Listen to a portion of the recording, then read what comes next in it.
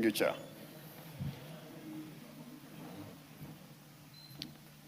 Chairperson,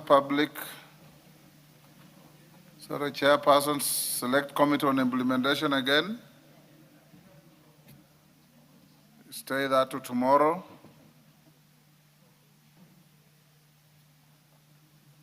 Next order. As we call the next order, can the majority minority leaders approach the chair?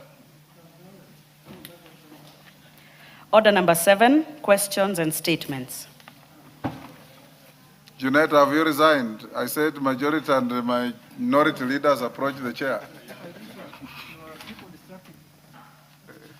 The deputy. Robert, your deputy is distracting you.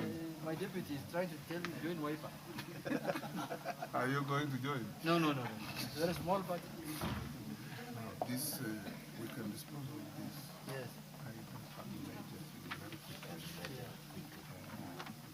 How much time do you want us to spend on this? 30 minutes.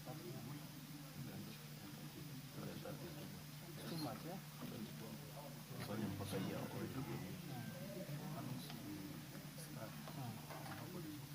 Yeah.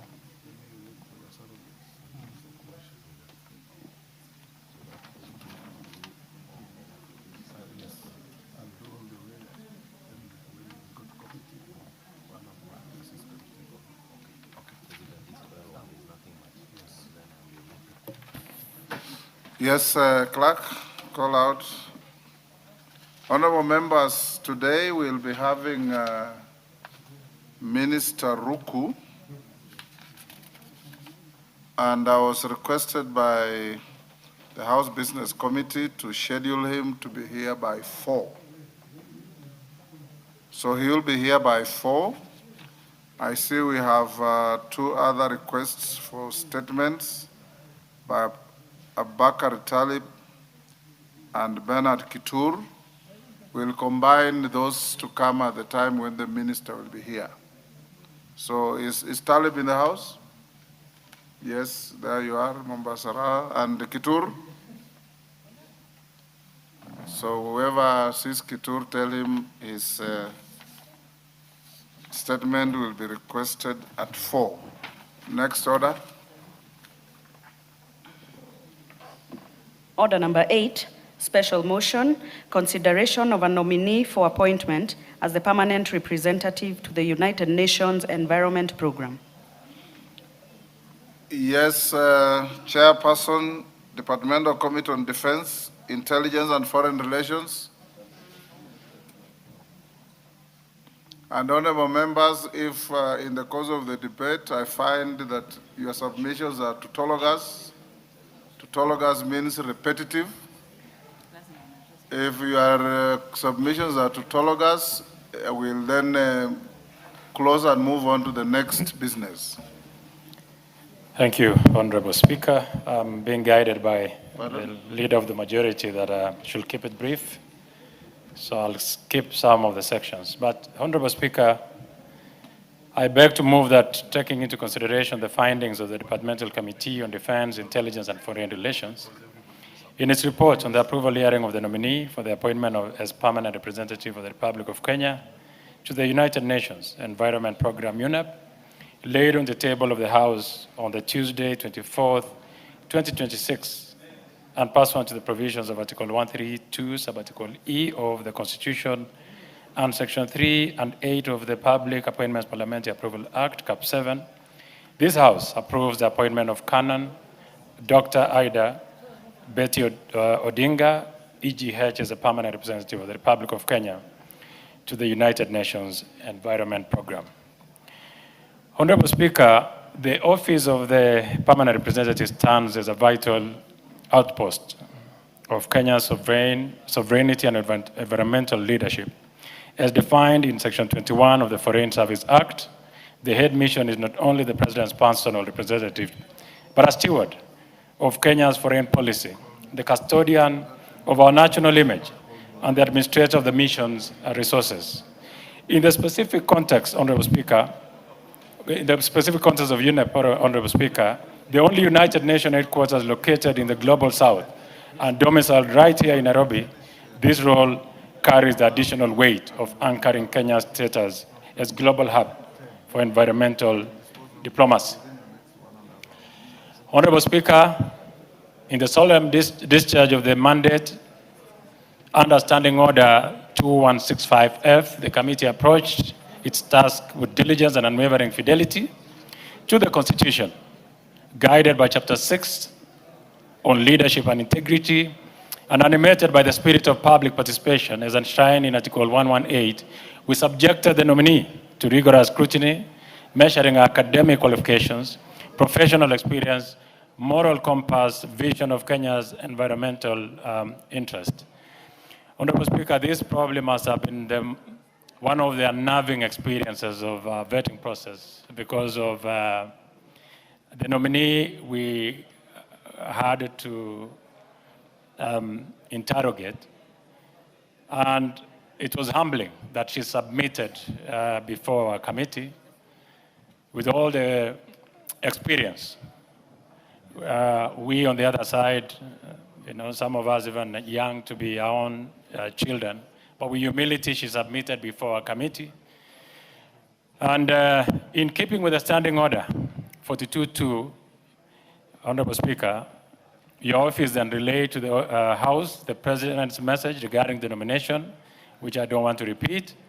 Honorable Speaker, in further fulfillment, due diligence, the Clerk of the National Assembly wrote to the relevant agencies at EACC, KRA, DCI, Higher Education Loans Board, ODPP and ORPP, seeking reports on the nominee's integrity, tax compliance, criminal record status, loan obligations, and political affiliations.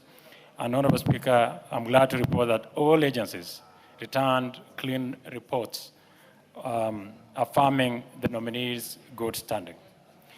Honorable Speaker, the committee conducted an oral approval hearing, which was done on Friday, the 20th February.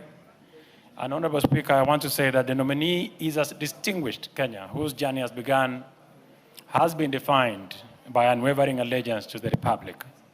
In strict adherence to the Article 78 of the Constitution, the nominee confirmed that she is a Kenyan citizen by birth and does not hold any dual citizenship, thus satisfying the fundamental eligibility criteria for state office. Honorable Speaker, her suitability is further anchored by the robust academic foundation. Madam Ida Odinga holds a Bachelor of Arts degree in Geography from the University of Nairobi. And this academic background is not merely ornamental, rather it proved the early scientific grounding for a profound understanding of the technical and policy dimensions of UNEP's work. Beyond the classroom, her career of Mama Ida Odinga, her career trajectory is a testament to versatile leadership spanning her service as an educator in Kenya High School, her roles in private enterprise, and the managing director of East Africa Spectra, which this House will note that is a company that does clean energy. Limited her impactful tenure as a First Lady to the Prime Minister. Honorable Speaker, Dr. Ida, apart is her ability to bridge the gap between high-level policy and grassroots reality. During the hearing, she demonstrated a sophisticated vision for environmental diplomacy, particularly highlighting the link between sustainability and socioeconomic development, particularly in health, nutrition, and livelihoods. She's not a stranger to the global stage, having served as a global peace ambassador to the United Nations and founded the Ida Odinga Trust. Further, Honorable Speaker, her strategic leadership was evident in an announced approach to the resource constraints facing the United Nations. She underscored the need to strengthen UNEP as the only UN headquarters in the Global South, proposing collective, collaborative, multi-stakeholder model to mobilize solutions, anchors Kenya's leadership as a United Nations Assembly UNEA. Honorable Speaker, regarding the character of the nominee, let me say this. She embodies high standard of leadership and integrity. She secured clearance from all the agencies that were requested to confirm her status as compliant and upright citizen. Significantly, she has never been charged in a court of law. She has never been adversely mentioned in any investigatory report or dismissed from office contravening Article 75 of the Constitution. In fact, on this stage, I jokingly asked all these years that the deceased Prime Minister has been jailed. She's never been in any way been charged in a court of law or even been picked, even when we had the regime that was very quick in picking spouses and punishing those that held a contrary opinion to what the state at that time believed in. But Amaida has never found herself in the other side of the law. Honorable Speaker, as I conclude, the nominees' responses reflected a lifelong commitment in public service and a patriotic readiness to answer to the call of duty. Her experience in advocacy, consensus building, and negotiation is directly transferable to the multilateral diplomatic engagement required by UNEP. Honorable Speaker, based on these findings, therefore, the committee is satisfied that the nominee possesses the competence, integrity, and vision to represent the Republic. I therefore urge this House to adopt the committee's recommendation and approve this appointment. Honorable Speaker, I beg to move. I now, Honorable Speaker, respectively invite my Vice Chair, Honorable Major Retired Sheikh Abdullahi Bashir, to second this motion. Bashir?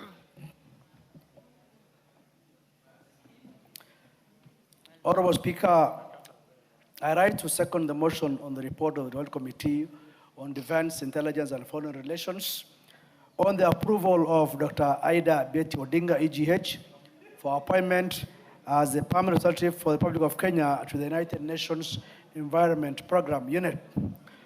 Honorable Speaker, the committee thoroughly assessed the nominee based on certain criteria as set out in the Constitution and the various acts. The vetting considered academic qualifications, professional track record, constitutional compliance, and personal integrity. Honorable Speaker, the report that we tabled yesterday is very much detailed, and I'm sure and believe that members have gone through to check on the report that we have tabled, which contains every aspect of the vetting process that we did. Honorable Speaker, during the approval hearing that we held on Friday, 20th February 2026, the nominee demonstrated knowledge of Kenya's environmental diplomacy priorities, the strategic role played by UNEP, which is headquartered in Nairobi, and the importance of multilateral partnership in addressing global environmental challenges. Honorable Speaker, the nominee actually demonstrated that with our vast experience based on her education, social life, and above all, having been in the political landscape of this country for far too long, she equally possesses the qualities required to represent our country in this very, very important institution that is headquartered in Nairobi, Kenya. Honorable Speaker, in addition to the normal legal threshold, the nominee's background in matters education, public leadership, advocacy, and digital engagement equips her with the skills required in undertaking this noble task of UNEP. Honorable Speaker, it's not been easy really to work or stay under our late Prime Minister. You know, somebody who has been with the Prime Minister day in, day out for 50 years has all the capacities, all the institutional memory of ensuring that they represent our country in this kind of engagement. And the one thing that actually made us look things differently, she happened to be the only nominee that has so far appeared before us that brought her CV in a well articulated sort of detailed booklet. I've never seen such a CV. I am saying the other candidates did not present as she did to us. And so she was actually well prepared, And I can see that she's even well prepared to represent Kenya in this noble objective, which is UNEP in Nairobi. Honorable Speaker, I know that having been the wife of the late Prime Minister, and you know the Prime Minister in most of his lives has been jailed, exiled, and so forth. Mama Ida has never been jailed, has never been convicted in a court of law, has never been charged, despite the fact that she was with the Baba all her life.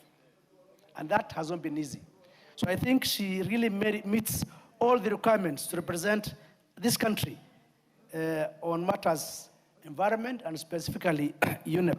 So I don't want to take much ado. I'm sure members want to ventilate and give them time, because as a committee, we did our work. We have gone through the nominees' credentials and found out that she's fit to hold this position and represent the country. I therefore second the motion, and I beg to second and ask the House to approve the nomination. Thank you. Thank you. Members on their feet, take your seats.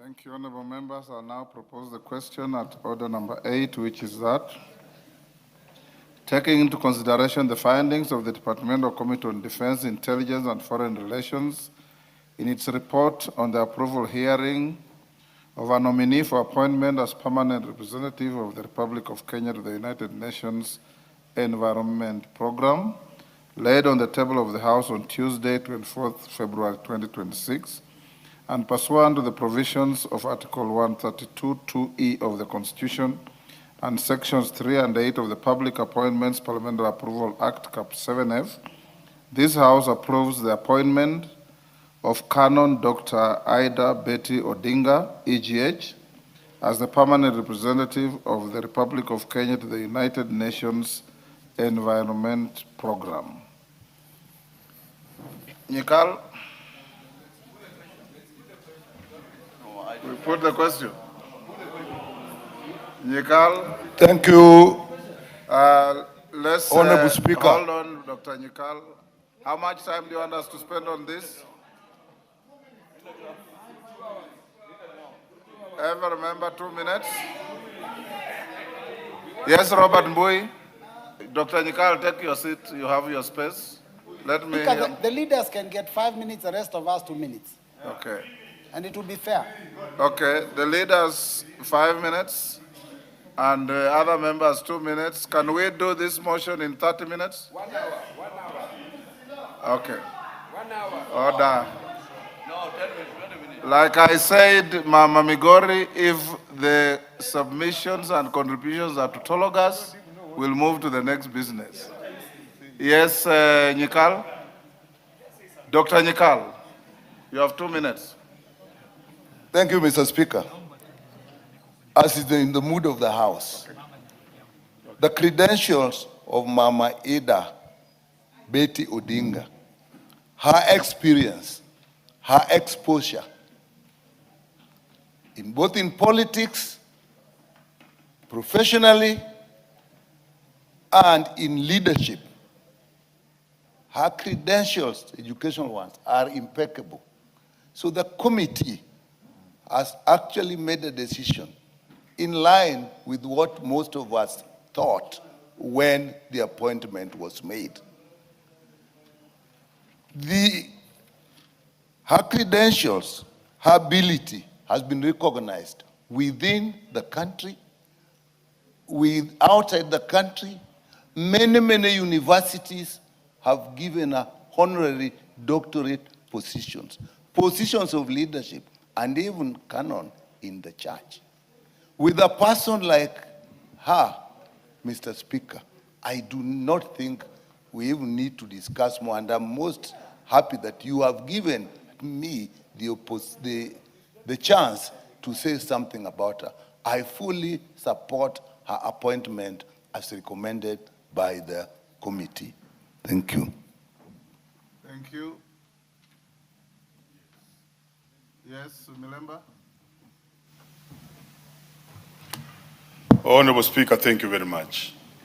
In 1982, when my father used to buy the Standard newspaper, and I think the price was about 2 shillings or 1 shilling and 80 cents, I remember vividly reading the story of Mama Ida when she was being removed from one of the houses in the schools. And that was because her husband had been imprisoned, courtesy of the coup that had just occurred. But the way Mama handled herself, and since then having been an educator for the long time, because by that particular time, Honorable Speaker, she had taught for more than 20 years. Her life thereafter became a diplomatic life, leading and negotiating with all parties in this country, whether it was NASA or CORD or any other organizations. I'm sure she was doing a lot of diplomacy behind her late husband, Raila Odinga. So this is a great diplomat who can handle that position very well. I want to wish her the very best as she undertakes to take this job on behalf of this country, and I'll be asking the House to support. Thank you. Yes, Robert Mbui. Yeah, thank you, Mr. Speaker. On this issue of the permanent rep to the UNEP, Mr. Speaker, I think there's no better person to serve in that capacity than Dr. Ida Odinga. Because of her service to the nation, Mr. Speaker, and also she has also been an excellent teacher. In fact, she's taught people that have gone on into leadership positions, like the governor of Machakos was a student in Kenya High. So this is a person with the impeccable credentials. She's also been a mother of democracy for this country because she suffered under the hands of previous regimes when her husband served detention without trial, and she had to run her family during the period that he was absent. Later on, Mr. Speaker, you notice that she also had to sacrifice her husband to the country because he's helped shape the politics of this nation for those years. And that was also a sacrifice for her to have allowed him to be doing that work. So, Mr. Speaker, I think this is a perfect person for that position. Thank you, Mr. Speaker. Thank you. Mama Migori. Thank you, Honorable Speaker. First, I want to declare that Mama Ida is our daughter.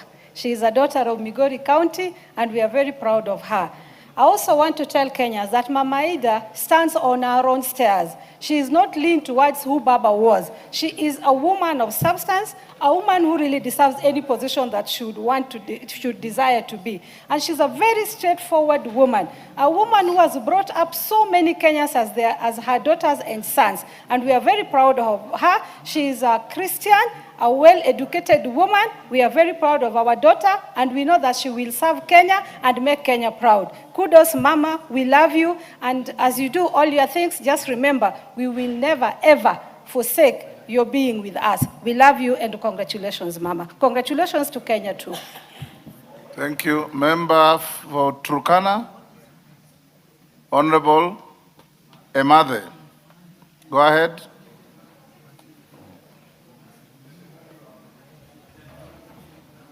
Give Honorable Emade the mic. There's one next to you there, on your right. On your right.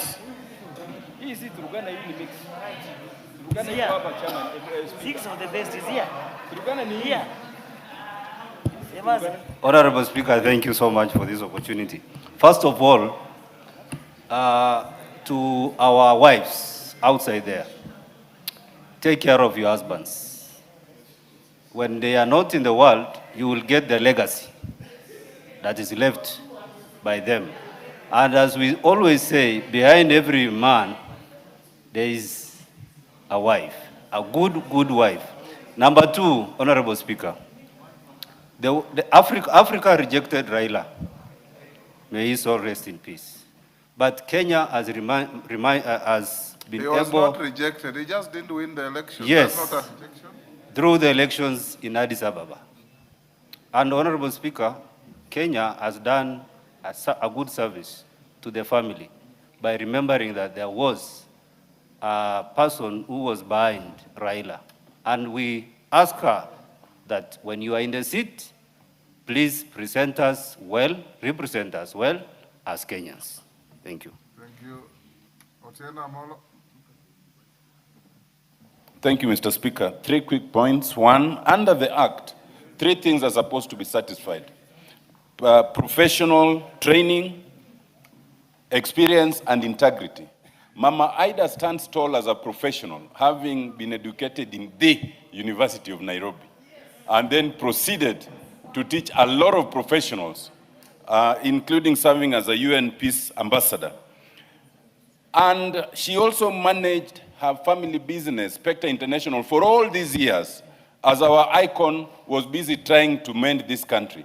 And Mama Ida is of impeccable integrity. Number two, Mr. Speaker, the Act requires the permanent representative to represent Kenya's foreign policy objective at UNEP. It is not a representative of the president or the president's governing party. It is of Kenya's foreign policy objective, which is primarily determined by this country. And those, therefore, who want to confuse Kenyans must know that that is not the position. Number three, Mr. Speaker, Mama Ida is easily has endured the longest sufferance in terms of political intolerance. The longest person to suffer this is our late statesman, Raila Odinga. But in all that time, Mama Ida stayed put, and she suffered perhaps even more than Raila when he was jailed. Lastly, it is to be noted that there was no legitimate objection that was raised against Mama Ida, as she joins this list of distinguished Kenyans, including the late Ambassador Pamela Mboya. We support, Mr. Speaker. Harold Kipchumba.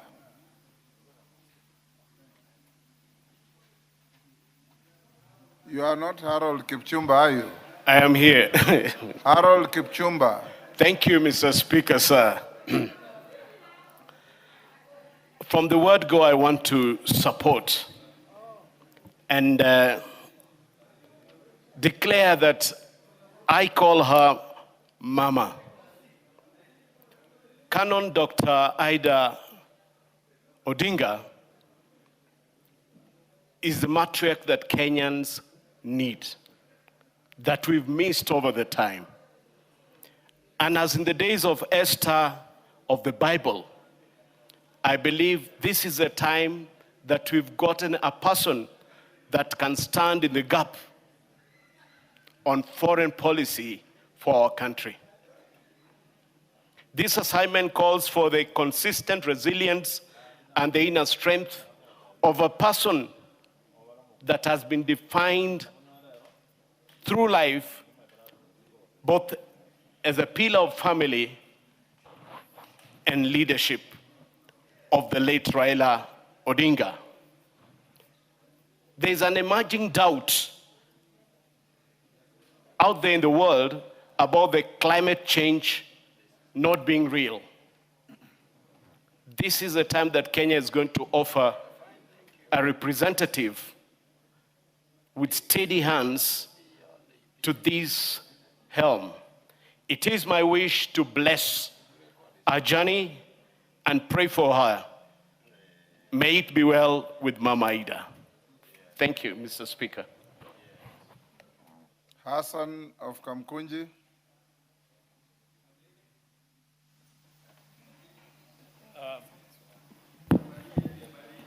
Thank you, Mr. Speaker, for the opportunity. I would like to support the proposal to nominate, to confirm the nomination of Ida Odinga.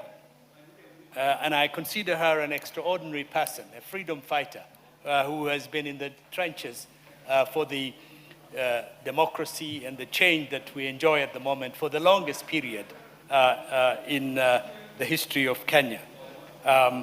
I also think that she has played a very pivotal role in the fight for social change, social justice, equity, and particular when you look at the struggle for our women who have been denied positions of leadership.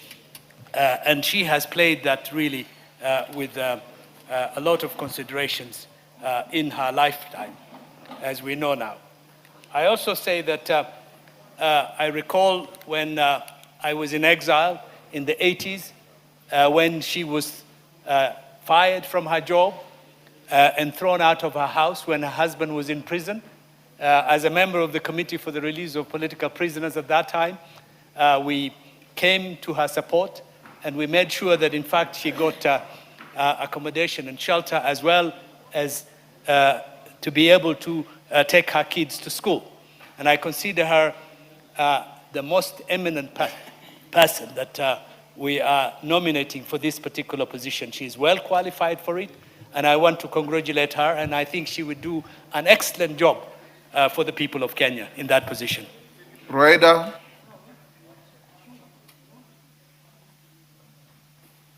Asante Bwana Spika. Mwanzo nataka nami nimpongeze rais mwanzo, kisha nimpongeze Bi Aida. Huyu ni mwanamke ngangari, mwanamke mwenye busara, mwanamke mwenye jitihada nyingi na mwanamke mwenye kusimama na wanawake wenzake. Nimeona wanawake wengi, hata kama mimi sijapitia kwa mikono hiyo, lakini nimeona wanawake wengi wamepitia kwa mikono hiyo. Namuombea kila laheri huku anapokwenda, ahakikishe vile vile anavyoendelea kufanya. Huyu ni mwanamke na nusu. Anatumia ile tunaambiwa mwanamke akitaka kuonekana mpaka ufanye mara mbili ya mwanamume. Huyu ni mwanamke ngangari kabisa. Huku anapokwenda asimamishe Kenya, aweke bendera ya Kenya juu na atujenge jina la wanawake. Asante Bwana Spika. You're done? Yes, Andon Oloch. Thank you, Honorable Speaker. I just want to highlight some of the things that I think maybe needs to be known about Mama Aida. Other than the name that is known to her by the name Mother of the Nation, Mama Aida was not just mother to her 4 children. She was mother of the nation. We've had 3 first ladies, but only one known by the name Minpiny, translated as Mother of the Nation. She carried out herself with a lot of dignity and represented the soft power behind the persona that we knew that was Raila Amolo Odinga. Unbeknown to many, she had many, many other projects in terms of her education, background, and credentials. I happen to be a trustee in what she has started and is almost being launched in her alumni called Dr. Aida Odinga Library Resource Center.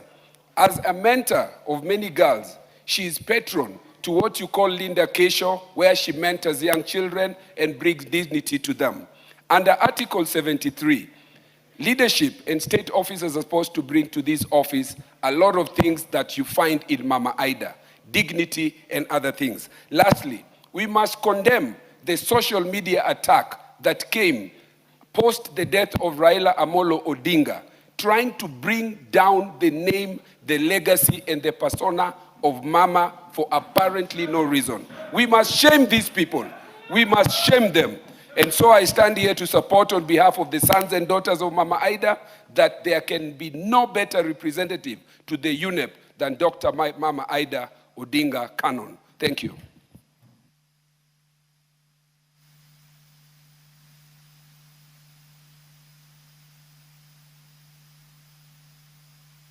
Karima of Imend.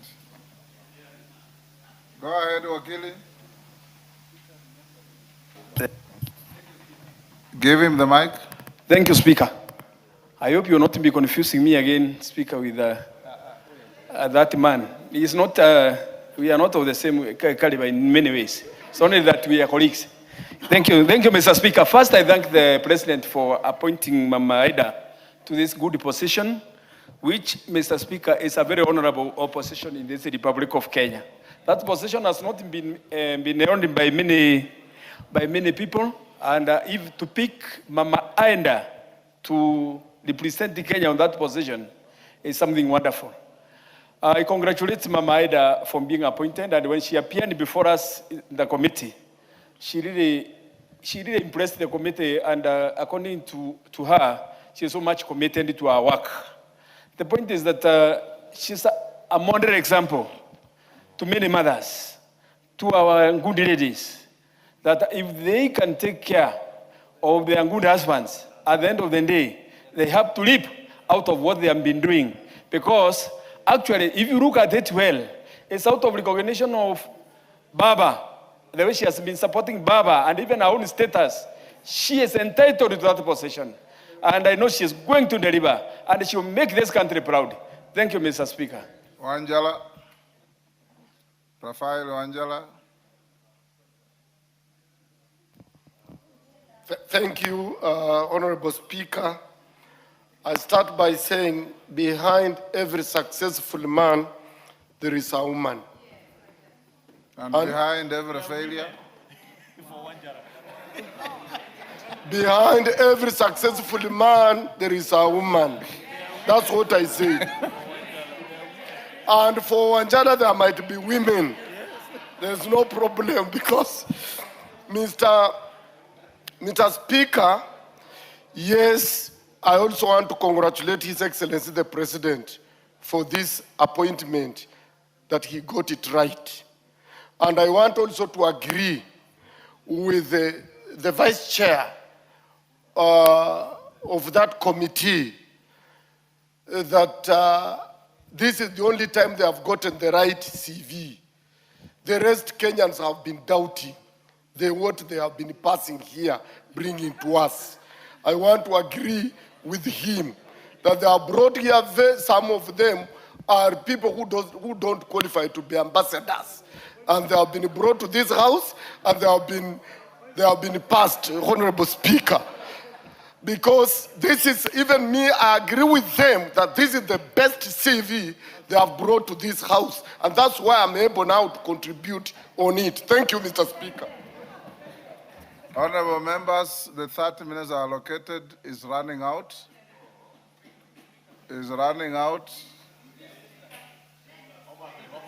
Kaluma.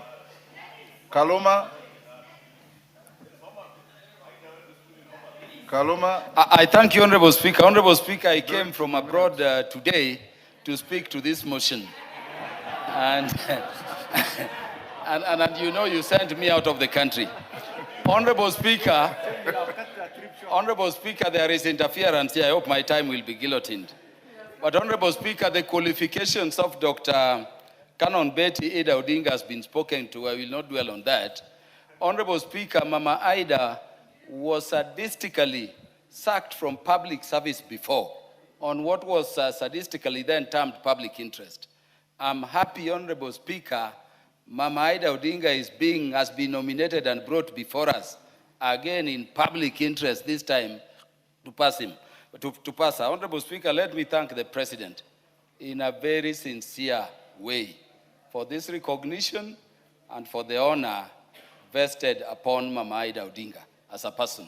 Let me also thank Mama Ida Odinga for accepting this nomination to serve the state. We have very many people with the qualifications, with the gravitas, with the dignity, with the grace, with the poise. But Honorable Speaker, you see them loitering outside there instead of giving themselves to serve, the nation in this capacity. The nation called Kenya is going to be a big beneficiary of this. But lastly, Honorable Speaker, there is the project Anthony Oluoch mentioned, which is Dr. Ida Odinga Library and Resource Center. It is in a school in my constituency called Ogande Girls.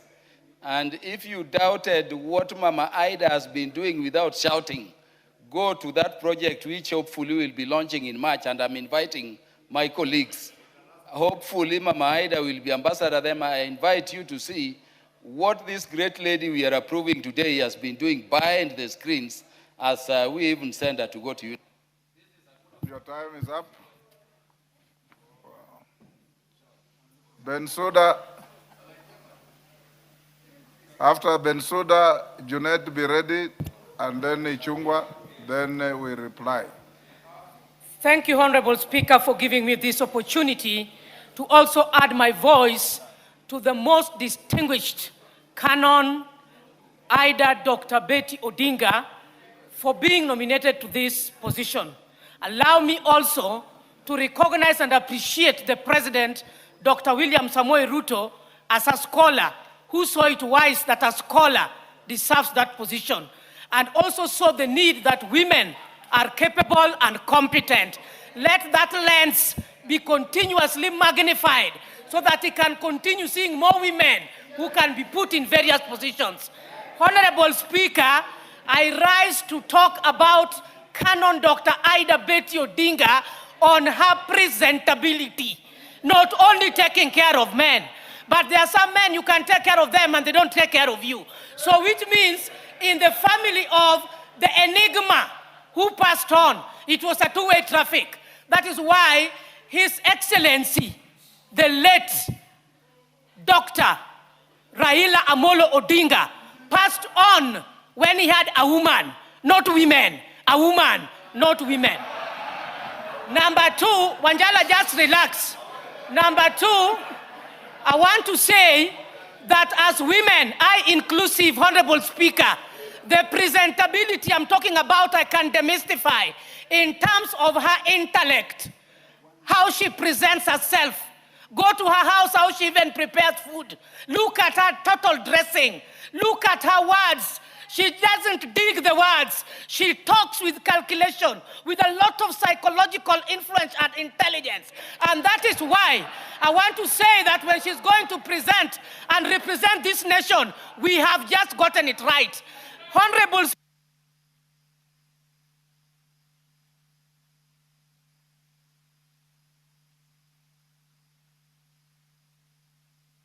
Give her 1 minute. Mr. Speaker, with your approval, thank you. I want to say that I know at times we women, we are being mistaken for jealousy, that women are their own weapons. Look at Dr. Ida Betty Odinga when we lost our enigma. She gave this nation the ample time and freedom to mourn Jacob Baba. May his soul rest in peace without limitation. I want to say that she is the patron of what is known as the story of the daughters of the lake. I want to say it is called Sigandnyi Nam. And I want to say that women in this nation must recognize, must respect Dr. Ida Betty Odinga. This far she brought us, we must reciprocate. Honorable Speaker, you have improved this parliament. And I want to thank you so much. The aesthetic of this parliament is above board. Organize a real dinner in honor of Canon Dr. Jonette.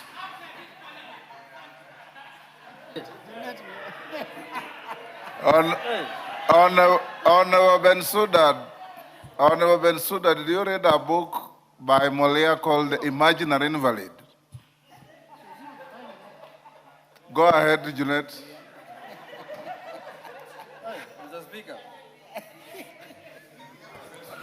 Mr. Speaker, I have very little to add after the speech of Dr. Bensouda Osogo, Doctor. The boisterous speech. Plus the presentation, Mr. Speaker, and the dressing herself today, the way she's dressed, Dr. Bensouda herself, Mr. Speaker, says a lot. She prepared for the day, Mr. Speaker, to come and do her presentation. Mr. Speaker, she can't beat Kaluma, who just flew in to speak to them. No, Mr. Speaker, Mr. Speaker, did Kaluma not only come fast, he also cut his trip short, Mr. Speaker, to make sure that he contributes to this motion. He cut his trip short in New York, Mr. Speaker.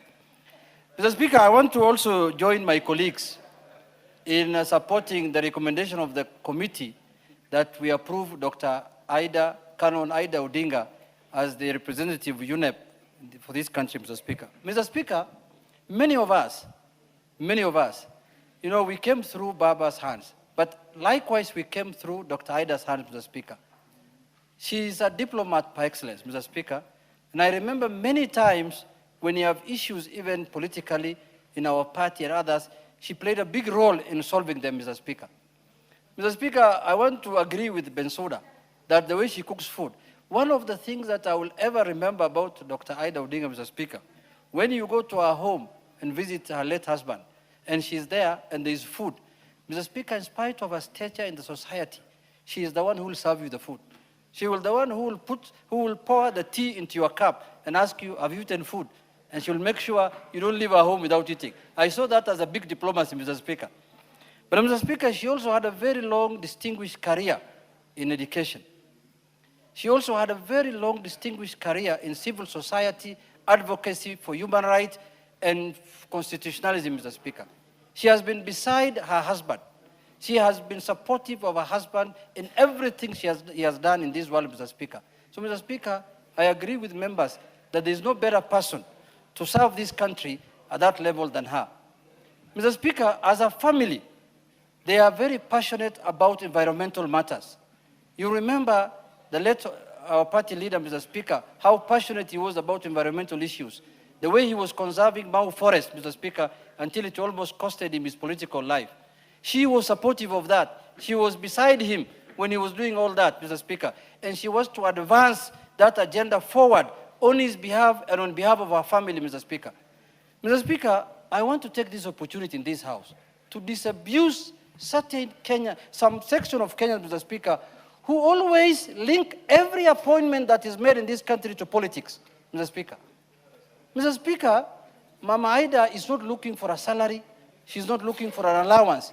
She is taking up this job to serve Kenya, Mr. Speaker, so that she can be remembered as a woman who has served her country when she was called to that Mr. Speaker, to that job. Mr. Speaker, there are Kenyans all over in social media castigating people. Oh, you don't deserve this. Oh, you have sold out. Oh, you have done this. Give us a break. Shame on you, those kind of Kenyans. And they know themselves, the people I'm talking about. They have been on the barrage of attacking her, attacking our party, attacking us on the social media for why she is standing out to serve her country, Mr. Speaker. Every Kenyan is willing and ready to serve his or her country when called upon, Mr. Speaker. So if you are not ready to serve your country, shut up and go and do other things. There are other businesses you can do, farming and other things, Mr. Speaker. Let us not politicize. Let us not balkanize the country all the time that any Kenyan is called to serve his country, Mr. Speaker. There are people actually who are hell-bent to make sure that certain people who come from certain part of this country should not serve this country, Mr. Speaker. Whenever we get appointment from that part of the country, it's a problem. Even when the broad-based government was formed, they keep on talking about the few appointments that come from that side. They never talk about the appointments that come from other parts of the country. Give us a break. Let Mama Ida Odinga serve our country. She is ready to serve. She is willing to serve. She has served the country before. She has done a good job for this country. She has participated in the democratization of this country. She suffered for this country. She was removed from her job because of this country. Mr. Speaker, let us give her all the accolades. Let us support her. Let us approve her in this House, Mr. Speaker. And it is Kenyans who will benefit from her service, not herself, Mr. Speaker. She has done everything she could do in this country. She has brought up politicians. She has done everything she could. It is the benefit of this country for us to have somebody of Mama Ida's stature to serve us at the UNEP, Mr. Speaker. With those few remarks, Mr. Speaker, I urge the House.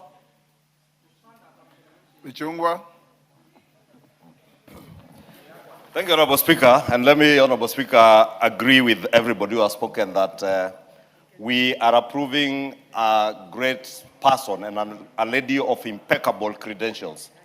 Honorable Speaker, looking through her CV, I noted that Dr. Betty Odinga has also served or has experience in international forums, and therefore sits at a very pivotal position today to serve in this diplomatic role as our permanent representative to UNEP. And she has experience in international forums such as the UN Commission on the Status of Women. And this has very well equipped her to serve in the position that she has been nominated in. Honorable Speaker, let me not belabor what has been said of Dr. Ida Odinga, that she has sacrificed for this country. And that sacrifice cannot go for nothing. And I want to agree with Honorable Junet. It is not fair that you demonize people on the basis of their names or the places where they come from. And that habit that is there among us, a few of us as Kenyans, should come to an end. Because Dr. Betty Ida Odinga, Canon, has served this country through the service that Baba Raila Odinga served this country over the years in her own way. And those who have served with her in ODM or under the tutelage or under the stewardship of Raila Odinga can attest to that. And even those of us who have never had the opportunity to work with or in ODM can see it from where we are. And we have seen the sacrifices that this lady, this great lady of our nation, has offered to this country by serving not just her husband, the party, and the nation. True, as has been said, she left public service as a teacher who had served diligently in the teaching profession. But she never stopped serving the people of Kenya. And I want to bear witness to what Honorable Kaluma is saying, Because last June, Honorable Speaker, you remember we were with you in Homa Bay during the Madaraka Day celebrations. And I had an opportunity to sit with the former Prime Minister and Mama Ida, and she passionately spoke about the school in Homa Bay and the work that she's doing. And last year, Honorable Speaker, you remember, we all joined in to contribute to the work that Mama Ida Odinga has been doing in that school. And I want to promise Honorable Kalumba, we shall be there to witness the opening of that great facility that Mama Ida has helped the children of Homa Bay and the children of Kenya to build. And she did this not from a position in government or anywhere. She did the work that she has done in that school as a former student or an old girl of that school. And she has done very well, Honorable Speaker. And therefore have no doubt that she will be able to leverage on her diplomatic credentials, her skills as a teacher, and leverage also on the social capital that she has built over the years. Because Mama Ida Odinga is not any other ordinary lady in this country, or in fact in the world. She has social capital that she has built, courtesy of being the spouse of a great statesman and a nationalist and a Pan-Africanist in the person of Raila Odinga. And therefore, she will be able to leverage on that social capital and the networks that she has built over the years to position our country even in a better place, Honorable Speaker. Remember, this is the only country in the global south that hosts a UN headquarters in this UNEP. Therefore, I look forward to Mama Ida Odinga being able to use her networks, the social capital she has built across the globe over the years to be able even to pull more UN headquarters into this country, Honorable Speaker. You've seen what has happened in New York, where Honorable Kaluma has just flown in from this morning. Many of the UN agencies that were there are relocating to other places. And there is no better home. Not other places, to Nairobi. To Nairobi. Yes. I was going to say there is no better home for UN agencies than Nairobi. And we look forward to Mama Ida Odinga using her social capital, her networks globally, to be able to convince other global players and the UN family to set up more of their headquarters in Nairobi as they are doing, so that we have more agencies that will be able to create more opportunities for our young people in terms of jobs or job opportunities, Honorable Speaker. And with that, Honorable Speaker, I beg to support and urge the House to approve this great lady of our nation and a great daughter, not just of Migori and Homa Bay, but a great daughter of Kenya and Africa to serve the world, because she deserves to go on and serve the world. And as Junet has said, she's not getting this position, Honorable Speaker, to serve herself.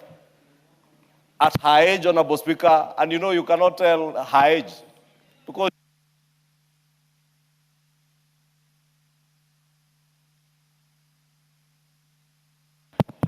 Honorable Speaker, I was going to say, you will not even tell that Mama Ida is as elderly as she is, because she still looks young and beautiful, energetic, and very visionary in what she is going to do in the service of the world, not just this country. And I support her, Honorable Speaker, and I urge the House to fully approve and quickly approve this. I think we have everything that we need today. We have the numbers, and everybody is supporting. I have not had even a single voice of dissent. Thank you, Honorable. Yes, thank you, Honorable Speaker. Reply.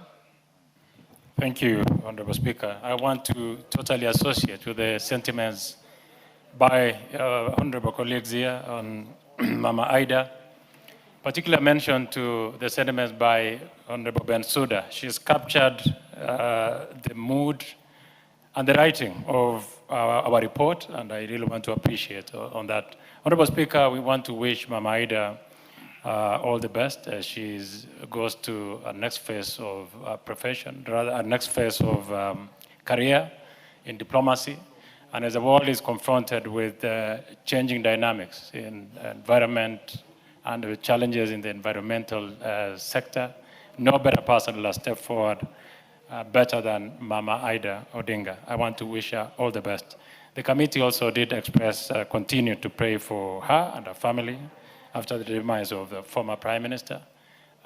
Personally, I'm known to two members of that family, Raila Odinga Jr. and Winnie Odinga and Rosemary. I pray for them, and I wish Mama Ida Odinga all the best in our next phase of this career in the United Nations Environment Program. Honorable Speaker, I beg to reply.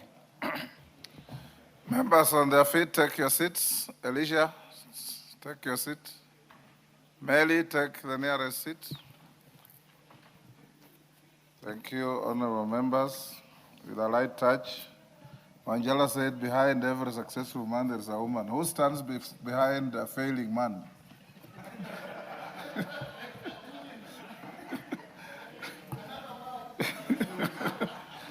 I now put the question at order number 8, which is that taking into consideration the findings of the Departmental Committee on Defense, Intelligence and Foreign Relations in its report on the approval hearing of a nominee for appointment as permanent representative of the Republic of Kenya, the United Nations Environment Program laid on the table of the House on Tuesday, 24th February 2026, and pursuant to the provisions of Article 132(2)(e) of the Constitution and Section 3 and 8 of the Public Appointments Parliamentary Approval Act, Cap 7F, this House approves the appointment of Canon Dr. Ida Betty Odinga, EGH, as the permanent representative of the Republic of Kenya to the United Nations Environment Program.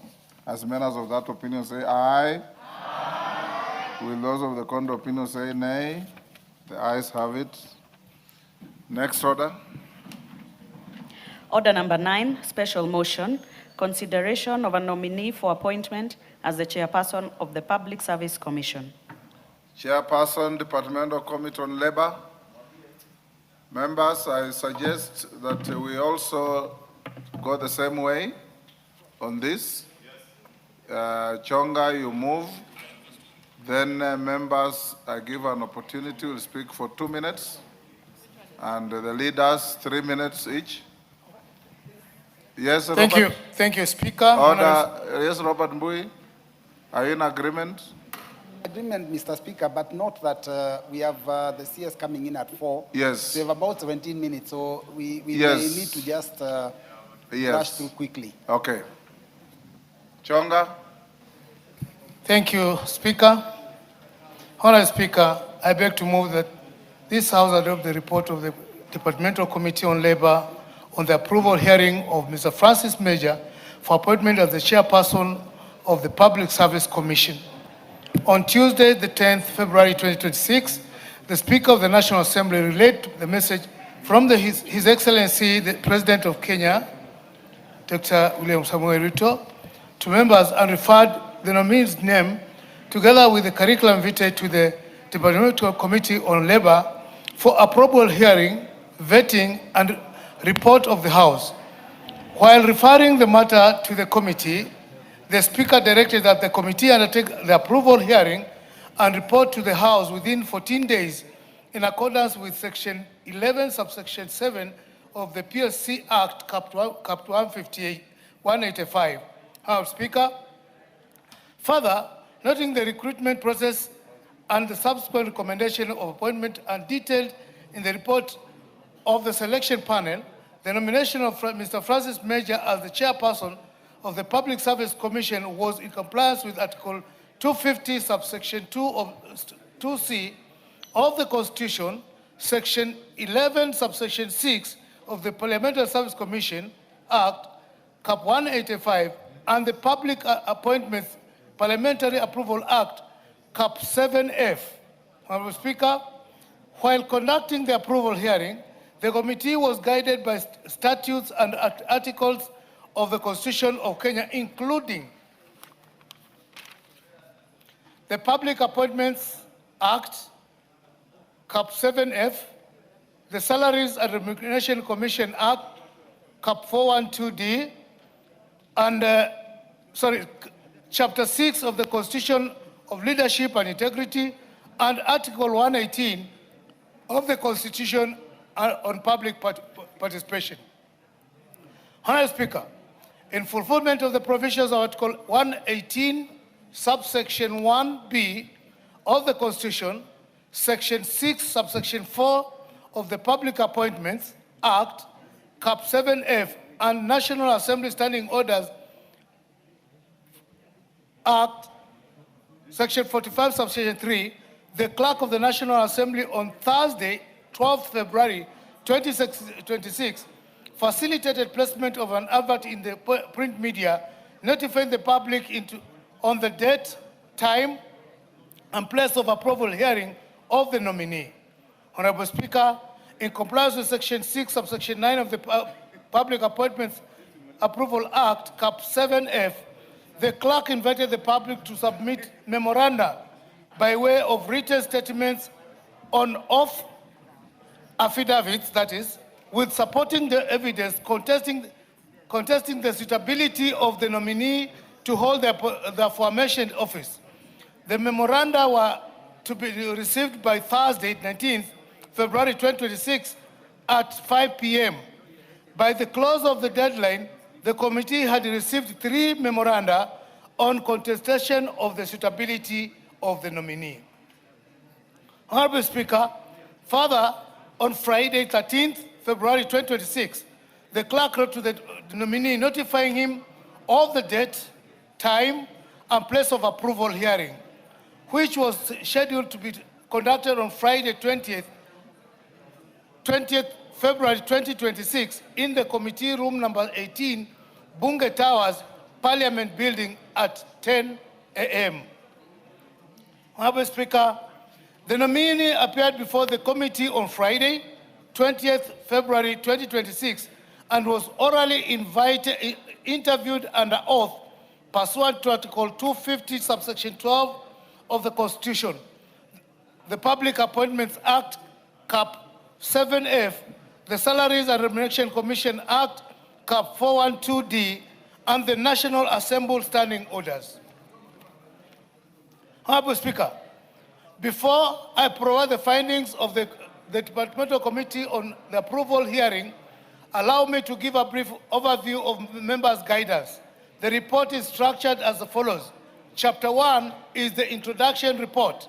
Chapter 2 provides the background of the nomination process, including the legal framework, notification nominations to the... Chonga, the material you are I'm almost done, Mr. Speaker. You're almost done? Yes. Otherwise, you are putting excess and unnecessary material. No, I'm almost done. Okay. Thank you, Mr. Speaker. Honorable Speaker, the committee noted that Article 250, subsection 6 provides that members of the commission and holders of independent offices are appointed for a single non-renewable 6-year term with no liability of reappointment, whereas there has been a practice of members of the commission serving for one commission to another. Hence, the need to clarify whether the intention of the Constitution limiting the 6 years term to a specific commission or to all commissions, so that the member serves only in one commission for a maximum of 6 years and is not eligible for reappointment in any other commission or beyond the 6 years. Honorable Speaker, in light of the above, the committee recommends a constitutional amendment of Article 250, subsection 6, to provide clarity on the 6-year term, single term non-renewable in any commission or independent office. Honorable Speaker, emanating from the above observations, the committee recommends that the House approve the appointment of Mr. Francis Major to be the chairperson of the Public Service Commissioner. Honorable Speaker, I beg to move, and now I request Honorable Otiende Omolo, Senior Counsel, Amolo, to second the motion. Thank you. Senior Counsel. Thank you, Mr. Speaker. Mr. Speaker, I rise to second this special motion. Mr. Speaker, this nominee academic qualification, professional experience, and integrity were not brought into question. What was brought into question was eligibility on 4 different areas. It behoves us to disabuse everyone's mind on those issues, and I'll address them seriatim. Mr. Speaker, is the nominee eligible under Article 233.3? The argument being, he is a serving commissioner with PSC. How can he transit to be the chair? Mr. Speaker, this matter has been settled because it is with precedence, starting with this House. Mr. Speaker, when you are nominated to be the Speaker, I was one of those who objected that you are serving as a senator and that you are not therefore eligible. Based on prior precedent, even before your time, it was interpreted that what is important is at the point of appointment. That particular view has been variously stated here, and we have various members of parliament who've gone on to be cabinet secretaries and who have resigned just before appointment. That particular position has also been restated by the courts. In the case of Omondi and others versus AG, which was determined in 2025, the court did find that it is at the point of appointment that the issue arises. So as long as the nominee resigns before, they are eligible. Unless and until that matter is appealed and that decision changed, this objection cannot stand. And I agree completely with the committee. Is there a term limit of 6 years? The answer is yes. But there's a distinction. Mr. Speaker, under the Constitution, this House is called to approve only 2 categories of commissioners: the person as chair and then the commissioners.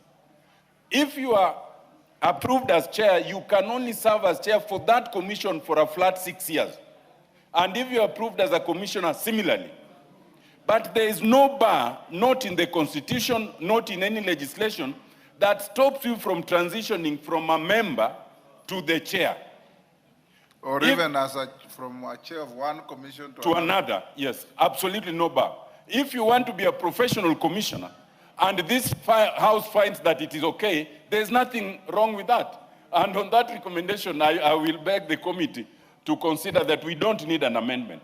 There are some people who do well in commissions. If this House decides to take them to another commission, so be it. It is only if you are the vice chair that the issue might arise, because this House does not approve a vice chair. This House approves a commissioner. So transitioning as a vice chair, then that would raise a problem. Thirdly, is there a conflict of interest under the Conflict of Interest Act? The answer is no. The objection was that this nominee may have participated in the process. But the selection panel is clear, and the committee has outlined it. This nominee did not participate at any stage, so there is no conflict of interest. Lastly, Mr. Speaker, it is an objection that the nominee participated in the gubernatorial elections for Kajiado County. Mr. Speaker, it is not an objection that the nominee was a candidate or even a seconder, participated. Mr. Speaker, it is the duty of every Kenyan. It is their civic duty to participate in elections. Even judges participate in elections. So participation cannot be a problem. In fact, if the allegation was that the nominee did not participate, it would be more legitimate, because it would mean the nominee does not care about the affairs of this country. As I close, Mr. Speaker, I note that of the 3 persons who objected, some of them have actually gone to court, and there are active court orders, but they have not succeeded in getting any adverse orders in court. And there would be no reason, therefore, to get such favorable determination in this House. Mr. Speaker, I beg to second. Thank you, Honorable Tenda Molo. And indeed, even if they had gotten the orders, they will not injunct us from doing what we are doing. We can finish our work and they can go to court. Honorable members, I now propose the question at order number 9, which is that, taking into consideration the findings of the Departmental Committee on Labor in its report on the approval hearing of a nominee for appointment as chairperson of the Public Service Commission, laid on the table of the House on Tuesday, 24th February 2026, and pursuant to the provisions of Article 2332 of the Constitution and Section 3 and 8 of the Public Appointments Parliamentary Approval Act, Cap 7F, this House approves the appointment of Mr. Francis Major as the chairperson of the Parliamentary Service Commission.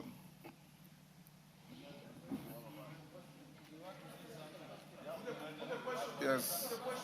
Yeah, Ngogoyo. I'll give three for 2 minutes each. Then your leaders. Thank you, Mr. Speaker. I rise to support the motion on the floor. Mr. Speaker, these are the rare appointments that the president does very well. Francis Olemeja. Mr. Speaker, this gentleman was the registrar of motor vehicle before NTSA came into being. He also foresaw NTSA from what it was on its inception to what it is today. Among the few people who get into institution as a CEO, and members of their community are not the majority in that organization. A very fair gentleman in terms of leading an organization. Mr. Speaker, I saw in the report of the committee that there was an objection that he filed. Mr. Speaker, he tried to be the governor of Kajiado, which he never became. He went through the nomination, he did not go through. He did not go for maandamano, he did not go for an election petition, he went home.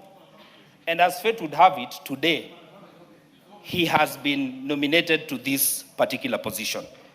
Mr. Speaker, while he comes from Kajiado and somebody that I know, but I want to say that there are many times we get incompetent people in offices, incompetent in terms of performance. I can bet that this gentleman will serve this country with distinction as the chair of the Public Service Commission. So congratulations, and I want to ask members of this House, kindly let us approve Francis Olemeja. Though he has been nominated by President William Ruto, he is good for the country and for the Republic of Kenya. He is a worker, a diligent servant, and a good son from Kajiado County. Unlike many that might have come from our county, this one is an excellent gentleman. Thank you very much. Yes, Murugara. You have 2 minutes. Thank you very much. Thank you, Honorable Speaker. I would like to inform Honorable Ngongoyo that, in fact, the president, who is the appointing person, possibly knows Francis Major better than you do, not the fact that you represent him in Parliament. Honorable Speaker, I support this special motion and confirm that I actually know Mr. Francis Major during his stint at NTSA. In the last Parliament, we did many regulations for NTSA, and he was in the forefront of bringing those before the Committee on Delegated Legislation. He is a capable person. There is no reason whatsoever why this House should reject him, and we expect him to actually serve the Public Service Commission with a distinction. This is purely because being a commissioner there, he has now gained some experience, and that experience is going to be of help to him when it comes to chairing that particular commission. So, Honorable Speaker, I urge the House to actually approve this appointment. We move on and have the chairperson of that commission in office. Thank you very much, Honorable Speaker. Thank you, Honorable Speaker. Let me also join my colleagues in supporting the report of the Departmental Committee on Labor on its approval of Mr. Francis Major as the chairperson of the Public Service Commission. As Sir George has put it, we interacted with Major many times during my time in the Delegated Legislation Committee, and I found him a very competent, level-headed, sober, and objective gentleman. I do hope and pray he will carry the same values, the same virtues, and the same work ethics as he assumes the most important, one of the most important independent commissions created under the Constitution of Kenya. Honorable Speaker, there are so many challenges facing the public service, very many of them.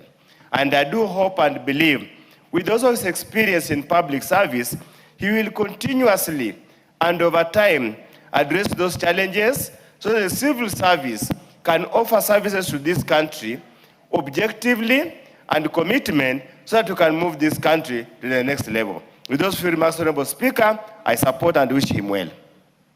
Olendutu.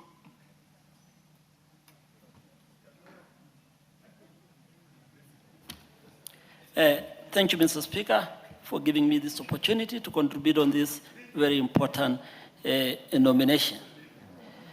Mr. Speaker, I would like to thank the President, sincerely commend and thank the President for nominating Francis Major as a chairperson of our Public Service Commission. As a Kenyan and a leader, we are very grateful as a Maasai community for the trust and the faith on us demonstrated by the President in nominating Francis Major. Dr. William Ruto has indeed picked a qualified Kenyan with a proven track record for the right job. Honorable Speaker, Francis Major brings a lot of extensive wealth of experience in leadership, having served our country in different leadership roles. Recently, as a member of the Public Service Commission, besides being the Registrar of Motor Vehicle, leadership position in the past. Francis Major is known for his leadership as a founding Director General of National Transport and Safety Authority. Mr. Speaker, following his nomination as the Chair of Public Service Commission, Major brings a lot of experience in public sector reform, banking, and strategic management.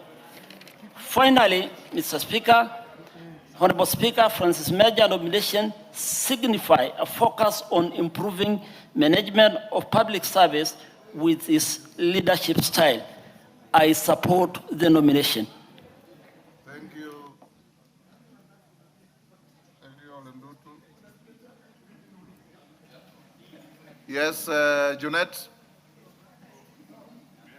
Mr. Speaker, I rise to support the recommendation of the committee, Mr. Speaker.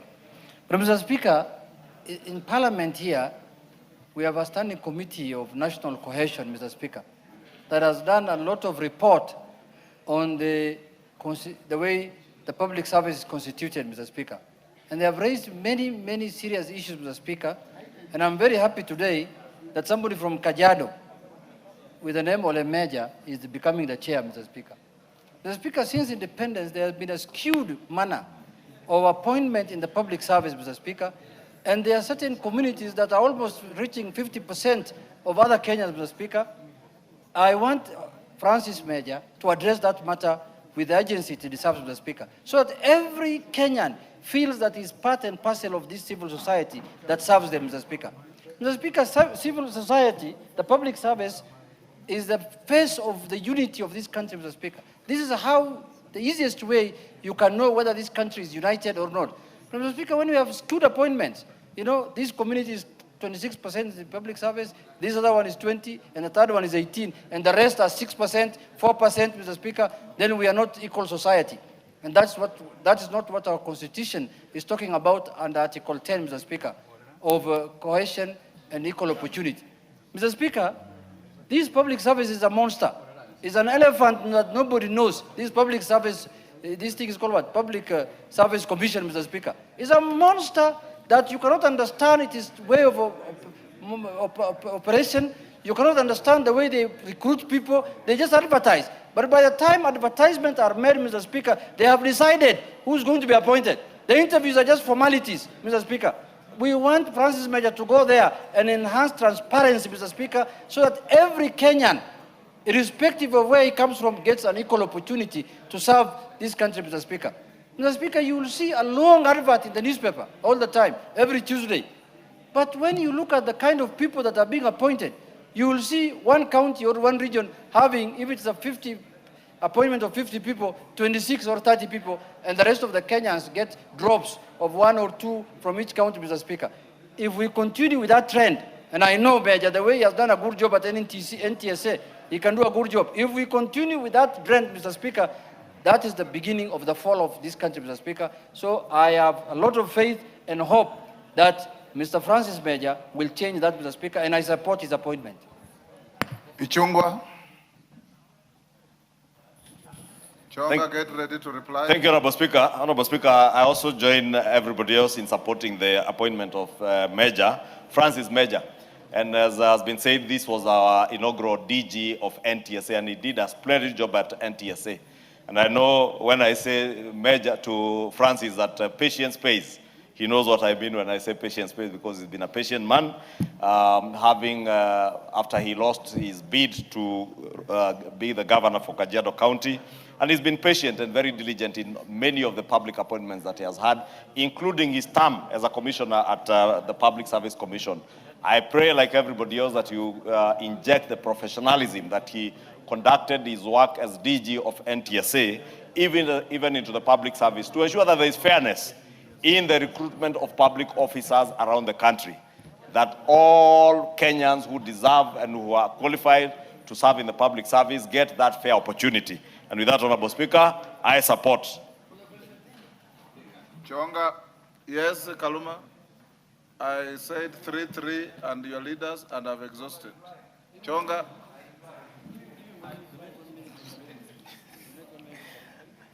Speaker, I am being seduced to donate 1 minute to Honorable Kaluma. Avoid that seduction.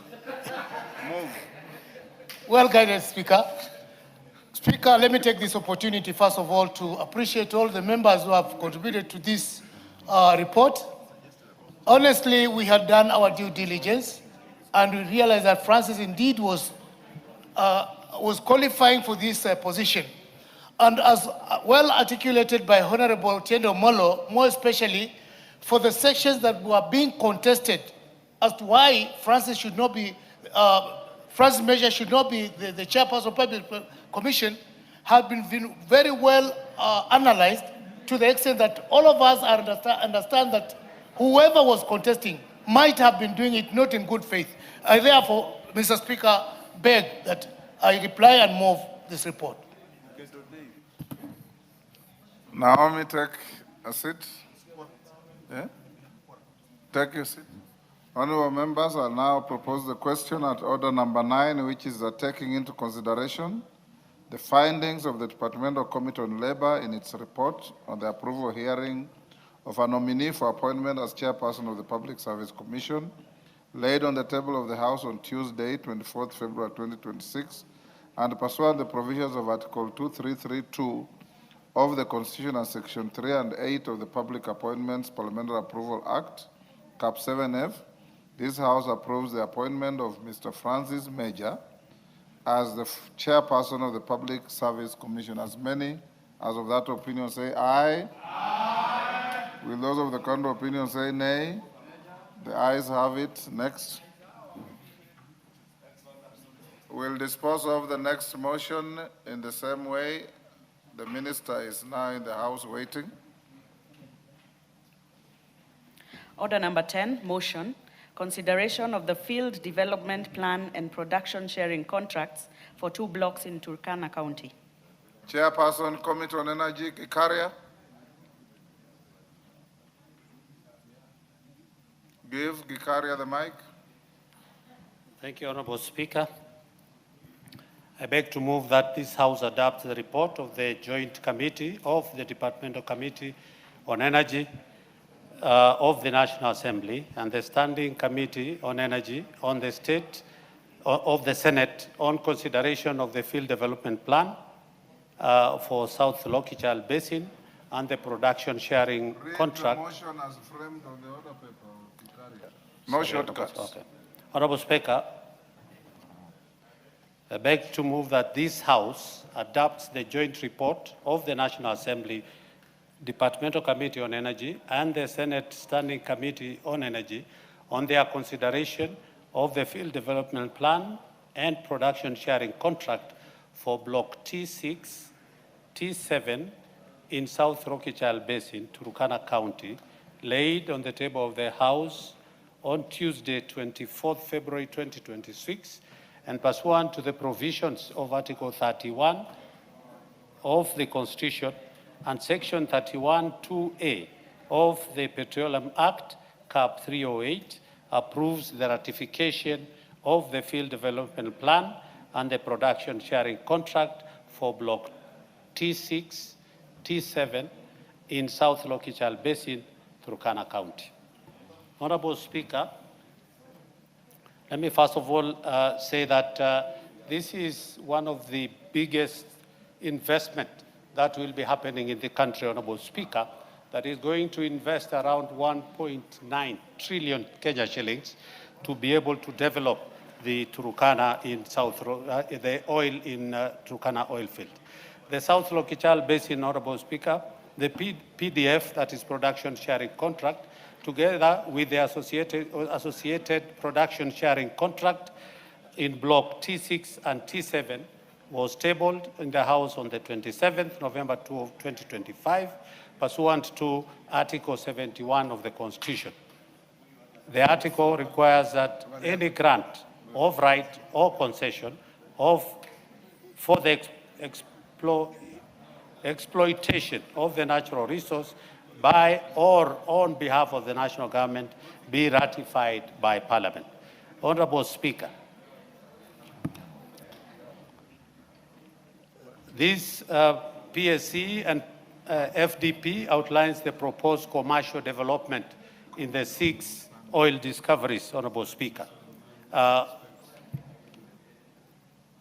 Article 96 of the Constitution, Honorable Speaker, mandates Senate to represent and protect the interests of counties and their governments.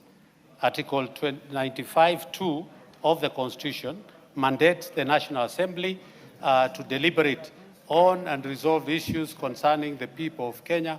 And this is why, Honorable Speaker, both you and the Speaker of the Senate did pronounce yourself to the joint committee that undertook this exercise.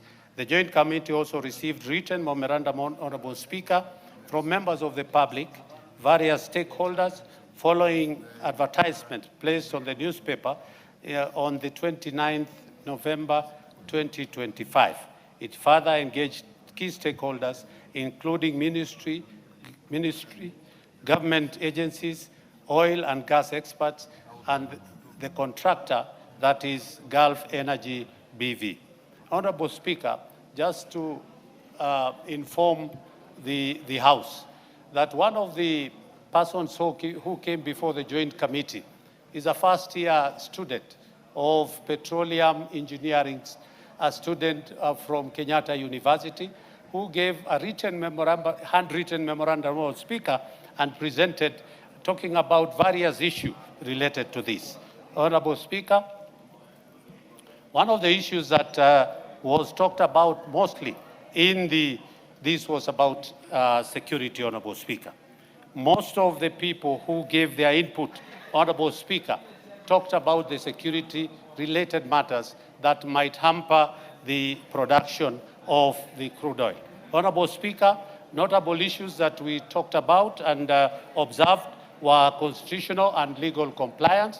Honorable Speaker, the whole project, the PDF and the production sharing contract, Honorable Speaker, did fall towards adhering and complying with the Constitution and the relevant laws.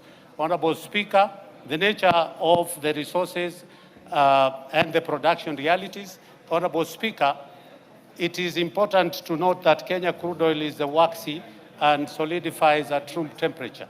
And that one, Honorable Speaker, because of the low sulfur, it is a very rich product. On unlocking the first oil in Kenya, Honorable Speaker, ratification will unlock Kenya's first commercial oil production, targeted for December 2026. Honorable Speaker, as I had said earlier, this is the largest single investment in the country. Honorable Speaker, this investment, the OPEX by itself will bring around 1 trillion shillings and the CAPEX around 900 billion. Honorable Speaker, around 73% of this will be left within Turkana for purposes of uplifting the Turkana County, Honorable Speaker. The economic and strategic value to the nation, Honorable Speaker, the government revenue is projected to be between 1.5 billion and 2.9 billion over the project life. Honorable Speaker, the project mobilizes around 7.6 billion in capital and operating expenditure. Honorable Speaker, there's transformational infrastructure development. Honorable Speaker, as we do this project, the government is going to invest on the enablers to a tune of over 56 billion shillings, Honorable Speaker, ranging from the road infrastructure, electricity in terms of energy, water, Honorable Speaker, that will be done by KDF, that will not only benefit the production of the oil, but Honorable Speaker, the locals will also benefit from domestic use and irrigation. Honorable Speaker, on transformational infrastructure development, Honorable Speaker, is what I've spoken about the roads, Honorable Speaker. Honorable Speaker, let me talk about the local content. Honorable Speaker, we have agreed that every job in that production cycle will be done by the locals from Turkana. 100% for the unskilled labor, and around 70%, Honorable Speaker, for the skilled labor, depending on whether the Turkana community will be having those kind of profession within. Honorable Speaker, there will be trucks, over 600 trucks, Honorable Speaker, that will be used on the first phase to ferry the crude oil from Turkana to Mombasa. Honorable Speaker, 85% of that will go to Turkana County. Honorable Speaker, we also looked into the environmental safeguards under the FDP, the field development does assure us that the project adheres to international environmental and social standard, including zero routine flaring, biodiversity protecting measures, comprehensive waste, and also the safeguards to ensure responsible development without compromising environmental integrity. Honorable Speaker, the community engagement and benefit sharing. Honorable Speaker, it is as per the Petroleum Act that the government will be getting 75%, while the counties will be getting 20%, and the community from Turkana, particularly in the area where we'll be getting the oil, will be getting 5%, Honorable Speaker. It's also this did align with the national interest, Honorable Speaker. Ratification enables Kenya to move this discovery of the production of oil to avoid further investor uncertainty. Honorable Speaker, I want to end by saying that this is more than a contract.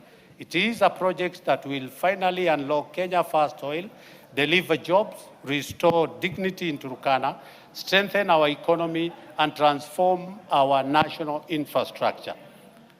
It complies fully with the Constitution and statutory requirements, respects community rights, safeguards our environment, and advances our national strategic interest. Lastly, Honorable Speaker, I move that the House ratify the field development plan and the production sharing contract in Block T6 and T7 so that Kenya may take its rightful place among the oil-producing nation, secure posterity, and for generations to come. Honorable Speaker, I want to end there and invite my deputy, Honorable Lomenen Aramat, CBS MP, to second the motion. I thank you, Honorable Speaker. You don't end there, you beg to move. You beg to move the motion and invite somebody to second. Sorry, Honorable Speaker, I beg to move the motion and invite Honorable Lomenen Aramat to second. Aramat. Give Aramat the mic. There you are. Thank you, Speaker. And Chairman, I'm not Lomenen, I'm Lamankan Aramat.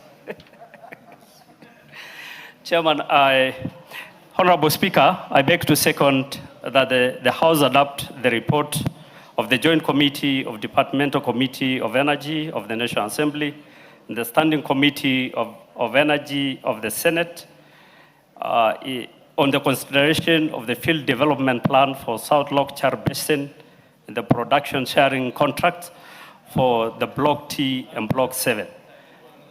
Honorable Speaker, I don't want to labor much because our chairman has spoken, but allow me to say something, Honorable Speaker, that Article 71 of the Constitution, which require Parliament to ratify for any grant of rights to explore national resources, and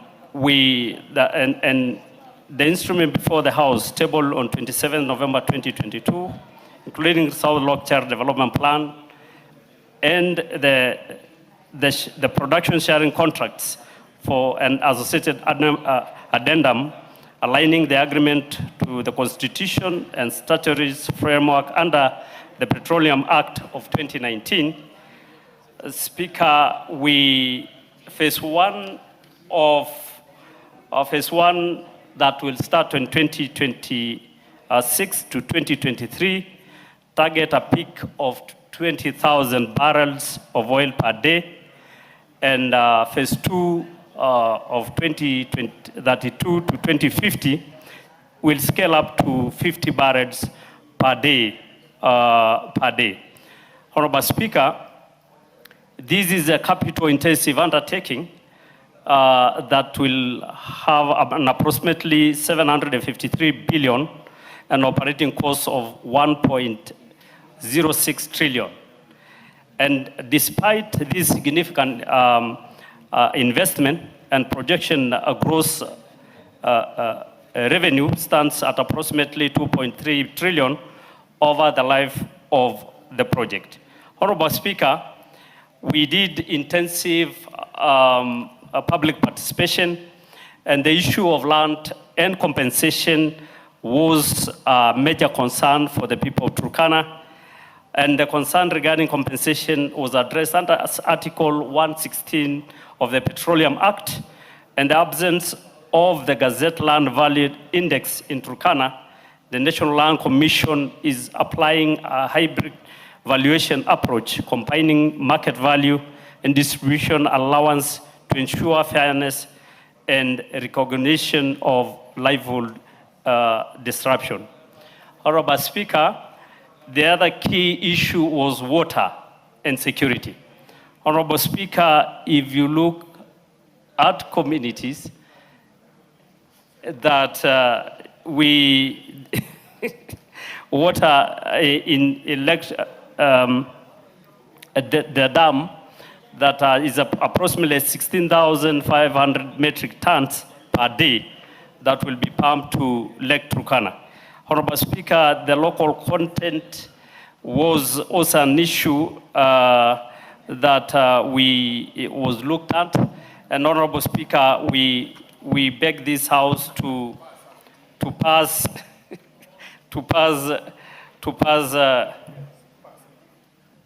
adopt this report of the Joint Committee as laid and tabled in the House. I second. Order, members on their feet, take your seats.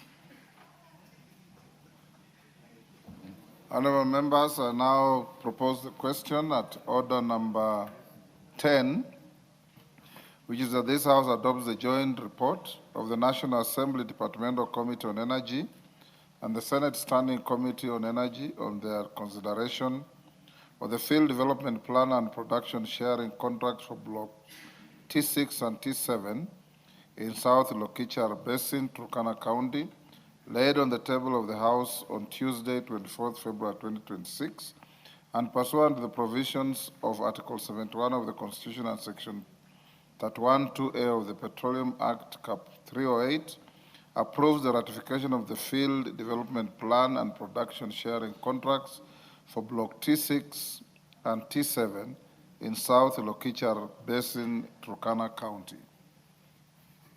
Majority Leader. Honorable Speaker, since I see the Cabinet Secretary is already in the vicinity of the House, allow me to take this opportunity to thank the Committee for Energy for the great work they did, especially carrying out extensive public participation in the counties of Turkana, West Pokot, Uasin Gishu, Trans Nzoia, Lamu, and Mombasa counties. And Honorable Speaker, the Kenyan people, when it was reported some years back, almost a decade ago, that we had discovered oil, have patiently waited for us to transition from the point of discovery to now development and production. And what we are doing this afternoon is to approve that field development plan and the production and profit sharing agreement that has been entered to between the developers and the government of Kenya. And for those who have cared to read the report that was tabled by the chairman of the committee on Abogikari yesterday, this FDP or this field development plan covers at least 6 blocks. The blocks of Ngamia, Amosing, Twiga, Ekale, Agete, and Etom. And as you can see, Honorable Speaker, all the members from Turkana County, from the Honorable Ariko, Nicole, to the member for Loima, they are all in the House because this matter is very pertinent for them.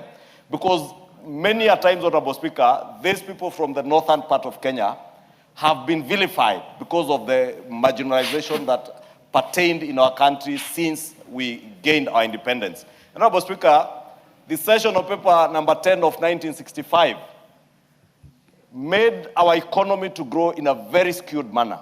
And these are things that we must speak out to and be open to, Honorable Speaker. And I know there are those who are petty, who see some regions of this country as worthless, that the north is dry and there's nothing valuable that comes from there, and even take the people from these areas with contempt. And I want to speak to those hate mongers, Honorable Speaker, and tell them that those places that you vilified in yesteryears are the new frontiers that will move our country to a first world nation, Honorable Speaker.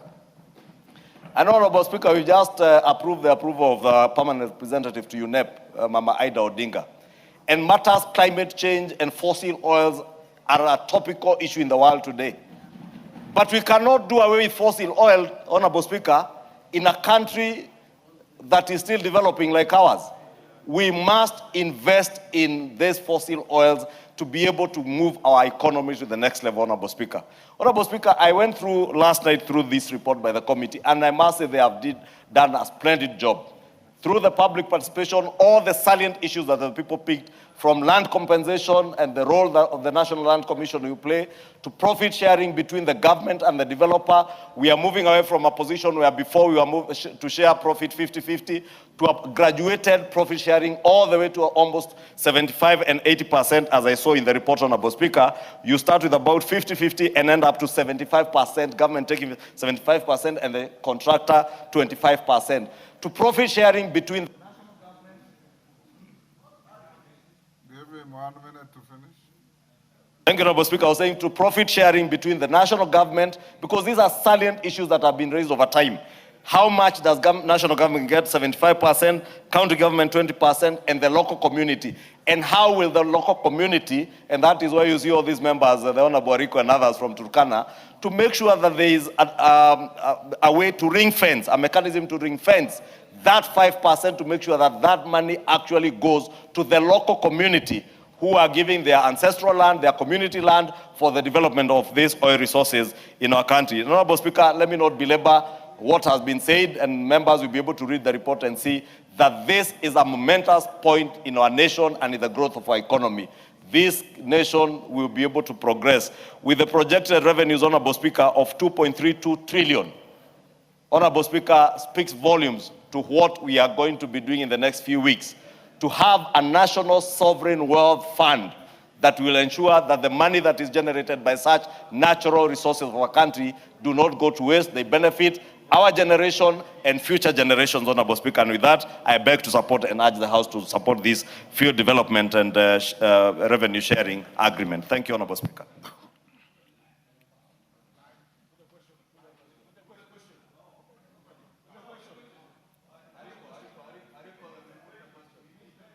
Yes, Loja Kapong, you have 1 minute.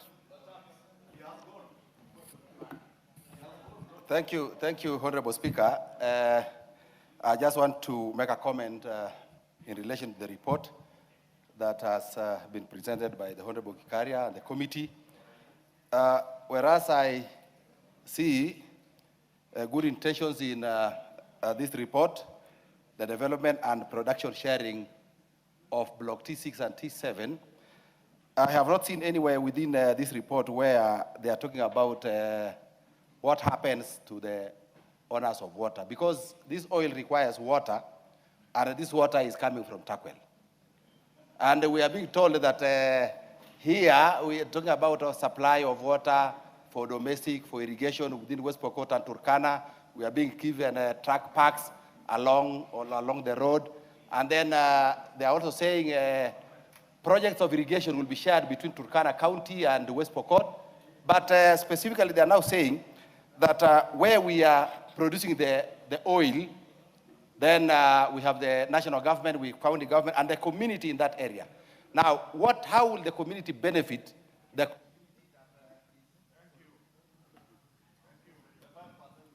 Point made. Ariko.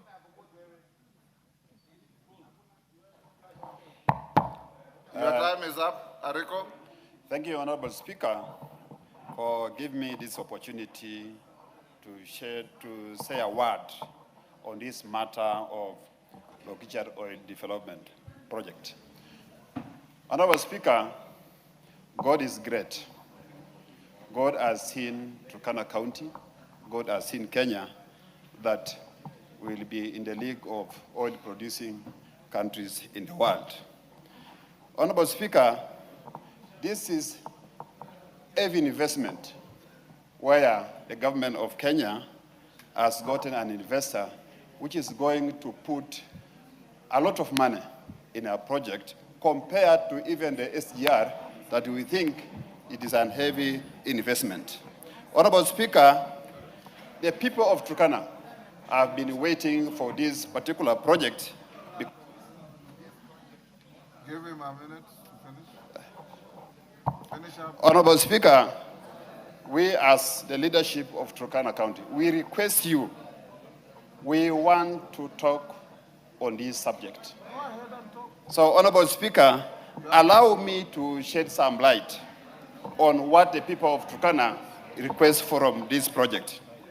The gains from this particular project, the infrastructure that is being brought by this project, that will be derived from this project, includes the road network or the railway network from the oil field where we'll be transporting oil from Lokichar Oil Basin to.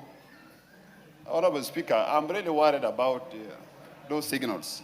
So if you stop complaining, you'll make your point. So just go on. Honorable Speaker, the transfer of technology. Yes.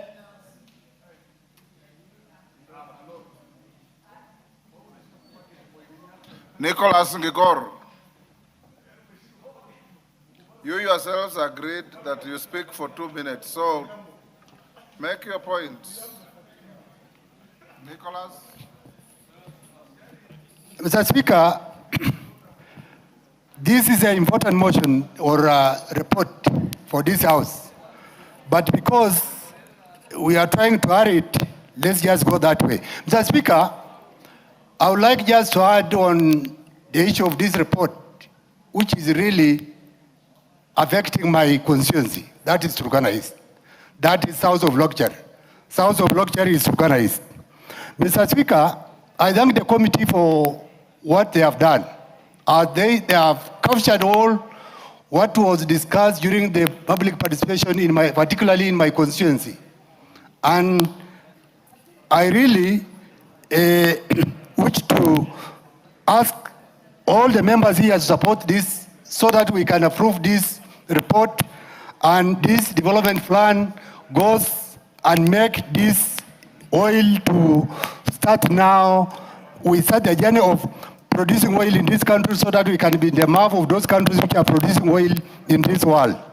Mr. Speaker, this, by approving this report, it will give this country eye-opener on issue of economy. As you have just read from the report that this country, they are going to get a lot of money from this resource. And on the issue of local content, the local content, it has been captured in the report the way the Turkana people wanted it to be. And by doing so, it is going to help our community in those remote areas so that we can develop and catch up with the rest of the countries in the counties in this country. Mr. Speaker, on the issue of job opportunities, it is really going to help this country, and especially not only to the Turkana people, but to all Kenyans. As you can see, even the company which is taking this job, that is Gulf Energy. Gulf Energy is our local company, and it is going to, all the benefit for this company, it is going to benefit our people locally. Carolo Mondi. Thank you very much, Right Honorable Speaker. Actually, my main concern is the hurry with which we are discussing such an important matter. This is the first time in the history of the Republic of Kenya that we are having a field development plan for production of oil, commercial production of oil. And we know the history of oil and the very, very difficulties, political, social, and economic difficulties that come about when the balancing of the risks and the sharing of the profits are not properly tackled. Why are we so much in a hurry? We need to set this thing was tabled yesterday. We have not even interrogated it as members. I mean, we need to look at the back-in rights. There's even a concept of back-in rights, where the government is supposed to own 20% under the law. There are so many things that we need to interrogate. Why are we in a hurry? Why must we pass it today? We are shortchanging not just the people of Turkana, but the entire Republic of Kenya. I rise to propose that we suspend the discussion if there is no time.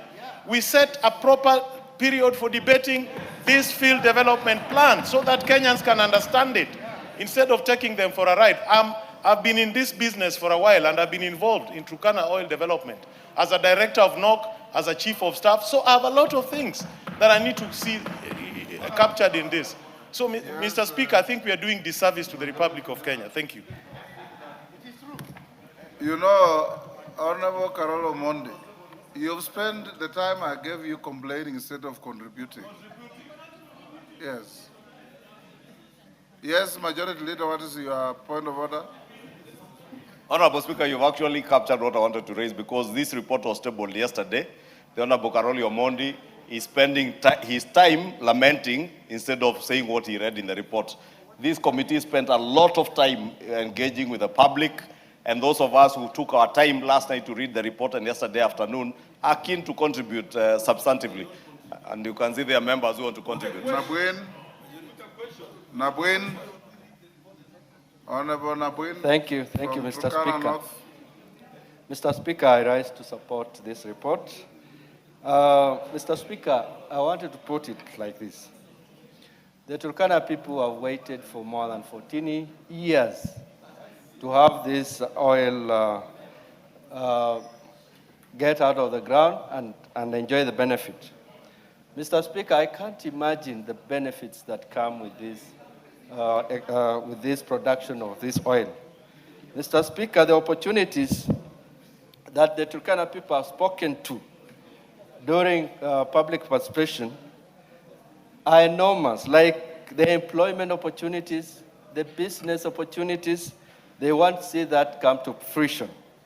Mr. Speaker, of specific importance is the insecurity along that area. The Turkana people are looking forward to government ensuring that the insecurity situation comes down. If this oil production and movement can bring down the insecurity, then be it. It should start like yesterday. That is what Turkana people are telling this parliament. So approve it. Thank you, Mr. Speaker. Mother, then Gikaria, get ready.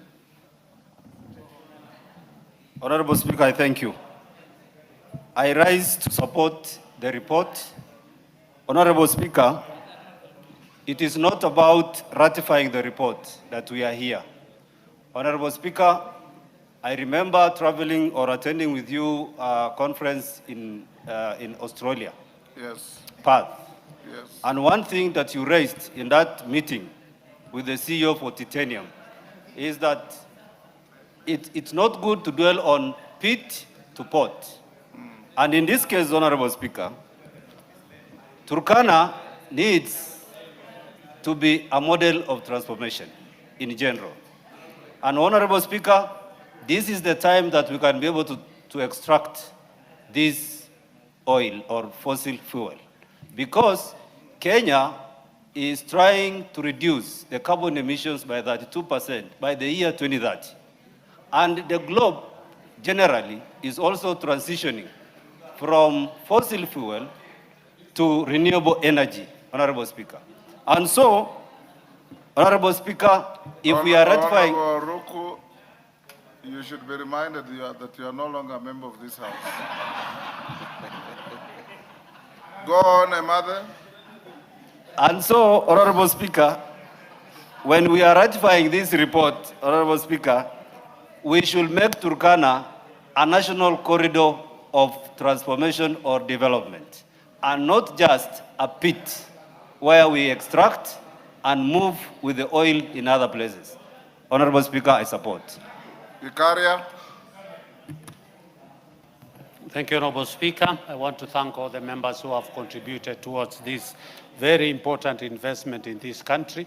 Honorable Speaker, I know so many issues has been raised. One issue has been raised from West Pokot, but Honorable Speaker, how I wish that the members would take their time, since I tabled this report yesterday, to go through and see the immense benefit that is going to benefit not only the Turkana where the oil is coming, but the other 6 counties where the route, maybe the transport route from and where we will be storing in Mombasa. We had 6 counties as indicated by the Majority Honorable Speaker. I just beg that members will read this report and see the profit that is going and the benefit that is going to bring to this country. A 2.3 trillion investment in this country, Honorable Speaker, is one of the biggest investment. I beg to reply, Honorable Speaker. Honorable members, order. Honorable members, I'll now put the question at order number 10, which is that this House adopts the joint report. Order. That this House adopts the joint report of the National Assembly Departmental Committee on Energy and the Senate Standing Committee on Energy on their consideration of the Field Development Plan and Production Sharing Contracts for Block T6 and T7 in South Lokichar Basin, Turkana County, laid on the table of the House on Tuesday, 24th February 2026, and pursuant to the provisions of Article 71 of the Constitution and Section 31, 2A of the Petroleum Act, Cap 308, approves the ratification of the Field Development Plan and Production Sharing Contracts for Block T6 and T7 in South Lokichar Basin, Turkana County. As members of that opinion say aye. Aye. Will those of the contrary opinion say nay? The ayes have it.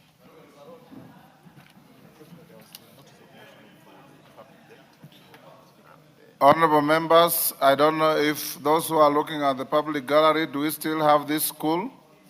Chebwagani Boys High School from Bureti, Kericho.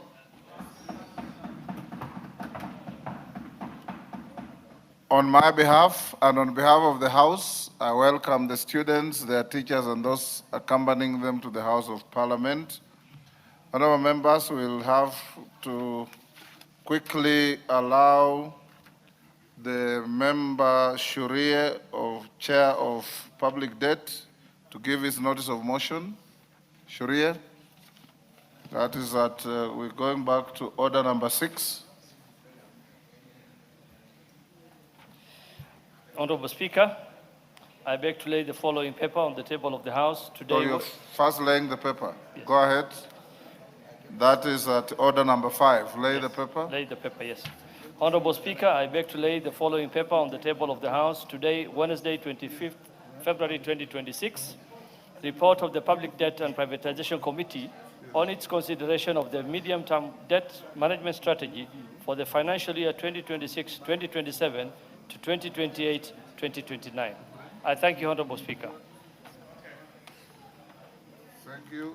Now go to order number 6 and give notice of motion. Thank you, Honorable Speaker. Honorable Speaker, I beg to give notice of the following. Order, members. Order. Members who have an interest in the drought situation in the country, the minister is here to respond to your concerns. Yes, Shurie, give your notice of motion. Thank you, Honorable Speaker. Honorable Speaker, I beg to give notice of the following motion, that this House adopts the report of the Public Debt and Privatization Committee on its consideration of the medium-term debt management strategy for the financial year 2026-2027 to 2028-2029, laid on the table of the House on Wednesday, 25th February 2026, and pursuant to the provision of Section 15(4) of the Public Finance Management Act 2012 and Standing Order 232A, 7 and 8. A, approves the medium-term debt management strategy for the financial years 26-27 to 28-29 and make the policy and financial resolutions contained in this report. I thank you, Honorable Speaker. Thank you. We'll now go to order number 7 on questions and statements. Honorable Kitur. Thank you very much, Honorable Speaker. Honorable Speaker. Honorable Kitur, which road is this? From Eldoret to Shamahoho, where does it pass? Kapsabet. Ah, okay. Yes. Yes. The Kapsabet, Kapkangan Road. Correct, sir. Go ahead. Honorable Speaker, pursuant to the provisions of Standing Order 44.2c, I rise to request for a statement from the chairperson of the Departmental Committee on Transport and Infrastructure regarding the expansion of the Eldoret-Shamahoho Road. Honorable Speaker, the Eldoret-Shamahoho Road is a major transport corridor which links Eldoret to Kisumu and serves as a key route for the movement of goods and passengers between the North Rift and Western regions. The road, designed in the late 1960s, is no longer able to cater for the volume of traffic between the two regions. This has led to frequent congestion and has been reportedly linked to a rise in road accidents, some of which have resulted in fatalities. The Eldoret-Shamahoho Road is important for trade, transport, and regional connectivity, and it is imperative that the Ministry of Roads and Transport enhances its capacity and safety of motorists. Honorable Speaker, it is against this background that I request for a statement from the chairperson of the Departmental Committee of Transport and Infrastructure on the following. Number one, the immediate measures that the ministry has taken to ensure that Eldoret-Shamahoho Road can adequately handle the increasing traffic volumes, and secondly, the expected timelines for expanding the Eldoret-Shamahoho Road to support fast-growing volume of traffic. I thank you, Honorable Honorable Speaker. Kitur, would it indeed be wise for you to amend your request to read Eldoret-Chavakali Road? Because that road doesn't end at Shamahoho. Seemingly, Honorable Speaker, from Shamahoho onwards, the road is expanded. It is not. Well. It is not. I know it. So okay. Expand your request for the chair of the committee to deal with Eldoret to Chavakali Road. Well guided, Honorable Speaker. Yes. Okay. Chair Transport. Yes, Sane, you are in Transport Committee? Yes.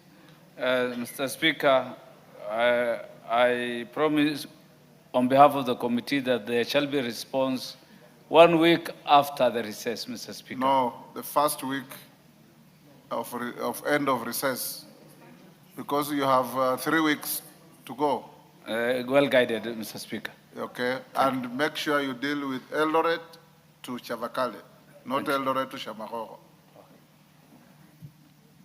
Osoro? Quickly, so that we go to Thank the you very much, minister. Thank you very much, Honorable Speaker. Honorable Speaker, pursuant to the provision of Standing Order number 44.2c, I rise to request for a joint statement from the chairperson of the Departmental Committee on Health and chairperson of the Departmental Committee on Education regarding the cessation of the Bachelor of Science Oral Health at Mount Kenya University.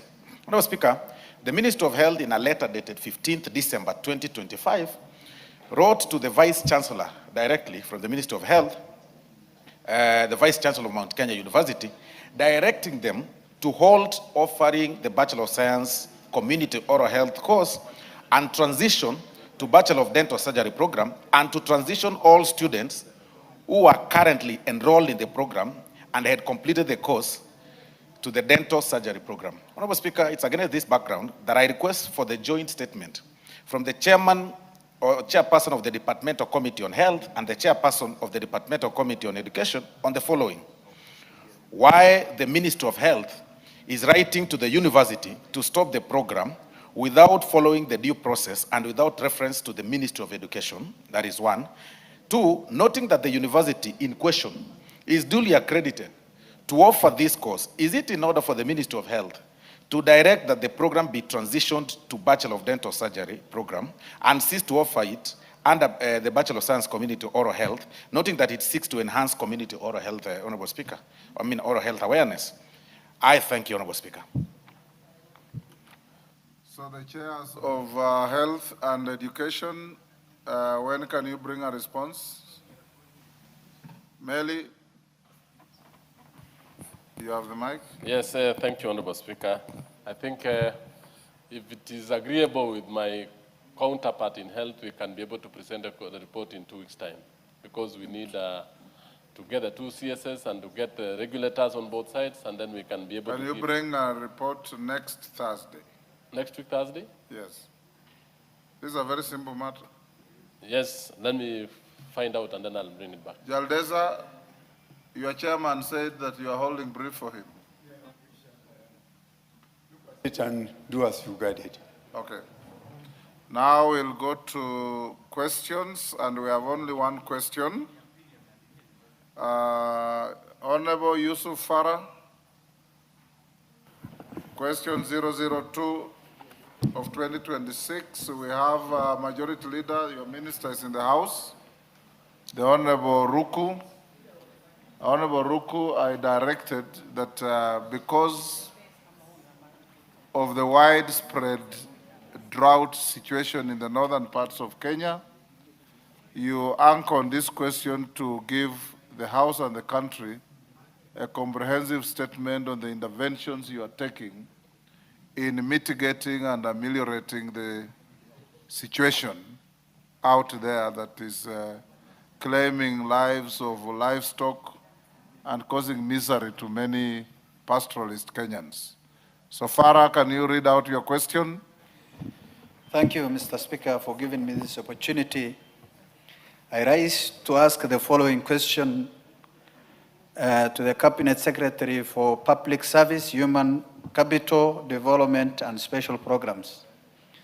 The first question the questions are as follows. Provide the current status of drought in Turkana, Marsabit, Mandera, Wajir, Garissa, Isiolo, Samburu counties, including the number of households affected. Number 2, outline the measures taken to provide relief food and cash transfers and the funds allocated and dispersed for this purpose up to this period. Explain the mechanism in place to ensure transparency and accountability in relief distribution. Indicate whether the government intends to declare the drought a national disaster and the interventions planned to follow such a declaration. And lastly, state the long-term measures put in place by the ministry to mitigate effects of recurrent drought and build resilience in ASAL areas. Thank you, Mr. Speaker. Minister, I believe this is your maiden appearance in this House since you crossed the Rubicon. Yes. You are welcome back to the House. You are directed to give precise and concise responses to the questions and the statement that I've directed you to give. Thank you, Honorable Speaker. Honorable Speaker, honorable members of this august House, I wish to sincerely thank you, Honorable Speaker and honorable members of this esteemed House, for the opportunity to address the House on matters relating to the Ministry of Public Service, Human Capital Development and Special Program. Notably, Honorable Speaker, this marks my maiden appearance before the House to respond to the questions raised by the honorable members. May I now respond to question number 2 of 2026, raised by the honorable member for Wajir West. On 1, the current status of drought in Turkana, in Marsabit, in Mandera, Wajir, in Garissa, in Isiolo, and Samburu, including the number of households affected. Number 2, the measures taken to provide relief food and cash transfer and other funds allocated and dispersed for this purpose. Number 3, the mechanisms in place to ensure transparency and accountability in leave distribution. Number 4, whether the government intends to declare the drought a national disaster and the intervention plan to follow such declarations. And finally, number 5, the long-term measures put in place by the ministry to address the recurrent drought and build resilience in arid and semi-arid areas. Honorable Speaker, as outlined in the Executive Order number 1 of 2025, my ministry is mandated to coordinate disaster preparedness, response, and recovery efforts during crises such as floods, drought, fires, disease outbreaks, pandemics, as well as other national emergencies and geological disasters, to provide food and aid and other essential supplies to affected populations, among others. Honorable Speaker, the ministry is committed to ensure coordinated, timely, accountable, and humane response to disasters. This is in line with Article 43 of the Constitution, which guarantees every person the right to be free from hunger and to have adequate food for acceptable quality, accessible and adequate housing, and clean and safe water in adequate quantities. Honorable Speaker, Kenya is a climate vulnerable country that experienced drought, floods, landslide, and other climate-induced shocks, which have become more frequent, intense, and complex, with far-reaching implications for food security, livelihood, public health, and national cohesion. Historically, government responses to disaster were largely reactive, fragmented, and event-driven. However, successive national emergencies, most notably the 1997-1998 El Nino national emergency, El Nino, France, followed shortly thereafter by 1998 terrorist bombing of the United States Embassy in Nairobi, laid bare the institutional and coordination gaps in national disaster management. Mr. Speaker, this event underscored the need for a central, permanent, and authoritative coordinating entity that manage disasters holistically, from preparedness through response to recovery and resilience. Honorable Speaker, it is against this backdrop that the State Department for Special Program was established within the Office of the President, initially as the National Emergency Coordination Mechanism. Over time, State Department for Special Program has evolved in both scope and responsibility, reflecting the changing nature of disasters in Kenya. Today, it is domiciled in the Ministry of Public Service, Human Capital Development, and Special Program. It serves as the nerve center of government's disaster and humanitarian response architecture. Mr. Speaker, sir, the State Department for Special Program does not operate in isolation.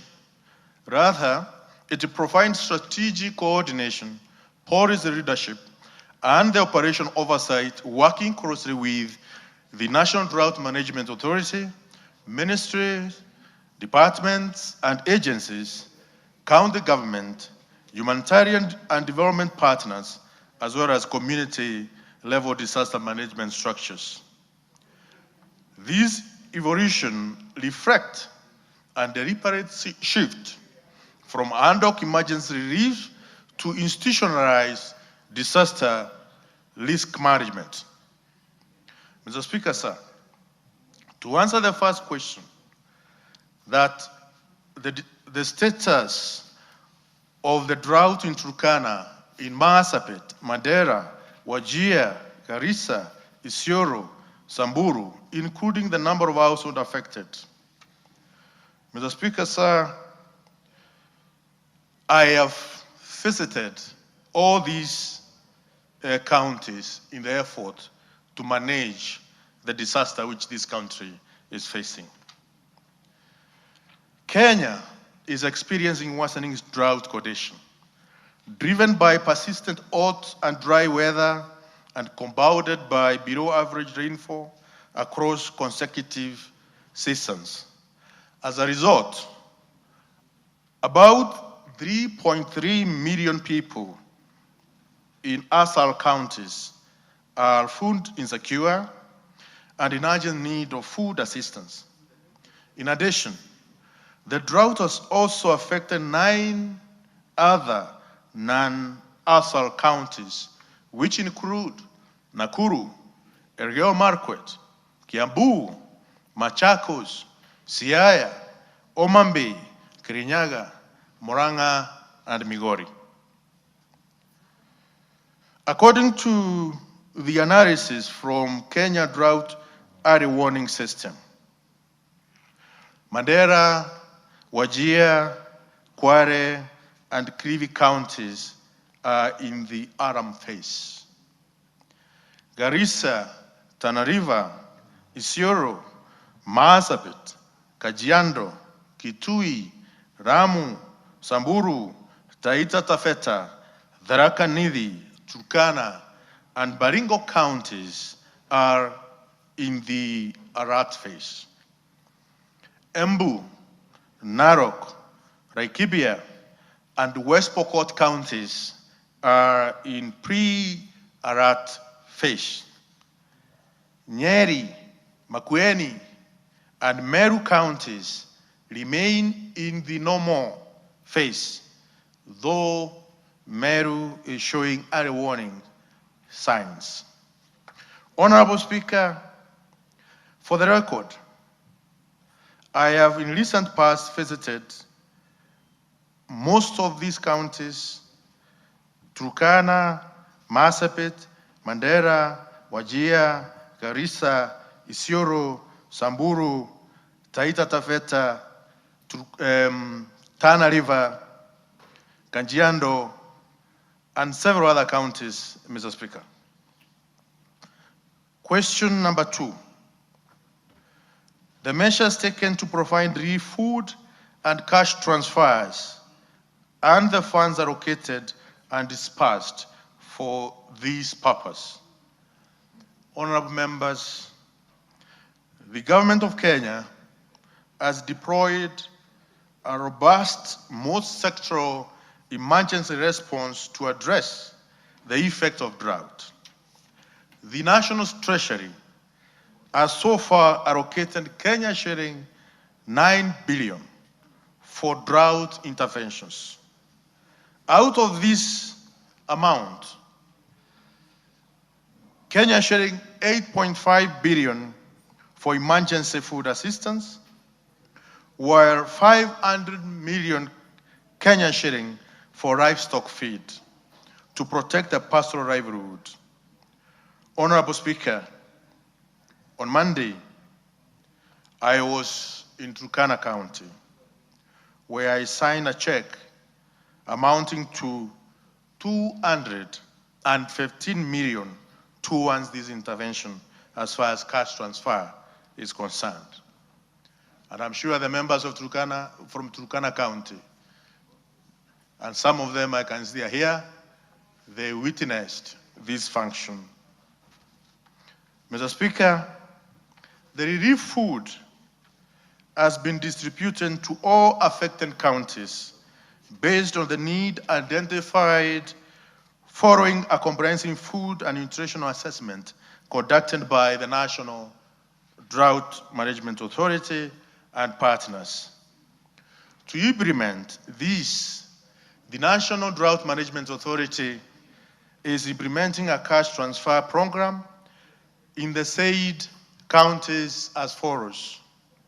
In Mandera, Amount dispersed, 179.3 million Kenya shilling to 22,000 households.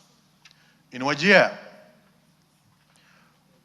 103.5 million Kenya shilling to 19,000 households. In Turkana, 215 million Kenya shilling to 39,000 households. In Marsabit, 110 million Kenya shilling to 20,000 households. In Garissa, 49 million Kenya shilling to 9,000 households. In Isiolo, 36.6 million Kenya shilling to 7,000 households.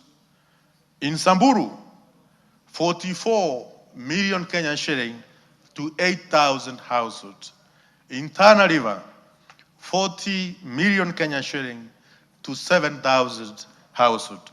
A total of about 778 million Kenya shilling to a total of 131,000 households.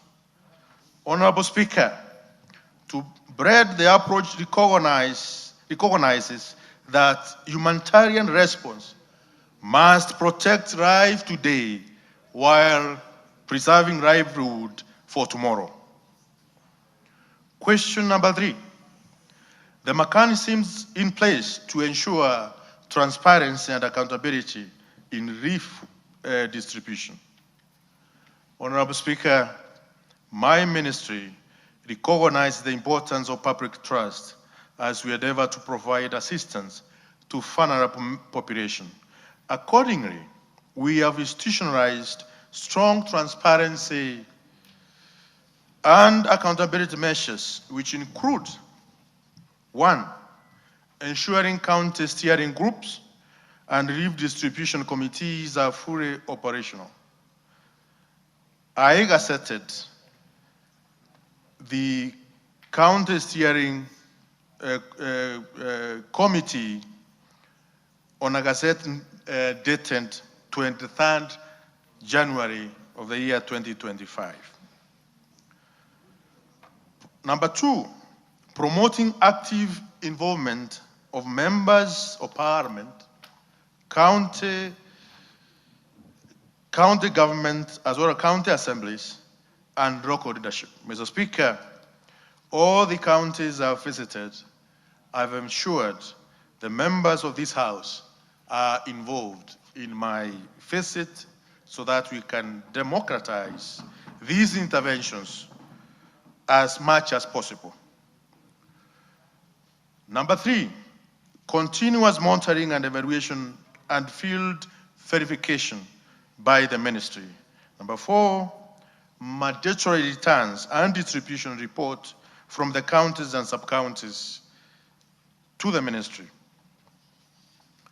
And finally, Mr. Speaker, as I've said, democratization of the interventions through involvement of the members of parliament, officials from the county assembly, as well as grassroots leadership. These measures ensure that relief assistance is traceable, auditable, and equitable. I have personally taken time to be involved in the relief distribution in most of sub-counties. Question number 4, whether the government intends to declare the drought a national disaster and the interventions plan to follow such declarations.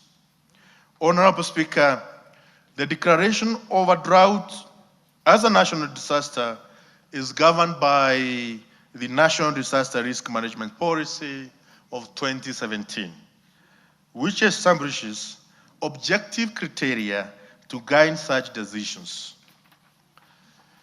The declaration would be necessary only if the drought overwhelms the existing national response capacity, thus prompting the President to seek regional and international assistance to support the country in response and recovery.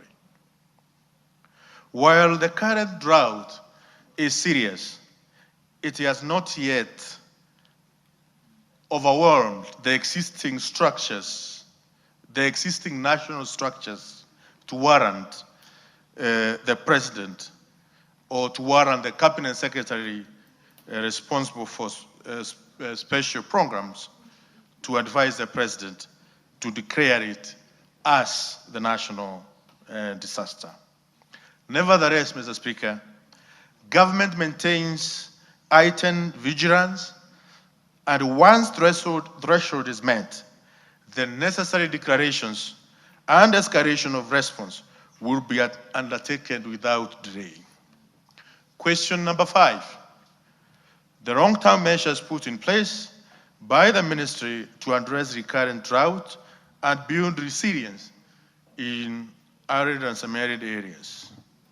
Honourable members, the emergency relief alone cannot break the cycle of drought vulnerability.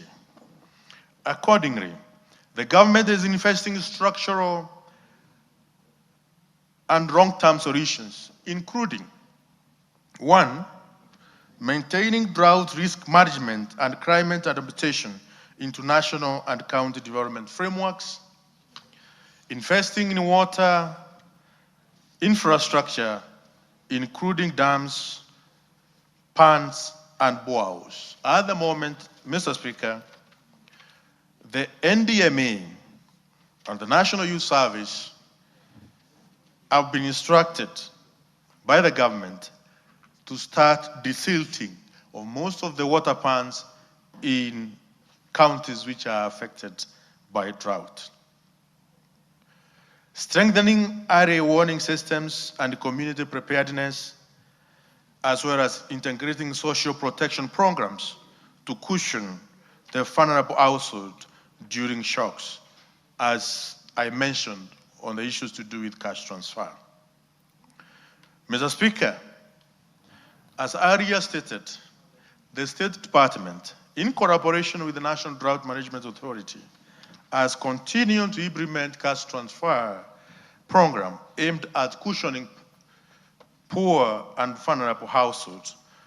Most recently, an amount of Kenya shilling 778,536,900 shilling was dispersed to 133,101 households registered under the Hunger Safety Net program. The above measures, among others, will facilitate gradual shift from relief dependency to resilience building and self-reliance.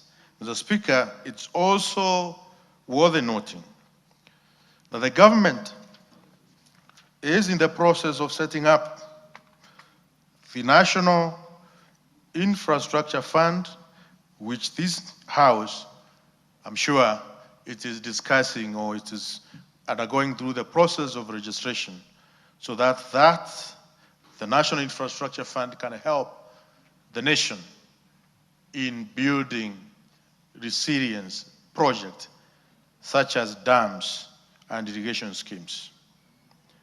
Honorable Speaker, the ministry is facing challenges. Allow me to briefly highlight some of the challenges my ministry faces in fulfilling its mandate. These challenges include: 1, inadequate technical staffing in the ministry, particularly in the State Department for Special Programs. Number 2, delay in enactment of disaster risk management bill, which is a critical legal clarity and coordination of disaster in the country.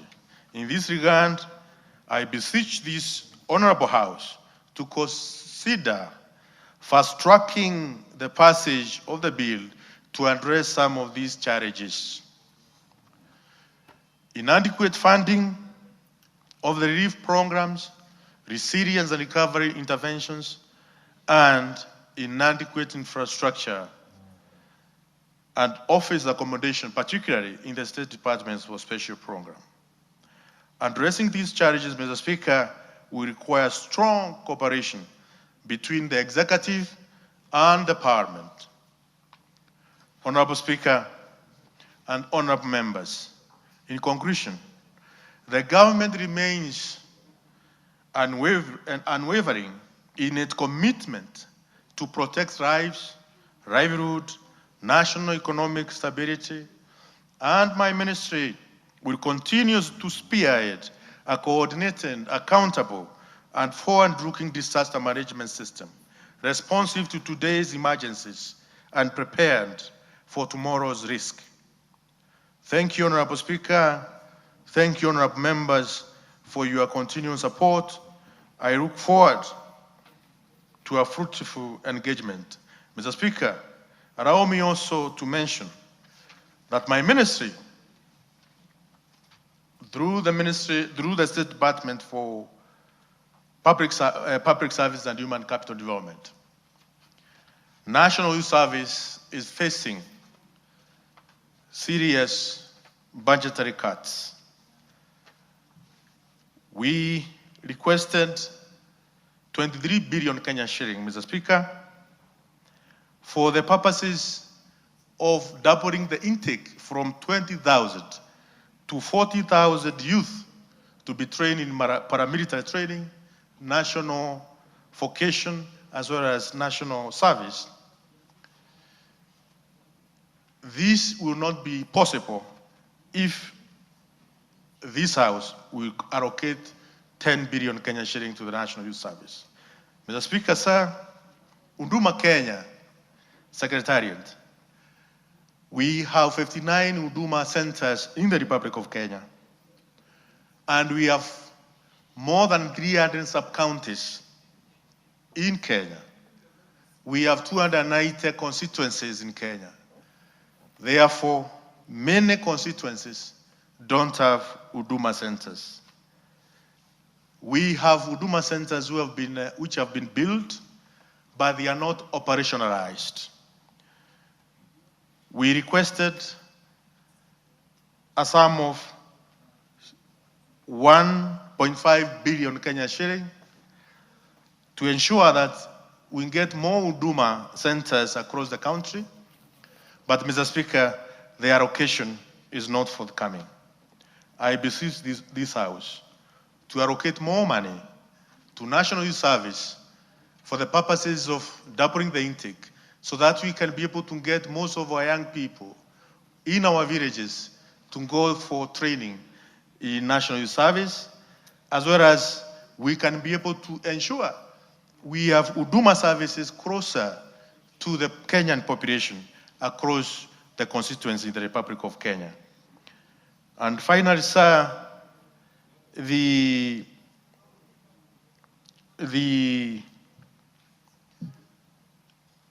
ministry is also facing challenges in terms of unifying all the government services, public service transformation, which requires additional funding to ensure we are capable as public servants to serve very agile population, which the mean age is 22 years. These are young people who requires government services at their comfort. I thank you, Mr. Speaker. God bless you, God bless Kenya, and may God bless the President of the Republic of Kenya. Thank you. Now you take your seat. We'll take supplementary questions, starting with the questioner, Farah. We'll take those who want to ask. You record, then you. Thank you, Mr. Speaker. All of them. I have 3 follow-up questions. First, I want to acknowledge and appreciate the CS and his PS for doing a wonderful job during this time. despite having challenges in terms of budget. Mr. Speaker, my question is, the Waziri talked about feeds, animal feeds. The animal feeds that he talked about has not yet been supplied in the various counties as per today. My question now is, how many tons of feeds were allocated in each and every county, or specifically each constituency, or even the beneficiaries of that feed, animal feeds? And how much, what was the budget? Number two, Mr. Speaker, the Waziri talked about saying that the drought cannot be declared emergency at the moment because it has not overwhelmed the government. My question is, how do we measure the loss that the people in northern and asal areas undergo each and every drought season? Millions of animals, billions of animals are being lost every single drought, including this one. What measures do government take or have to see or declare this drought as an emergency? To me, where I stand, Mr. Speaker, the drought has, as this Wazir has already explained, several counties are at alarm stage. Others are at emergency stage. What happens, or are we waiting? What are we waiting for? Are we waiting when all the animals perish and everybody becomes poor, so that the government comes in and chips in and say it has overwhelmed us and we need extra resources? He has already said also, Mr. Speaker, he has already said he has a challenge of also funding. He has admitted, the Waziri admitted that there is shortage of funding to mitigate this drought. That clearly shows the government has no capacity to handle this drought alone. And it is the right time, Waziri and the drought management team, to consider and save these people who are suffering every time, losing billions of animals. Thank you, Farah. You'll end there. The rest, the joyriders, one question each. I indulge Farah because he's the owner of the question. Honorable Kenyan. Thank you, Mr. Speaker. Mr. Speaker, from the onset, allow me to thank the Minister and his two PSs for doing a wonderful job under very difficult circumstances. Mr. Speaker, this challenge has always been there. But I think it is the high time, before I ask my question, allow me to just state some historical facts. This season has been there with us since time immemorial. But Mr. Speaker, during the colonial time, we used to have livestock grazing zones. We used to have livestock holding grounds. We used to have livestock migratory routes. We used to have, you know, the whole thing, these natural disasters used to be there, but it used to be managed very well. Mr. Speaker, right now, people have been left on their own. As much as we appreciate, the Minister was in my conscience the other day, and I really appreciate, because he did a wonderful job. He has also gone to different places. I remember the last Minister, actually, who did the same job that he has done was the Honorable Sharif Nasser, when he was the Minister in charge of the same department in the office of the President. Mr. Minister, we appreciate. But that's the theoretical part of it. What you need to do right now, and this is the question, Mr. Speaker, drought is a natural calamity.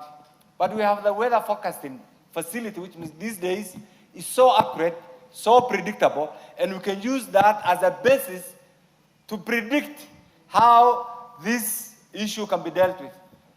Mr. Minister, as a government, for years, our communities have been reduced to depend on relief. And you know, that's dehumanizing. As we speak today, so many people in our region are dying. I'll tell you this, you may not have been told. So many families have lost everything. Many school children are out of school. It's not just enough to say you are waiting for a report from the National Disaster Management Team. Isn't it the high time that you declare this? I understand the dynamics, but that's not enough. There's a bit of business, there's a bit of national interest, but there is nothing more important than the lives of our people. Can you consider requesting the government, led by His Excellency the President, to declare this a national disaster? Secondly, only one, okay, ma'am. Okay, Waziri, there are countries that have faced similar challenges. Countries like Saudi Arabia, Israel. They sat down, looked at the different geographical locations of their country, and came up with prudent measures to deal with this. Isn't it the high time under your leadership to consider this, so that this problem is dealt with once and for all? Thank you, Mr. Sane, what is out of order? Mr. Speaker, my point of order was in reference to Article 208, Sub-Article 1 of the Constitution, which provides for contingency funds. What is the rush for the declaration of an emergency when the Constitution stipulates that the government must be prepared upfront and avail financial resources to make sure that there is no life and livelihoods lost? It is something within our Constitution. What does it really mean to declare an emergency when contingency funding itself is empty and that constitutional clause is not fully implemented, or implemented rather, Mr. Speaker? Is it in order to declare an emergency when there is a constitutional mechanism? Thank you, Honorable. Minister, not all those you respond. Now, one question each. Thank you, Honorable Speaker. Waziri, thank you so much. I've gone to Marsabit with you several times, and thank you for the good work you keep doing together with your PSS. Distribution of food, I know, has been done and the government will continue doing, but for the livestock, we have not seen much. Then there is the component of water tracking. That is really pushing us because we are all using our personal money to help the people in northern Kenya. Tell us what you are doing on that. And as we are expecting rains now, normally when it rains, we experience flooding that sweeps away the animals, sometimes even homes, and even some people lose their lives. Waziri, tell us the plans you have in place to also take care of the rains that are just about to come. Rico. Thank you, Honorable Speaker. Honorable Speaker, drought is a prolonged period where we don't have rain in our counties. Question number one, how long will you be providing food to these affected areas? Number two, on the constitution of county steering group, you are bringing confusion in bringing legislators into that particular steering committee. A case in hand is the one for Turkana County. It will bring total confusion, it will bring fights, and implementation of food relief in the counties. When you bring county assembly, you bring county government, you bring the members of parliament, in addition to the executive, it will bring total mess in the distribution of this food. Finally, I said one at a time, Rico. Thank you. Now you say two, then finally. One only. Yes, Mulyungi. Please, you are joyriders. Ask one question. Thank you, Mr. Speaker. Mr. Speaker, relief food is never enough. It comes in piecemeal, and when it comes, it is distributed one day, and the families which receive the food, they cannot even eat it for more than 3 days, and they go back to suffering. What is the minister doing to ensure that the supplies food is a continuous process, especially in the poor affected counties like Kitui County. It's not only Northeastern. Even Kitui County is a neighbor to Northeastern. And we are equally affected. Animals are also dying. Thank you, Mr. Speaker. Cynthia. Thank you, Honorable Speaker. Allow me to appreciate the Cabinet Secretary for giving us a response to this matter. And I must say, Honorable Speaker, that we must move from addressing and responding to crisis to being able to reduce the risk in terms of drought. To my question, Honorable Speaker, as you can clearly see, the food distribution can never be sustainable. My question is to the CS, what are you doing in regards to community preparedness so that every community can be knowing what is about to happen? When you come to my place right now, Honorable Speaker, everyone knows that the rains are here and we're supposed to plant coffee in April and everyone is getting ready. What is he doing to train and make sure that the community is properly aware of what is imminent so that they can prepare? What is he doing about the fodder banks? How many fodder banks does he have so that he can be able to save the animals and be able to save the livelihoods of the people that are facing drought? Thank you, Honorable Speaker. Makwiny. Thank you, Mr. Speaker. I want to thank the CS for making a maiden trip to Turkana on Monday. And he came face to face with the challenges and the situation in Turkana. And one of them, of course, was, how that food can be facilitated to the interior because there is lack of fuel and vehicles to do that. Mr. Speaker, I want to ask the CS, there are a number of pastoral communities that moved across the border. Like in my constituency that borders Ethiopia, we have a good number of pastoralists who moved across, and they are right inside Ethiopia. I want to find out from the CS, do you have the numbers of those pastoralists that moved to Ethiopia? And, like the reports coming from there, they are facing, hunger, because what they got to do inside Ethiopia was to graze their animals, because the situation there is good for the animals, but they cannot find and buy food. Two, they are also, the animals are like getting sick. Do we have plans to provide veterinary medicine to those animals that cross the border? Thank you, Mr. Speaker. Double N.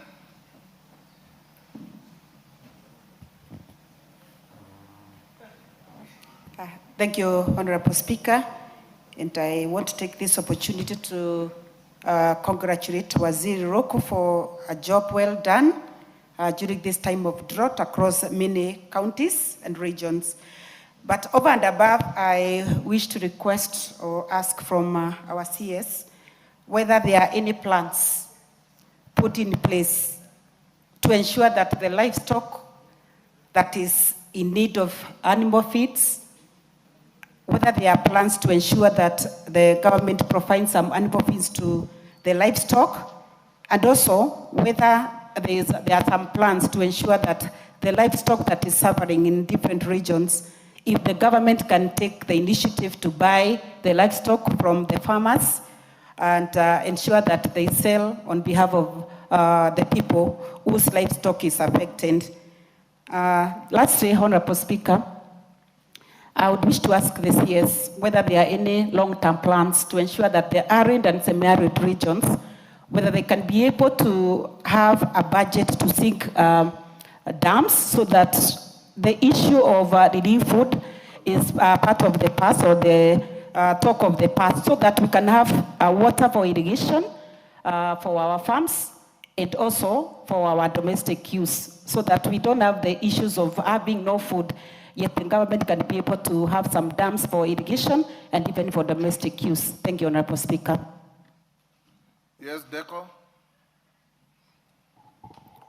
Thank you very much, Honorable Speaker, and I also want to take this opportunity to thank the Minister for the elaborate response he has given on this issue. However, Honorable Speaker, our region, Northern Kenya, in my opinion, does not require any more relief foods. There is a potential in that region to provide food for not only for the region itself, but for the rest of the country. If enough resources are allocated to that region to put up infrastructure to produce food in that region for fodder and both human and animal feeds. Mr. Speaker, I want to ask the Cabinet Secretary, what is the rationale of shipping out in trucks of hay from here all the way to Mandera, yet River Tana and River Dawa in Mandera and Garissa can be able to produce hay or fodder for that region. So, in my opinion, the minister, and even now as we speak, Mr. Speaker, is that there is enough hay, enough fodder which have been harvested by farmers in Garissa County or Garissa Township in particular, that is ready to be, and the farmers are ready to sell this produce. And yet the ministry or the department is investing trucks of loads of feeds and carrying hay from as far as Naivasha all the way to Mandera. Thank you. Sane, I'll give you the last one. Basil, you also have... Mr. Speaker, drought is not like a hurricane. Neither is it a disaster which occurs within a short time lag. Drought is there to stay and is part and parcel of our seasonality.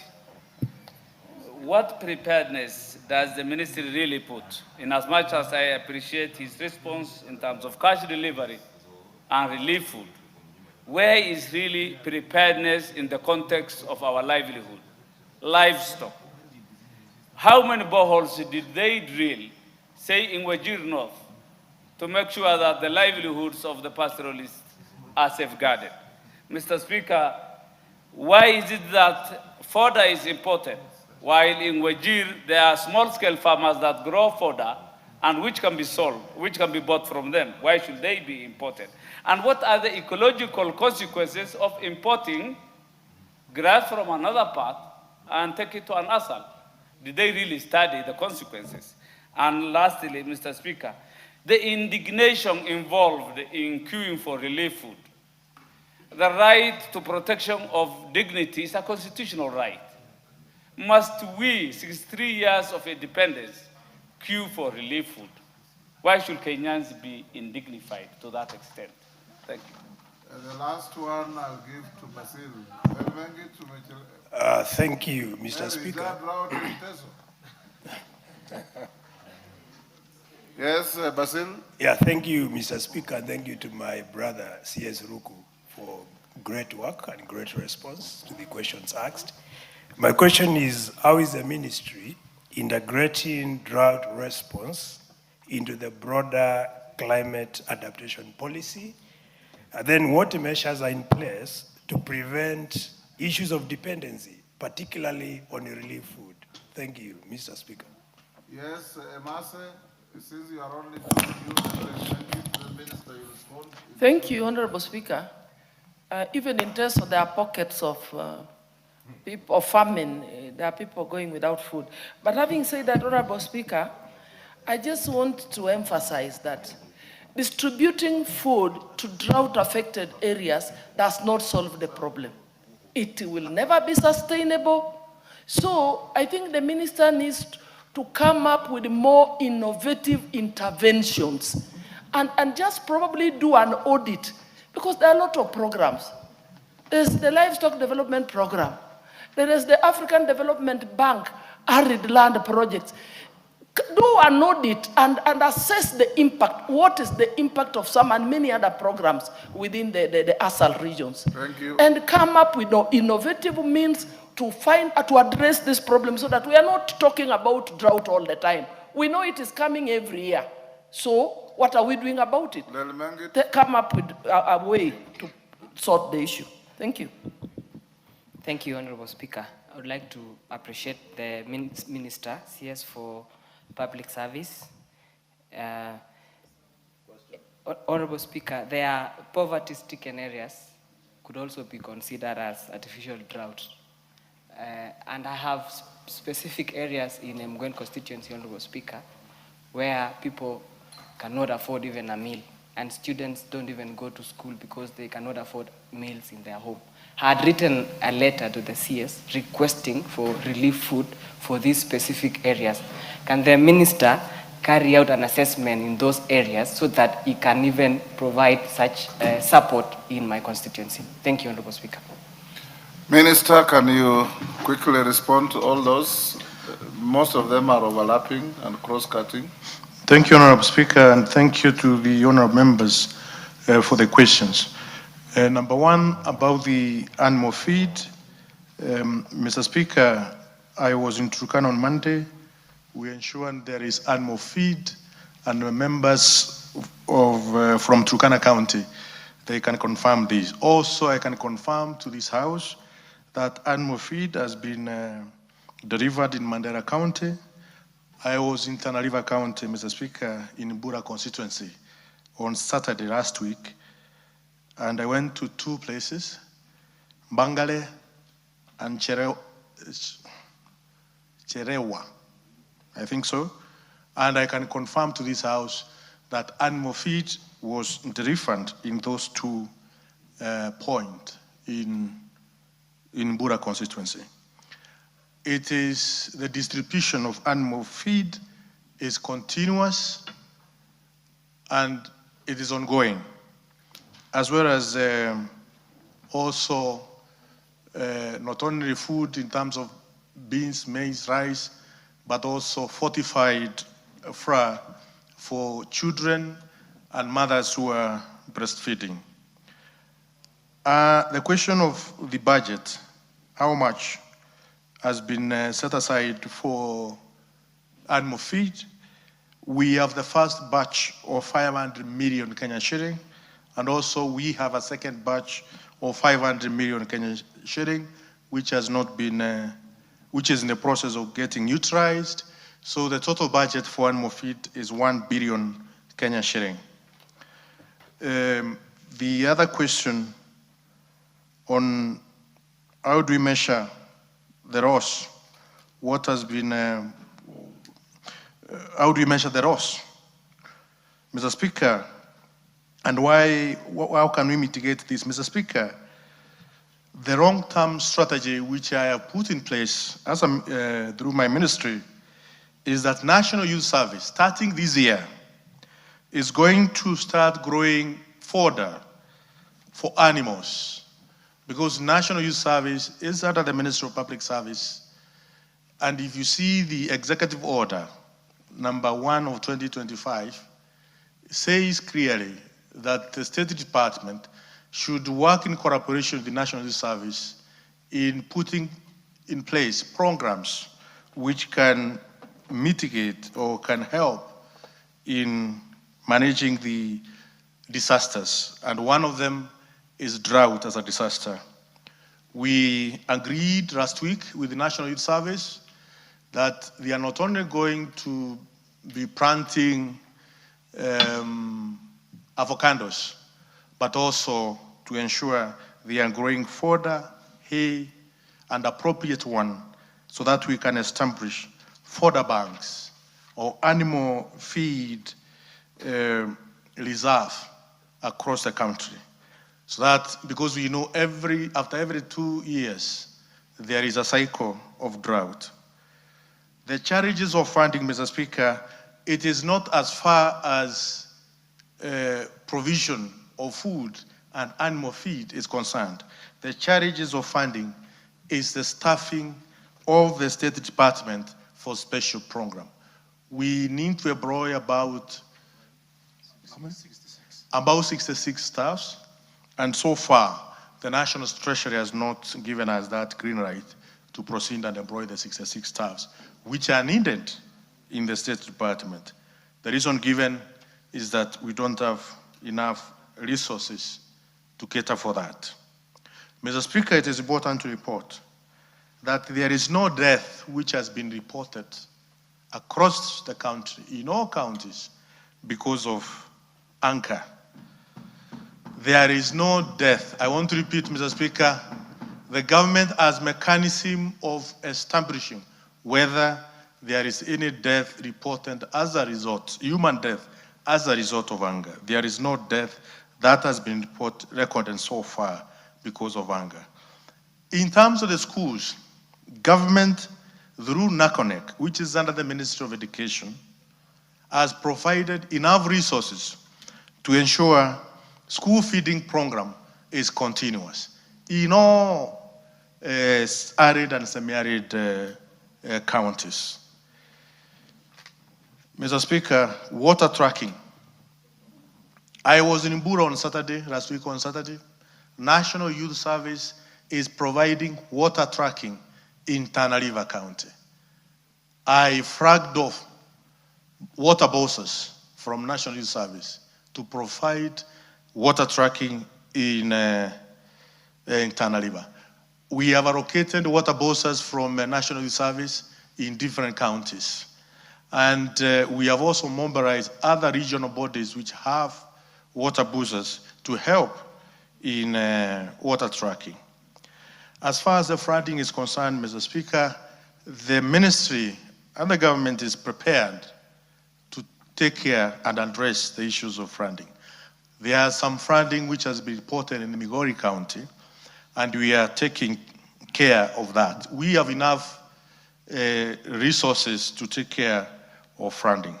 Mr. Speaker, also the question of how long will you be providing food? The government of Kenya is going to provide food as long as we have Kenyans who don't have food. As long as there is a Kenyan who does not have food, who is facing lack of food because of anger, the government of Kenya is committed to ensure there is food provision. Mr. Speaker, just to elaborate on that, we have also been providing, government has also been providing food in urban areas, especially in Nairobi County. We have many slums.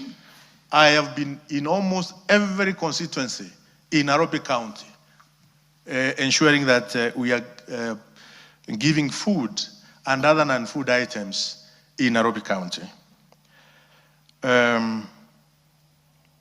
About confusion created,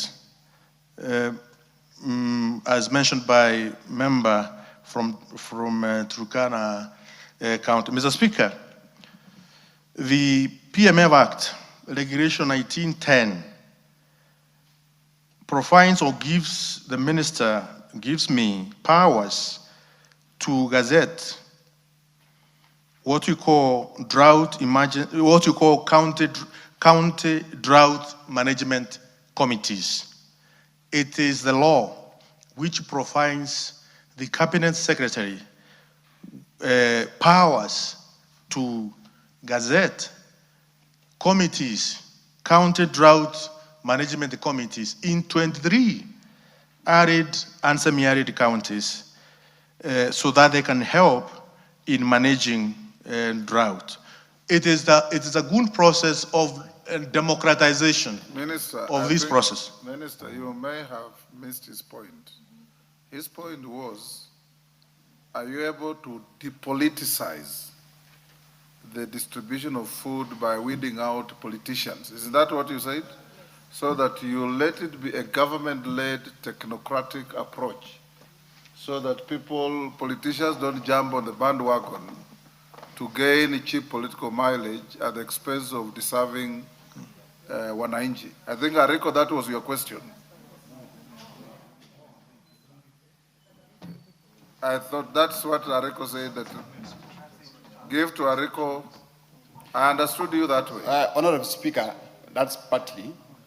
What I was mentioning is that the CES stated very clearly it wants the county assembly, members of parliament, and the executive to be involved in the distribution of this relief food, Yes. which I said it will bring total confusion. That is what I have paraphrased, isn't it? Yes. That's what you said, and that's what I have paraphrased. Mr. Speaker, the issues to do with accountability and transparency, before members of parliament have complained that the GAO team is selling the food, they don't know when the people they represent when they are getting food, it has been a very thin line. Because also, Mr. Speaker, the members of the GAO, they are not also very, very comfortable when it comes to involving all the politicians in the process. But Mr. Speaker, for there to be accountability, for there to be transparency, for people who are 50 kilometers away from where the food is being distributed, for there to be someone to say, we have another village 50 kilometers from here, they must also get food. We will need this process to be as accountable, transparent as possible. And therefore, involving people, involving local leadership. That's why I gazetted County Drought Management Committee, so that we can ensure it is not only politicians or GAO who are getting themselves involved in this process, but we have community leaders through County Drought Management Committee to get in this process so that every person who is affected by drought can get food. One more issue you have not touched on, is, which I consider important, is the issue raised by makwiny. I'm not done, Mr. Speaker. Oh, you have not done? I'm not done. Okay. The other is about whether we know the number of animals who are across the border. Animals as well as livestock as well as people across the border in Ethiopia.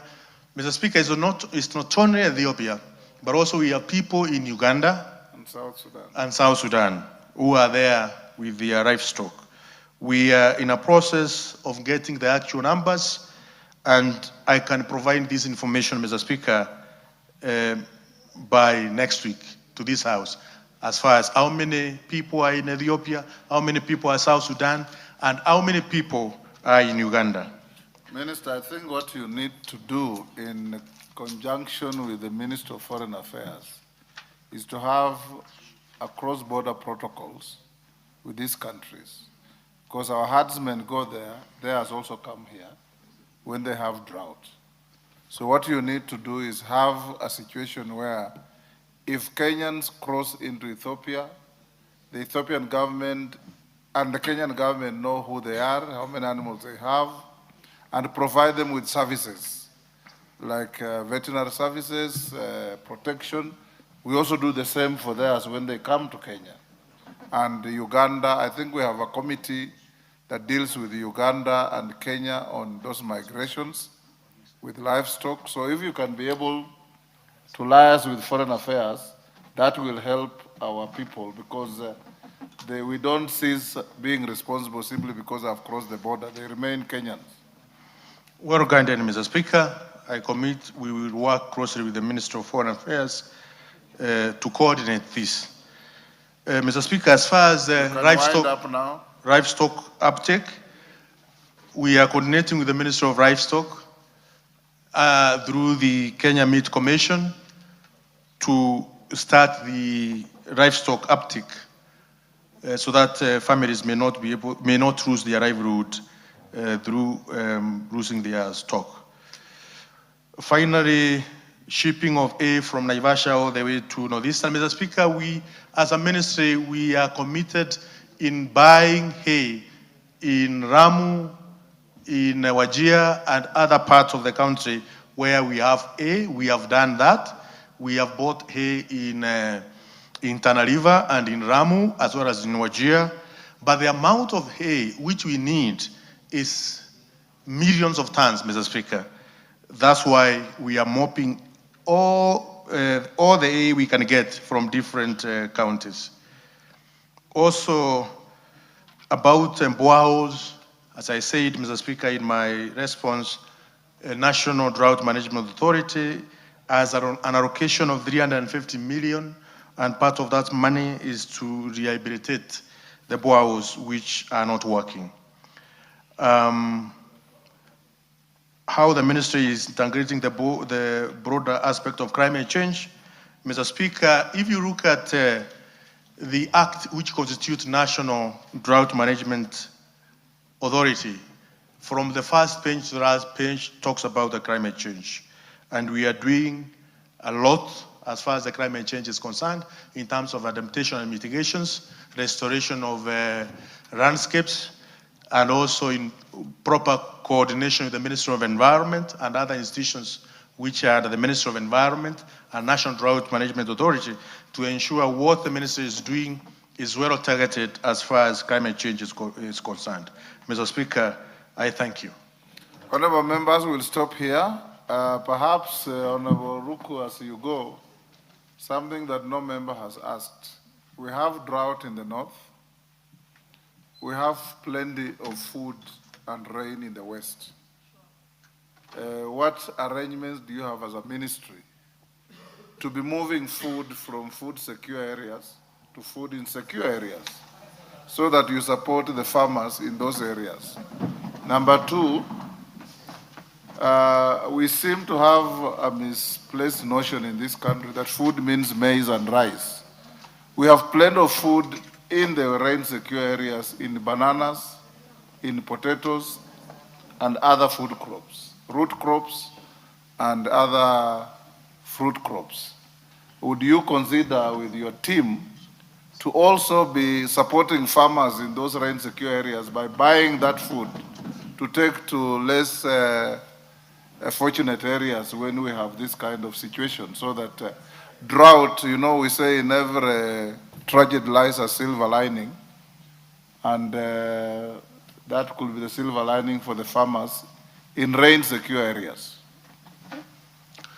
Thank you, Mr. Speaker. Mr. Speaker, for the record, all the food which is being distributed at the moment, more than 90% come from within our borders. Mr. Speaker, I have instructed my technical team to come up with a framework for procurement which can incorporate all the food we are talking about, bananas, cassava. And Mr. Speaker, cassava is one of the staple food across Africa. And it should also be part of the framework. 65% of Africans live on cassava. Exactly, Mr. Speaker. If you don't know. Exactly, Mr. Speaker. Yes. So not only bananas, cassava, arrowroot, sweet potatoes, our potatoes from potato growing zone, that my technical team has been instructed to ensure moving forward, we are going to have a framework, because at the moment we don't have a framework of the procurement as far as these other types of food we grow in our country can be part of the food which we'll be distributing. At the moment, it is maize, it is beans, it is rice, it is green grams and other legumes.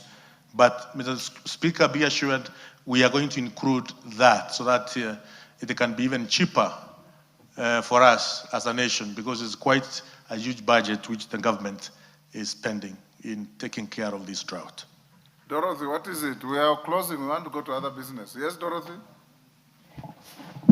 Thank you, Speaker, and thank you for giving me this opportunity. I don't intend to go back, but first allow me to congratulate the CS special programs for knowing this country within the shortest time possible. He has transversed in almost all the counties in this country. If every other CS would work like him, I'm sure we would be somewhere.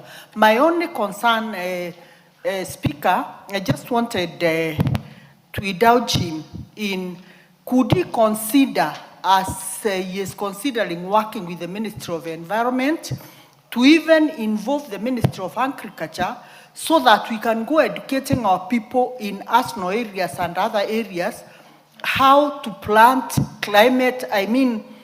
how to plant climate resilient crops, crops that can be able to stand the test of drought, like cassava and other crops in that category. Thank you, Speaker. Yes, Maclap. You guys, honorable members, come late and then you draw us back. Maclap?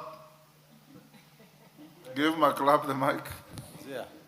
I'm indulging you. Thank you, Chairman. I was also dealing with your assignment that you assigned us as a committee. Which chairman? Thank you. No, thank you, Mr. Speaker. Yes. It is because I came from a committee that was chaired by a chairman, so I'm sorry. Mr. Speaker. Yes. Mr. Speaker, in the state of this country, every time, especially in our regions that are ASAL, I think through his Ministry of Special Programs, there should be special programs of utilizing the natural waters, the dams that God has given to us in some of these areas to actually do irrigation so that we don't need to live in relief, because relief, Mr. Speaker, has a connotation of poverty, has a connotation of backwardness. So if we invest in, for example, like Baringo or Turkana, the Takwel irrigation, the Takwel Dam today, Mr. Speaker, is like a lake. And the soil is to not require anything called a fertilizer, including Lake Baringo. Even in my place, whenever there is rains, I've never known a price of a fertilizer. So the government, and through this special ministry, must also invest in special programs that will generate food for the people without being fed on relief for many years. Thank you. Yes, Ondo. Speaker, sorry, I came much earlier, but I was engaged, the Honorable Kaluma engaged me, gave me stories of US. You know, some of us, we rely on him to give us stories. That is improper use of parliamentary time. Okay, thank you, Honorable Speaker. Honorable Speaker, I just want an assurance from the Cabinet Secretary for Special Programs. We have seen in my constituency, Funyula, very many occasions where relief food is being distributed, written on GOK. Yet, we do not know the source of that food. We don't know who authorizes this movement. So I just want to give us an assurance that when I saw a relief food written on GOK or Government of Kenya, I can assume it is safe and good for human consumption, because when there is an issue, I will be asked, you come from Nairobi, how come you didn't know of this food stuff? Thank you, Honorable Speaker. Honorable Ruku, all those are just comments. I'll release you to go. Yes, Russell.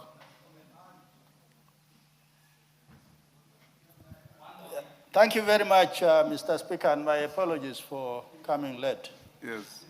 Mr. Speaker, I have heard Honorable Ruku talking about water tracking, giving relief food. And I think in his final submission, he said it is not sustainable. And the solution is what you have said, that we must look at what is productive in every part of Kenya. We don't have to grow maize in northeastern. If you can grow enough in western, and you do cattle production in northeastern, and then you do exchange. So it is, today it is raining in Marsabit. And yet for the last 4 months, it has been dry. So we're asking ourselves, what is it that the government is doing? Because with climate change, I think the predictable nature of climate is no longer there. This ministry must begin to think on its feet. But so far, I think the minister is doing a good job. Thank you, Mr. Speaker. No, Jakapong, we want to end here. You are the very last. Let me see no other. Yes, thank you. Thank you, Honorable Speaker.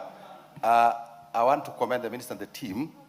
And from the presentation of the minister, Honorable Speaker, we will need to fast track the DRM bill, the disaster risk management bill, which is here at mediation stage. And then two, they have already good plans in terms of having what we are calling resources. They require resources for strategic food to be used in relief. And then again, the National Drought Emergency Fund to be resourced so that in case of serious problems, they are able to respond in good time rather than use mainly Article 223 to be able to respond to some of the challenges facing Kenyans. Thank you. Thank you. Wandeto?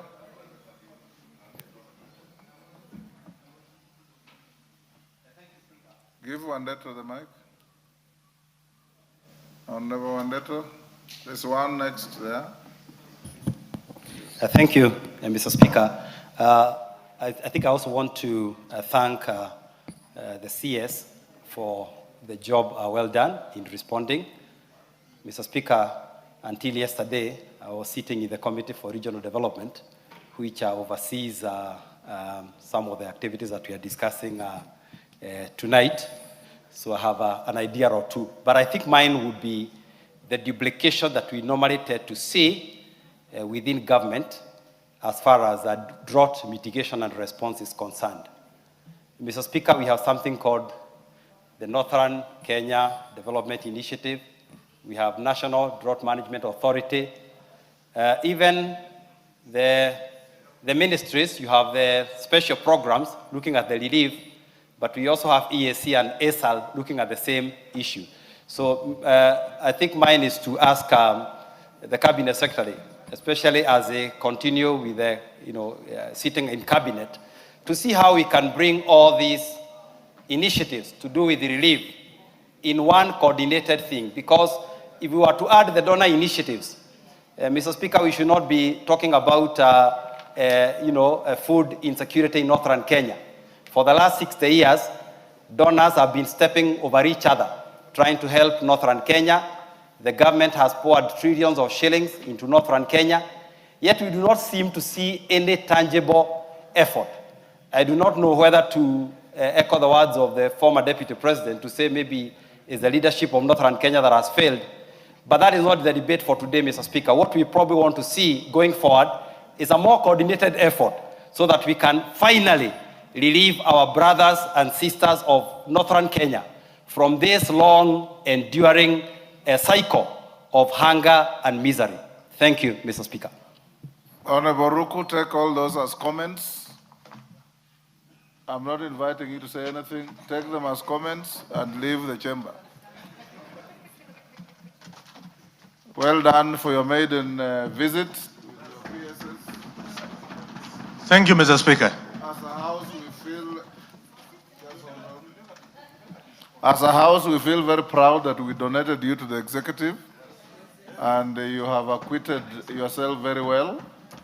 Keep the flag of this house flying out there, because you belong to us. Yes, and yes, carry out your contractual duties efficiently. You are free to leave. Next order. Thank you, Mr. Speaker. I want to assure Mheshimiwa, your request to be met will be done. Yes. Thank you, sir. Okay. Have a good evening. Next order. Order number 11, motion, report of the Committee of the Whole House on the Judges' Retirement Benefits Bill, National Assembly Bill number 27 of 2025. Mover.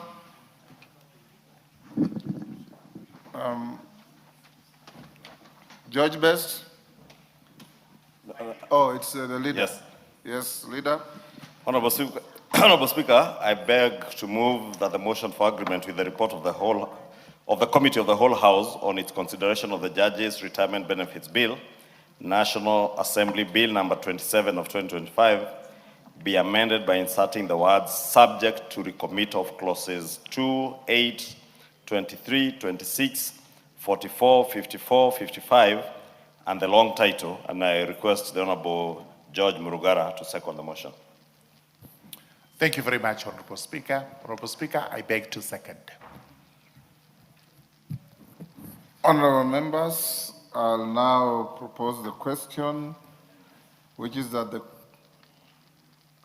the motion for agreement with the report of the Committee of the Whole House on its consideration of the Judges' Retirement Benefits Bill, National Assembly Bill number 27 of 2025 be amended by inserting the word subject to recommittal of clauses 2, 8, 23, 26, 44, 54, 55, and the long title.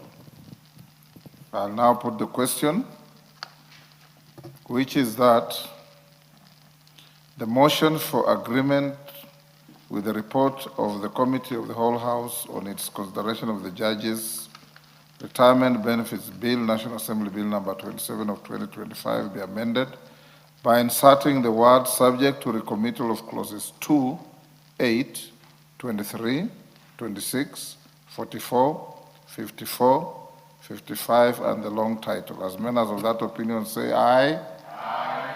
Those of the contrary opinion say nay. The ayes have it. Next. Order number 12, Committee of the Whole House. Members be upstanding.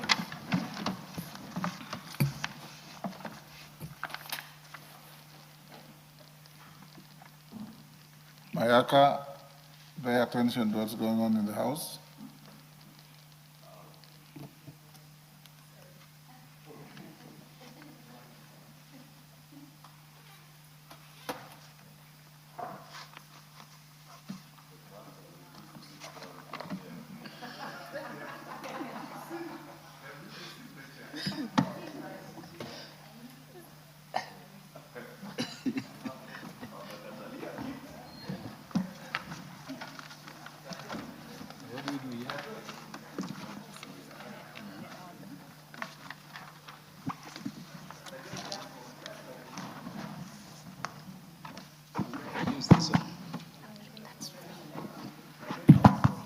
Members, we are on order number 12, recommittal of the Judges' Retirement Benefits Bill, National Assembly Bill number 27 of 2025, the recommittal.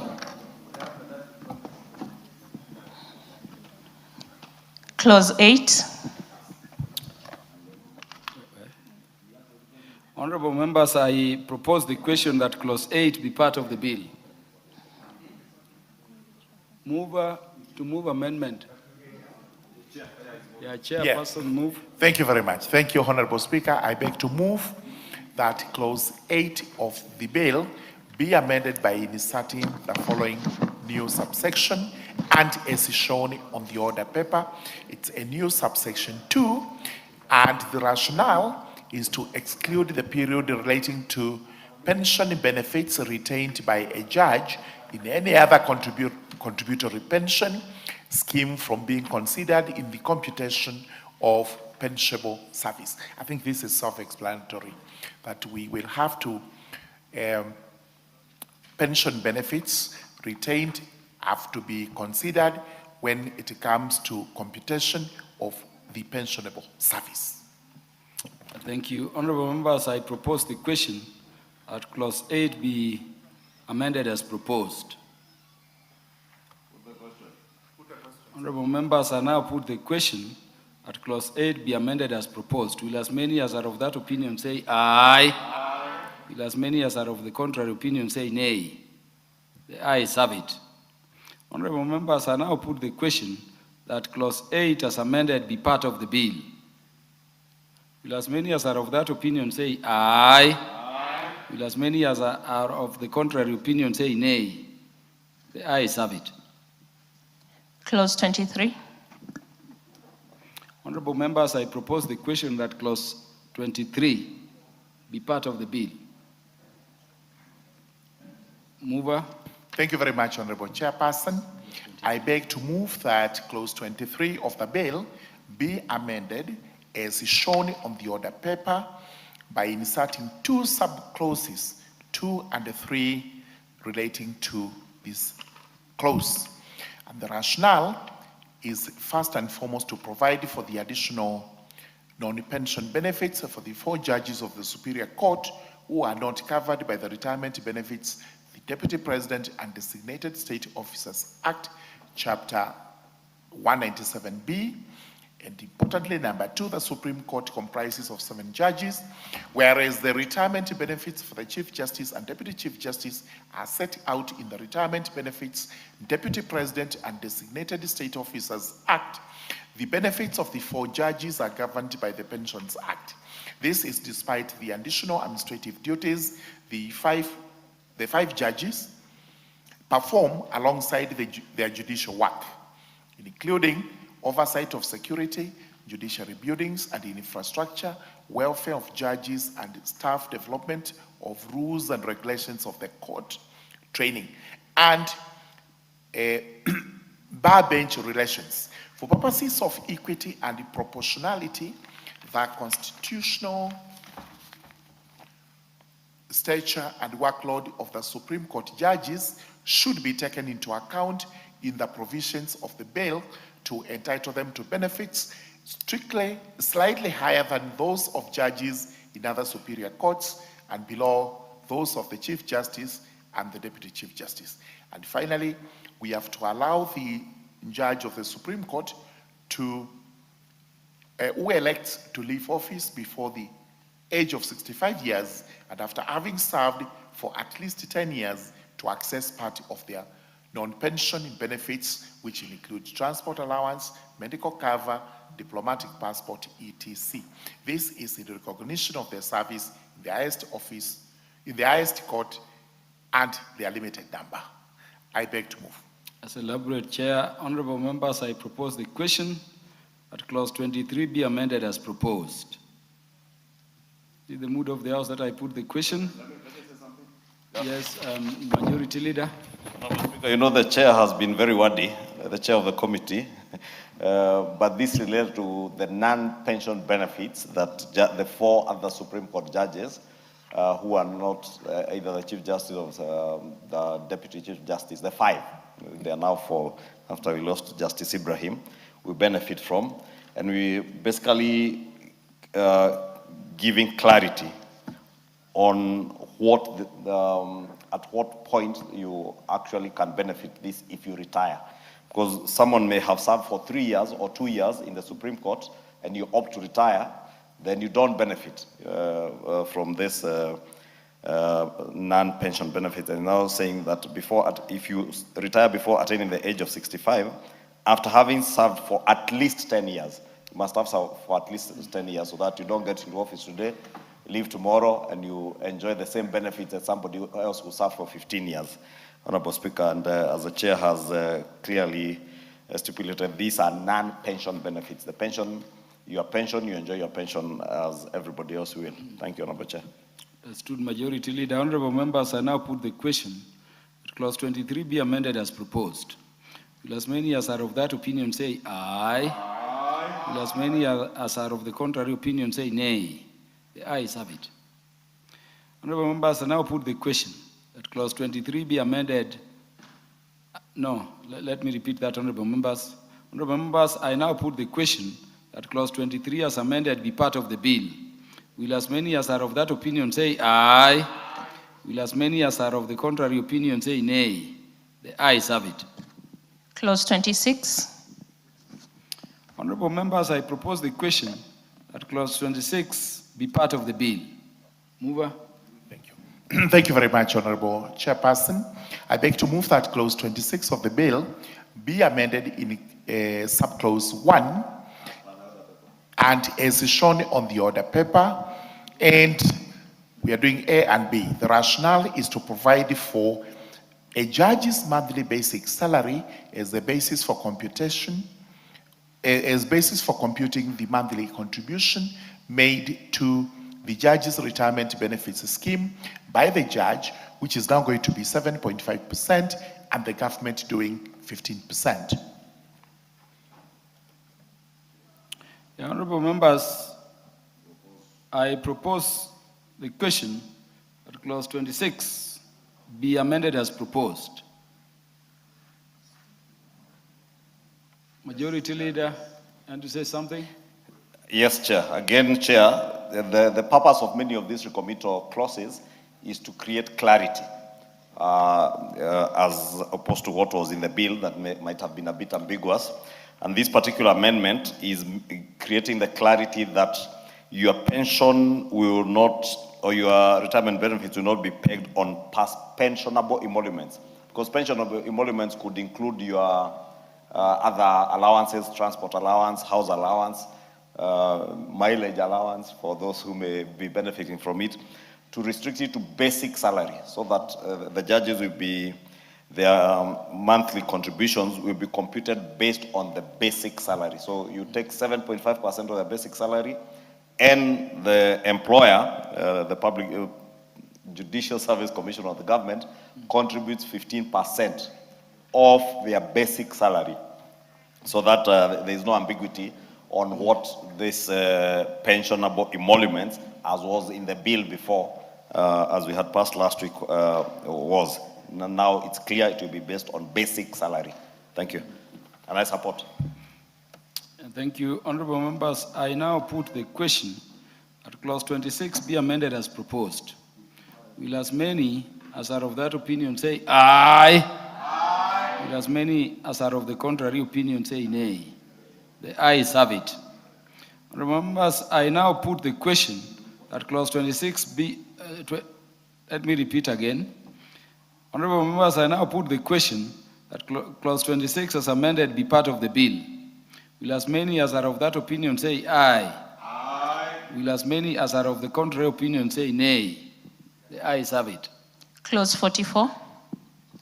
Honorable members, I propose the question that clause 44 be part of the bill. Mover. Thank you very much, Honorable Chairperson. I beg to move that clause 44 of the bill be amended as shown on the order paper. And what we are doing purely is to correct a cross-referencing error and to insert the missing word after, so that it is now tidy and we know exactly when this comes into effect. Thank you. Honorable members, I propose the question that clause 44 be amended as proposed.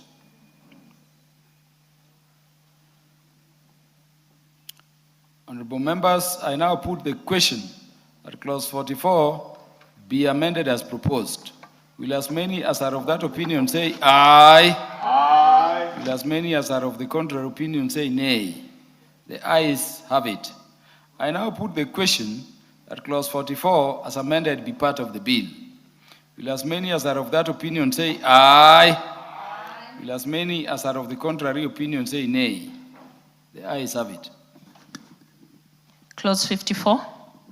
Honorable members, I propose the question that clause 54 be part of the bill. Mover.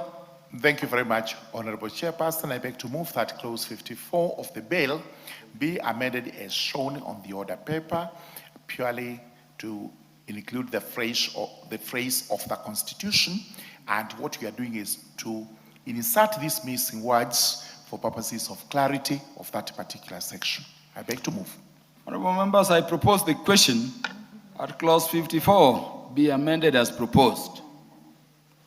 Honorable members, I put the question that clause 54 be amended as proposed. Will as many as are of that opinion say aye? Aye. Will as many as are of the contrary opinion say nay? The ayes have it. Honorable members, I now put the question that clause 54 as amended be part of the bill. Will as many as are of that opinion say aye? Aye. Will as many as are of the contrary opinion say nay? The ayes have it. Clause 55. Honorable members, I propose the question that clause 55 be part of the bill. Sorry. Thank you very much, Chairperson. I beg to move that clause 55 of the bill be amended as shown on the order paper.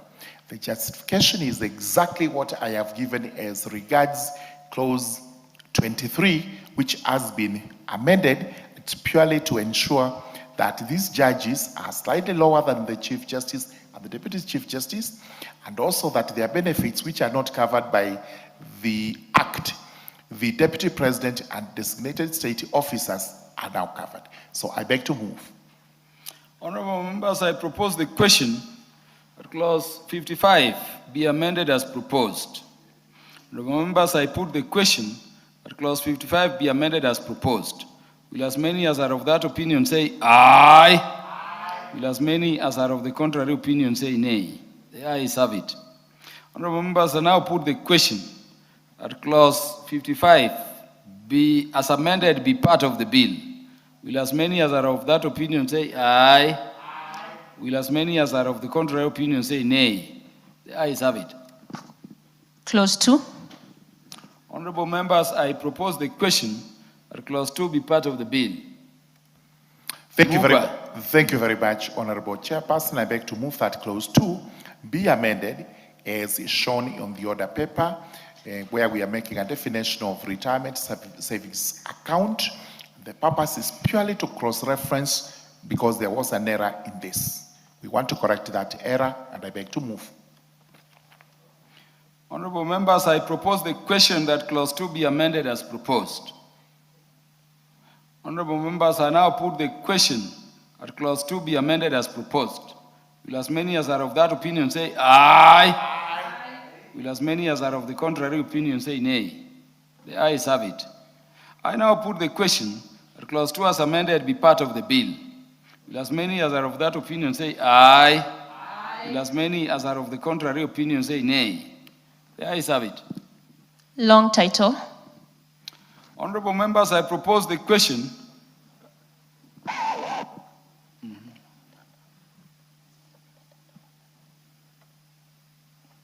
Yes, honorable members, I now propose the question that the long title be the title of the bill. Mover. Thank you very much, Honorable Chairperson. I beg to move that the long title to the bill be amended as shown on the order paper. And what we are doing here is to delete the word to appearing immediately after the word benefits and substituting therefore the word of, purely to say to say that the pension benefits are of judges, not to judges, purely to correct what we think is a grammatical or typographical error. I beg to move.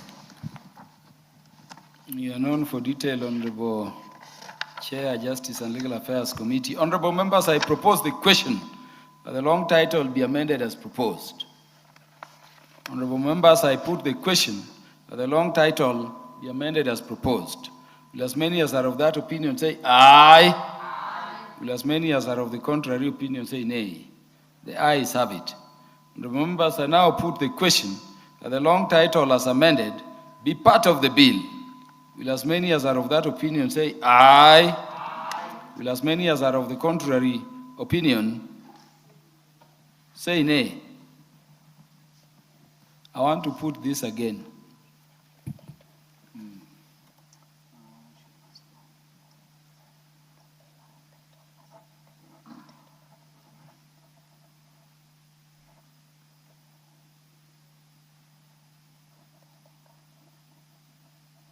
Yeah.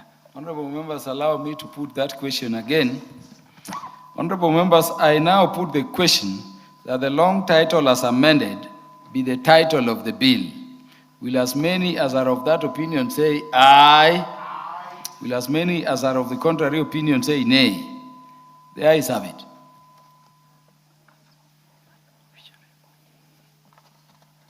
Mover to move reporting.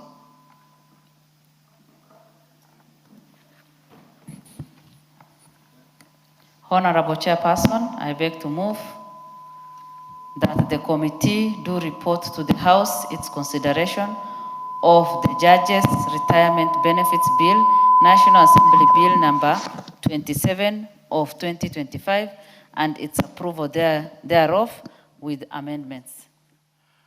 Honorable members, I put the question, which is that the committee do report to the House its consideration of the Judges' Retirement Benefits Bill, National Assembly Bill number 27 of 2025, its approval thereof with amendments.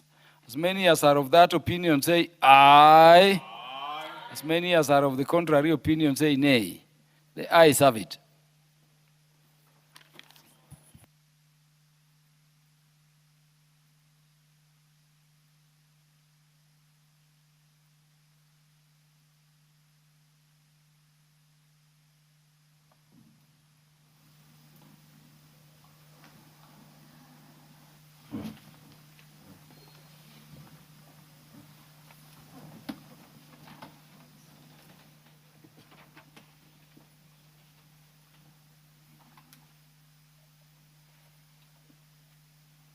Yes, mover.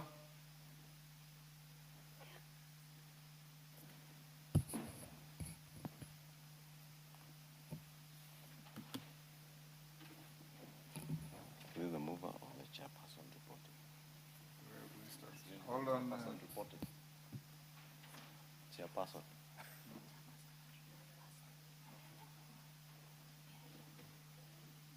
Okay, Kaluma, Chairperson, not you, mover. Honorable Speaker, I beg to report The Committee of the Whole House has considered the Judges' Retirement Benefits Bill, National Assembly Bill number 27 of 2025, and approved the same with amendments. Mover. Honorable Speaker, I beg to move that the House do agree with the committee in the said report, and I also request Honorable Naomi Wako to second the motion for agreement with the report of the Committee of the Whole House. Give her the mic.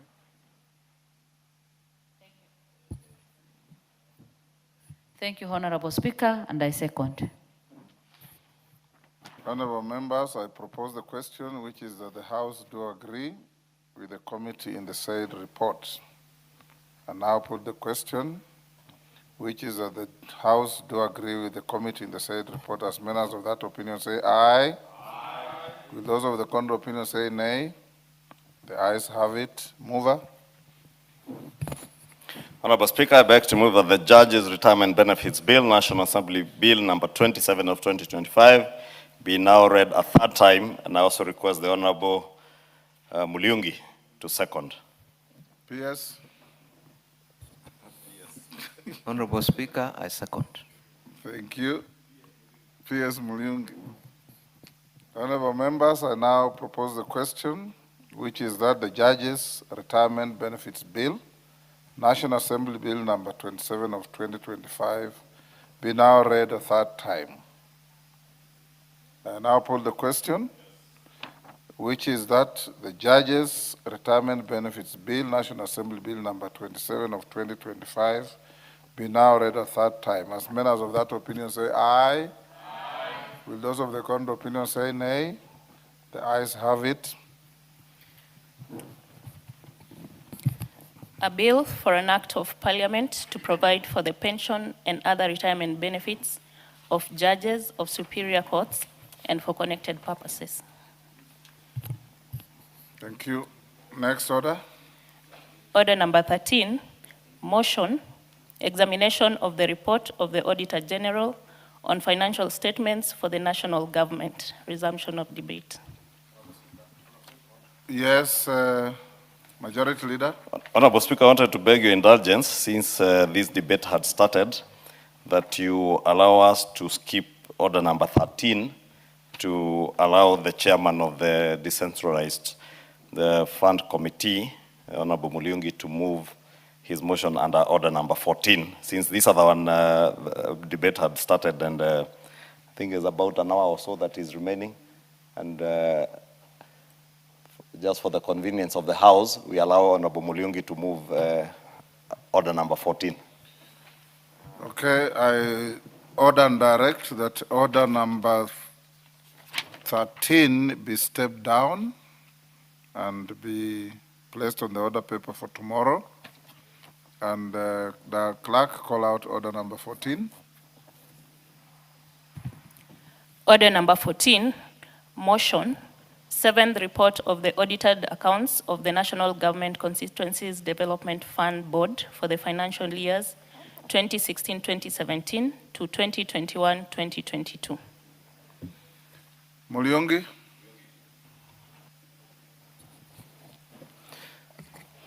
Honorable Speaker, I beg to move that this House adopts the 7th report of the Decentralized Funds Accounts Committee on its examination of the audited financial statements for the National Government Constituencies Development Fund Board for the financial years 2016-17, 2017-18, 2018-19, 2019-2020, 2021-2020, 2020-2021, and the 2021-2022 laid on the table of the House on Tuesday, 2nd of December 2025. Honorable Speaker, during the examination of these reports, the committee held several sittings where it received oral and written submissions from the Chief Executive Officer of the NGCDA Board, who serves as the accounting officer of the board. The committee examined the reports covering 6 financial years, identifying recurring issues and cross-cutting challenges that affect the fund's operations at the national level. Honorable Speaker, allow me to highlight some of the key observations and findings made by the committee. Number one, recovery of fraudulent withdrawals. Mr. Speaker, a significant audit query involved Kenya shillings 32,551,552 that had been fraudulently withdrawn from the board's KCB bank account in 2011-2012 financial year through hacking of the board's bank account by fraudsters. Mr. Speaker, we engaged Kenya Commercial Bank, and we also engaged the board, and we also engaged the DCI on this matter. And we found out that it was true that 2 million was lost from the CDF board account. And the investigations had started. A few people had been arrested by DCI, but recovery of the money had not been recovered. Mr. Speaker, I am pleased to report that following the committee's intervention, KCB returned the full amount of the money to the board account on the 21st of March 2025. And therefore, Mr. Speaker, the money that was stolen by fraudsters from CDF board account was fully recovered through the intervention of the committee. Number two, Mr. Speaker, there were some investments made by the board in various banks. And one of these banks included Chase Bank Limited, which went under receivership, and 82,884,891 was frozen in that bank, and later protected by the Kenyan Deposit Insurance Corporation, KNDIC. KNDIC, according to their act, is mandated to return back 500,000 shillings maximum to depositors if a bank is under receivership. And therefore, 500,000 shillings was returned to the board of NGCDF account by KNDIC.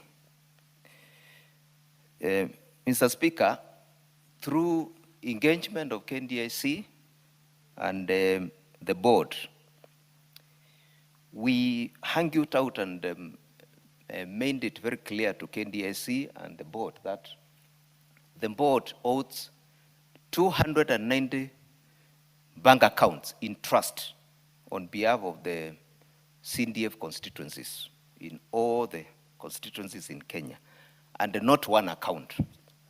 And therefore, they ought to have returned 500,000 times 290 constituencies, not 500,000 shillings, which they returned.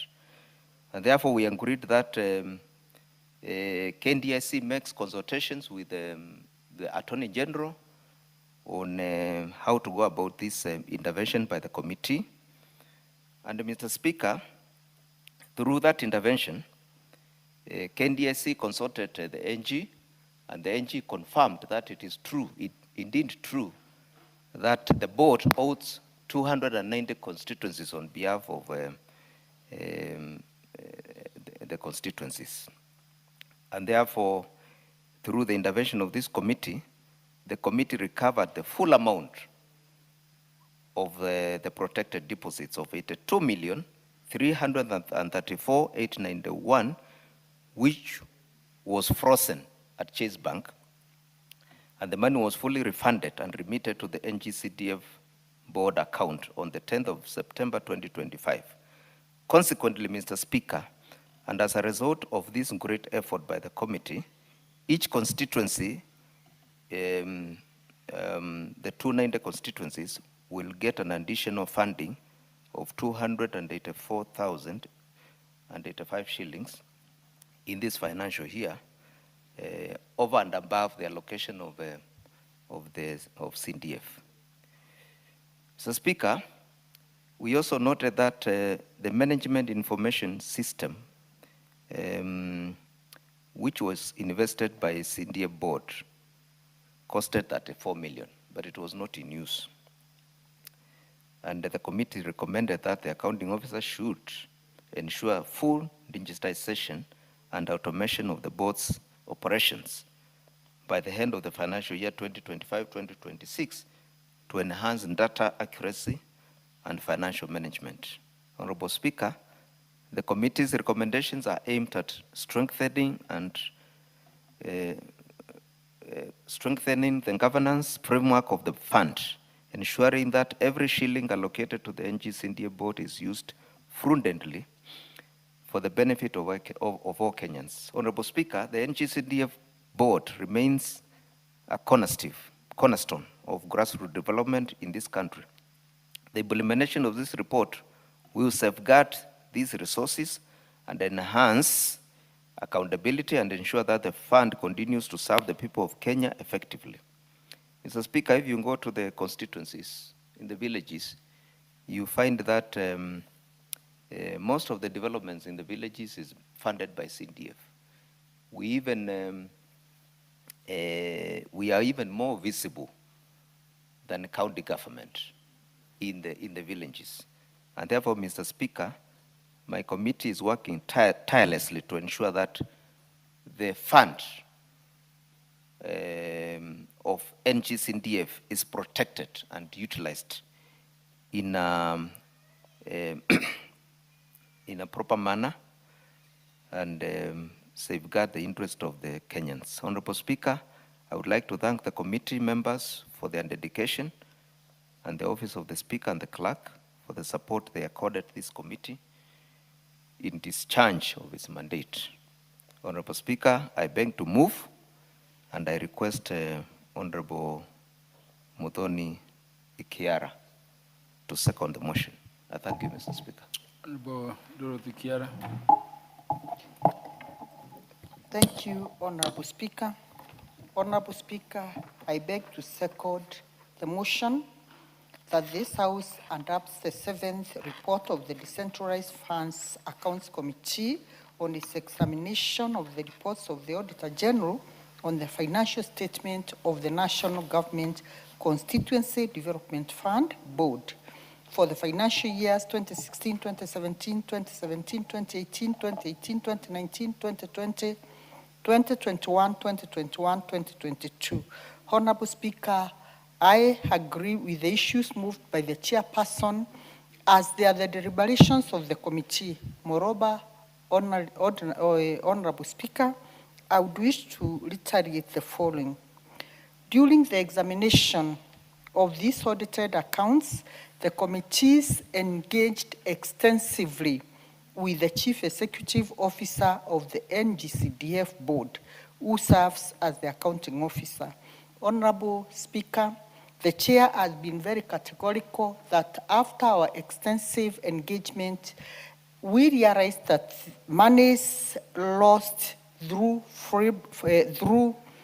money that was withdrawn from the board KCB bank account was returned and refunded back. Honorable Speaker, it is through the cooperation and collaboration of the committee that we were able to achieve this. Honorable Speaker, I would also like to appreciate the committee too for the recovery of the 82,334,891 million that are seen the constituencies the 290 constituencies which will benefit with an amount that Chair has stated through the recovery of these monies which was deposited in the Chase Bank. Honorable Speaker, the committee's examinations are not only mere interrogation, but action plans to protect public funds and to recover any monies lost. In addition to recommending prosecution to any officers found culpable. Honorable Speaker, safeguarding public resources does not remain an option to us. It is a requirement by law and a moral authority for everyone to uphold. Honorable Speaker, I do second this report.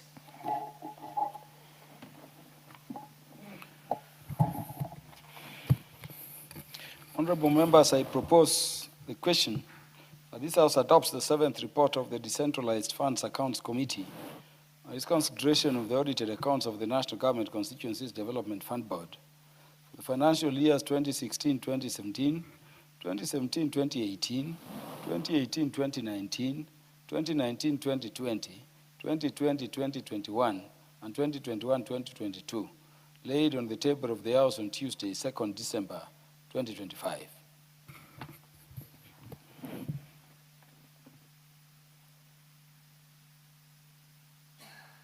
The Honorable Ndini Nyoro, you want to contribute to this one? Yeah, proceed. Give him the mic. Thank you very much, Mr. Speaker, for this chance to contribute to this motion.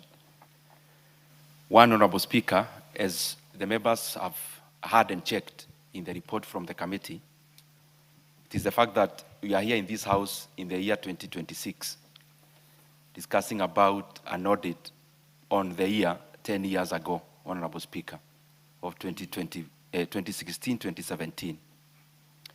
Honorable Speaker, that calls upon all of us in this House and all the other bodies concerned, and especially the Office of the Auditor General, that audit that overstays too much and gets caught up with time, sometimes it can actually get irrelevant. Because some of the issues that we must always deliberate on in this House, Honorable Speaker, are issues that are concerning, Honorable Speaker, even the officers who are currently in the offices. But when we discuss a motion, and especially a motion based on the audit that is a decade ago, Honorable Speaker, I think to a large extent, because audit is also about accountability, it is actually accountability delayed, which is accountability denied, Honorable Speaker.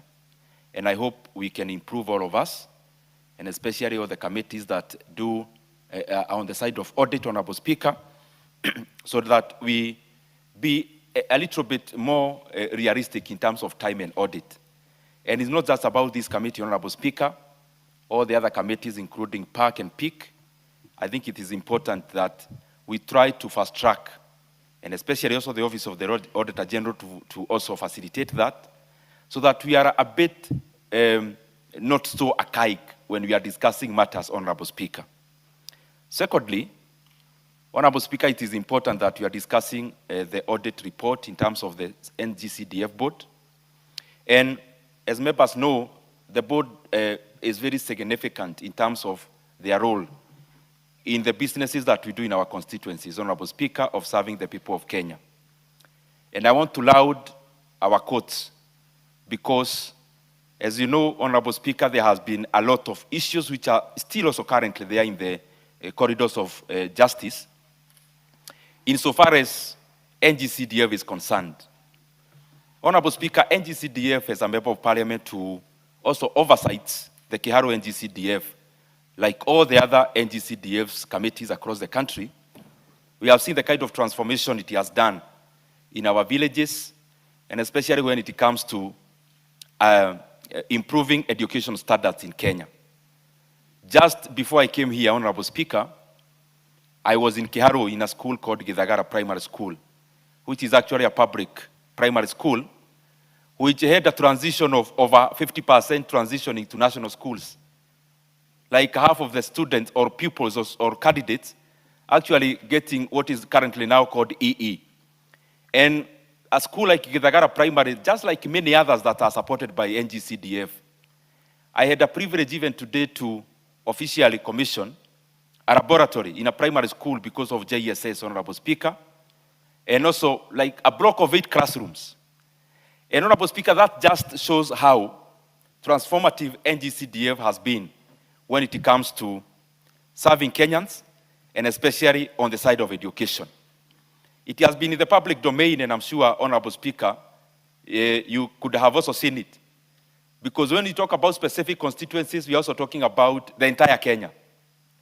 I am so glad that because of NGCDF, for example, Kiharu constituency, which is a very expansive constituency with over 110 public primary schools, including the one I was in today, they look like academies. All pupils actually step on tiles, courtesy of NGCDF, purely NGCDF. I am also glad, Honorable Speaker, that even not just the hard part of building laboratories and classrooms and halls, even on the other side of the soft side of education, when it comes to making sure that learners are in school. We run a program called Kiharu Masomo Bora, Honorable Speaker, where the basis of it and the bulwark and the cornerstone of it is NGCDF. And learners in Kiharu actually only pay 500 shillings per term as school fees. And they eat in school from Monday to Saturday. And of course, the last Friday of the month, they enjoy themselves by taking chapati for lunch across all the 65-day secondary schools, covering over 12,000 learners. Honorable Speaker, that is just part of it, because I know many honorable members here support day schools. Just like Kiharu also, we support also boarding schools in terms of bursaries, short courses, TVETs, universities and colleges, and the rest. And I'm just saying this because, Honorable Speaker, there cannot be an audit of NGCDF board without the existence of CDF itself. I think it is important that even as we define issues, even in the judicial system, they have all the latitude to determine, but being too straitjacket sometimes without looking at the circumstances of Kenya as it is, and economic development level of Kenya as it is, I think it is important that we incorporate all that so that we see the role NGCDF plays, and especially in making sure that our communities develop. As I go to the finish, Honorable Speaker, I have interacted in many ways with the Office of the Auditor General. And this is one of the offices, including the personnel and Madam CPA herself, that have seen a lot of patriotism when it comes to the service of the Kenyan people. That is one of the government organizations, Honorable Speaker, where whatever they do is, whatever they preach is actually what they take. And I call upon us, as we be debating the budget policy statement later on and the estimates, that we capacitate the Office of the Auditor General by sufficiency of resources so that, Honorable Speaker, they can enlarge their scope. Many of the public schools, as we talk, are actually not covered by the Office of the Auditor General, basically just because of lack of capacity. It is important that we capacitate them, we give them resources to employ more personnel and also systems so that the audit they do, Honorable Speaker, can be wider and incorporate much more. Special audits also are important, special audits in terms of money, but also in terms of processes. Many times you only check about money. We audit money. But sometimes the processes and the decisions made by leaders cost Kenyans much more, Honorable Speaker, than the money we debate here. Currently, Honorable Speaker, there are various things happening in the country, including the Kenya Pipeline IPO, which by yesterday was actually undersubscribed. But yesterday, the closing day, many parastatals like NSSF that is audited by the Office of the Auditor General and also in this House, received calls, Honorable Speaker, to put in workers' money in a venture where their own analysts had ruled it out. Entities like KCB, where the government only has 19%, is so overbearing as to give a phone call for KCB to put in billions of money into an IPO where their internal experts had already ruled it out. The same with superannuation fund, the same with Kenya Re. Some of these processes, Honorable Speaker, they cost our country dearly. And it is important that we capacitate the Office of the Auditor General for them to arrest such kind of matters as they happen. Because if we allow these kind of things to keep on happening, Safaricom IPO comes, we talk a lot of Kiingereza, we sell it for a song, then we audit it 10 years later. These kind of things, Honorable Speaker, needs to be done timely when they are relevant so that we save Kenyans from the loss of resources and especially from political bulldozing of institutions that are otherwise independent. I submit, Honorable Speaker. Thank you, Honorable Ndindi. The Honorable Mukunji. Thank you. Thank you, Honorable Speaker. I also want to add my voice to the report of the committee.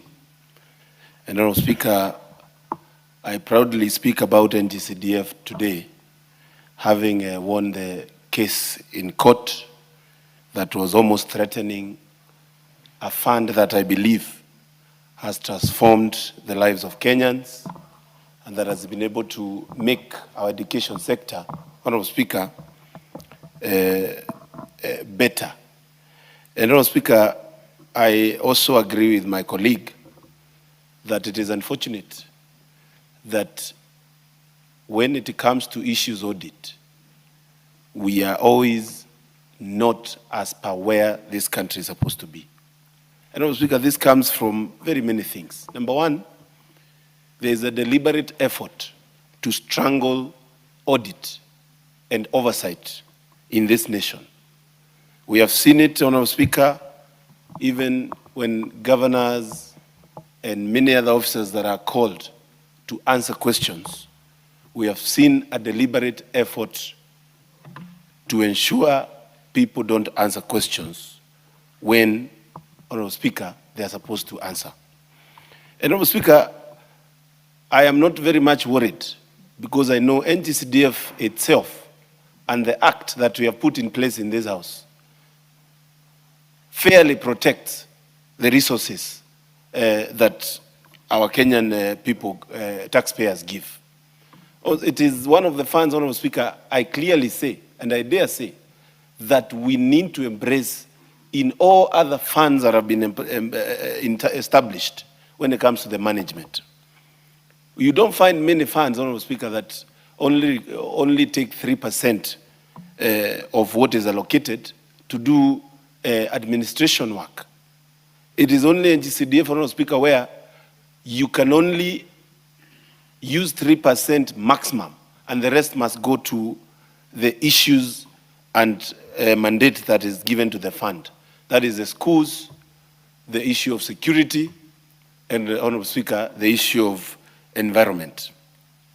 And, Honorable Speaker, I also want to laud the management of NGCDF in the national level, led by the CEO and the members that are engaged in this committee.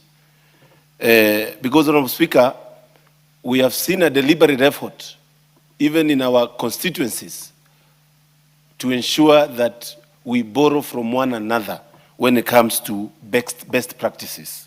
And this has made the fund not to be endangered in any way, Honorable Speaker. And many of the members here, Honorable Speaker, have a story to tell on the impact of NGCDF in their areas where they come from. And Manyata constituency, Honorable Speaker, is not left behind. In 3 years, Honorable Speaker, you'll not find a school with a JSS class without laboratory equipment that, Honorable Speaker, found a crisis of non-equipping of our public day schools. Honorable Speaker, you'll find our schools now being able to get better infrastructure, and we are able to assist parents and do all manner of things to ensure that the fund is really felt on the ground.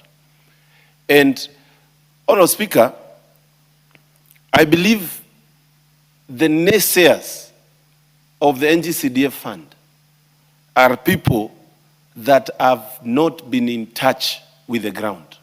They have not listened to the ground. In one of the political parties, they say, sikiza wananchi, sikiza ground. I believe NGCDF and many of leaders have come to challenge best uses of NGCDF, but NGCDF with even the comparison of tendering process, whereby if you are building a class in Rift Valley and you're building a class on this other side, you cannot have very different prices. It tells you this fund is well utilized and is a fund that can take this nation far. I propose, Honorable Speaker, an increment moving forward in the budget to ensure that this fund can even get more money and do more roles so that we can be able to ensure that a fund that works for the people continue working for the people. Honorable Speaker, as we talk of audit, I also want to clearly say that we must ensure the Auditor General's office is well funded. it is a shame, Honorable Speaker, that the Auditor General herself, and I sit in the Committee of Constitutional Implementation and Oversight. And when she appears, Honorable Speaker, she clearly says that she is underfunded. How dare we allocate money, Honorable Speaker? Serious monies that are coming from sweat of Kenyan, and then we underfund, Honorable Speaker, the Auditor General's office. It is not right, it is not fair, it is against the goodwill of our Constitution. We must fund the Auditor General's office to be able to have enough resources and have the auditor reports that are better and are well researched. Lastly, Honorable Speaker, I also want to say that this House must also continue taking the Auditor General's report seriously.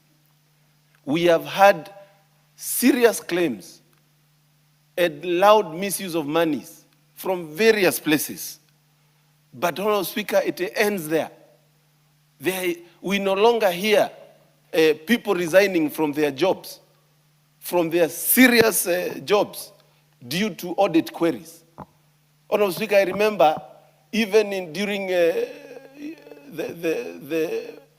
Nusumkate government, as they used to call it, even the current president had to resign and leave his position when he was a minister for agriculture because of issues of audit. And, Honorable Speaker, we are becoming numb to the fact that today you can be read in the papers, you have diverted 10 million for a certain event, and you continue saying sorry. And it is business as usual. I believe, Honorable Speaker, this House has a big role to play. We must call ourselves to order, and audit reports must be serious issues when it comes to running, Honorable Speaker, this country. Honorable Speaker, I submit.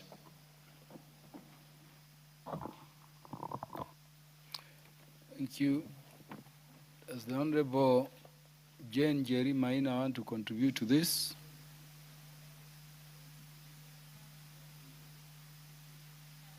Give her the mic. The last time she contributed, she had a name called Itungati. My card is not working. Or Itungati. Thank you, Honorable Speaker. You know, I bear the name Itungati with very much pride. The other day you asked what it means, and I told you what it means in my community.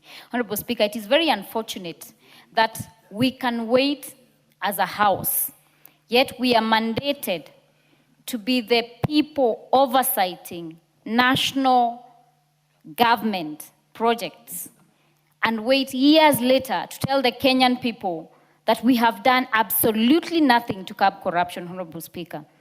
You know, the Kenyan people would ask us, who are we waiting for to come and resolve these issues? Honorable Speaker, we cannot keep debating as a House these reports and endlessly. We saw last year when the Auditor General said that of the e-citizen amounts that have been paid in regard to SHA, that we have lost over 60 billion Kenya shillings, taxpayers' money, Honorable Speaker. And when we fail to take action on some of these parastatals and ministries, Honorable Speaker, as a House, we are failing the Kenyan people.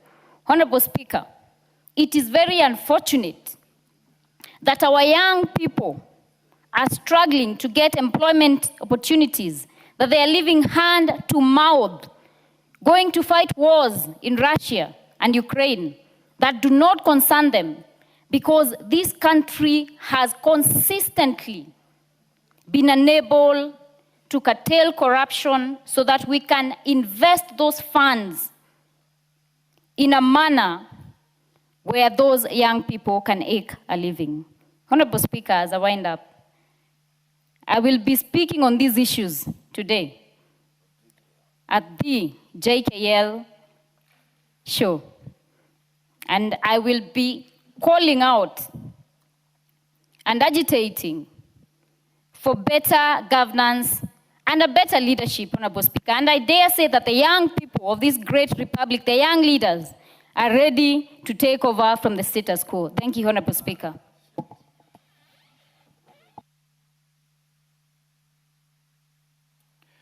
There being no more interest. Is that the Honorable Gimose? Yeah, give Honorable Gimose the mic.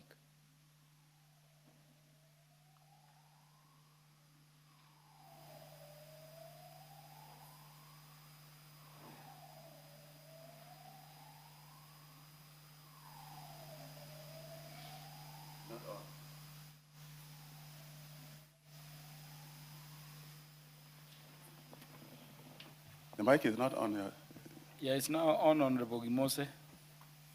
Mr. Speaker, sir, I wish to say that this debate is at the right time. I'm sorry, I have a heavy flu. And the contribution of members on the CDF is apt. And the Auditor General, who did this job, must be commended for what has come out today. CDF is an important eventuality in this country. It has done a lot to the people of this country, and I can vouch for it in my constituency. CDF has done and continues to do a lot of good to the people. I wish to say that for the delay, echo the views of the other members, that the delay that has been caused in auditing this facility is erratic, incongruent, and wrong, and a waste of time,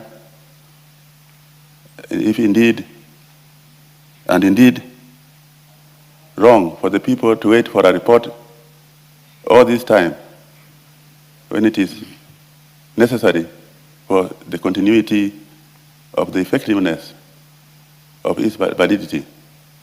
I wish to say thank you for this opportunity. Thank you, Honorable Gimose. The Honorable Eric Muchangi. Thank you. Thank you, Honorable Speaker. And Honorable Speaker, allow me to thank the chair of this committee as I support this report. This is a committee that has done a fantastic job. And Honorable Speaker, important to note is that in their oversight functions as a committee, the committee ensured that monies that had been lost have been recovered. And this is a very good thing that public resources that were otherwise thought to have gotten lost were recovered. And Honorable Speaker, allow me to emphasize that public resources are not supposed to be monies that will be pocketed by a few people for their own benefit. Public resources are monies that are supposed to serve our country, develop our country, and ensure the sustainability of development in our country. So, Honorable Speaker, allow me to thank this committee for a job very well done, and hope that they will continue doing their job this way. Thank you, Honorable Speaker. There being no more interest by members to contribute, I now call the mover to reply. Honorable Speaker, allow me to thank members who have contributed to this report, and in particular, members for recognizing that CDF is the only fund that within Kenya and in every village, you can see an icon of development done by CDF within a radius of less than a kilometer. You'll see something that has been done by CDF. And therefore, I want to thank members for their contribution And with those few remarks, Mr. Speaker, I beg to reply. Thank you. The motion appearing under Order 14 will be subjected to House decision when it will be next scheduled by the House Business Committee for the convenience of the House. Next order. Order number 16, motion, 8th report on the audited accounts of the National Government Affirmative Action Fund for the financial years 2016-2017 to 2021-2022. Did you skip order number 15?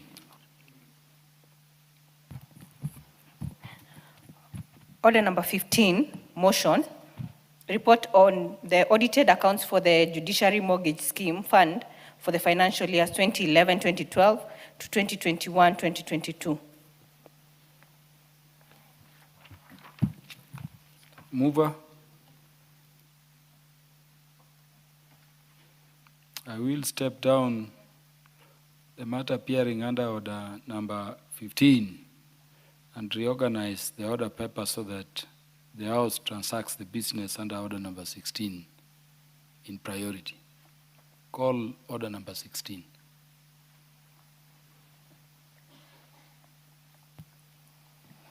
Order number 16, motion, 8th report on the audited accounts of the National Government Affirmative Action Fund for the financial years 2016-2017 to 2021-2022. Mover.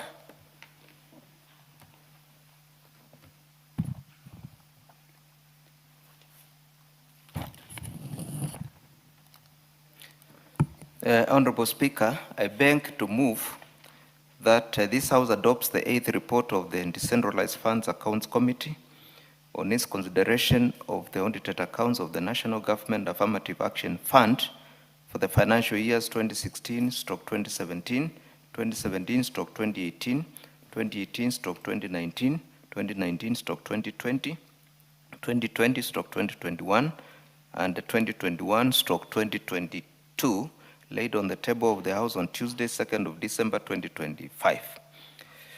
Mr. Speaker, the committee held several sittings and examined several reports and invited the Principal Secretary of the State Department for Gender and Affirmative Action Fund, who is a designated accounting officer of the fund, to respond to the issues raised by the Auditor General. The committee's examinations focused on both the financial propriety and compliance with its statutory obligations. Mr. Speaker,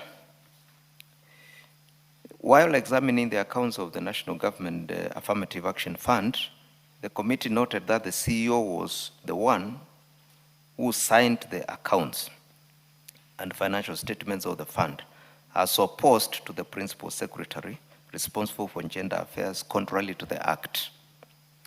Pursuant to this, the committee sought advice from the Attorney General, who confirmed that it is true that the Principal Secretary responsible for gender affairs is the accounting officer of the fund and must sign and submit financial statements in compliance with the Section 84 of the Public Finance Management Act.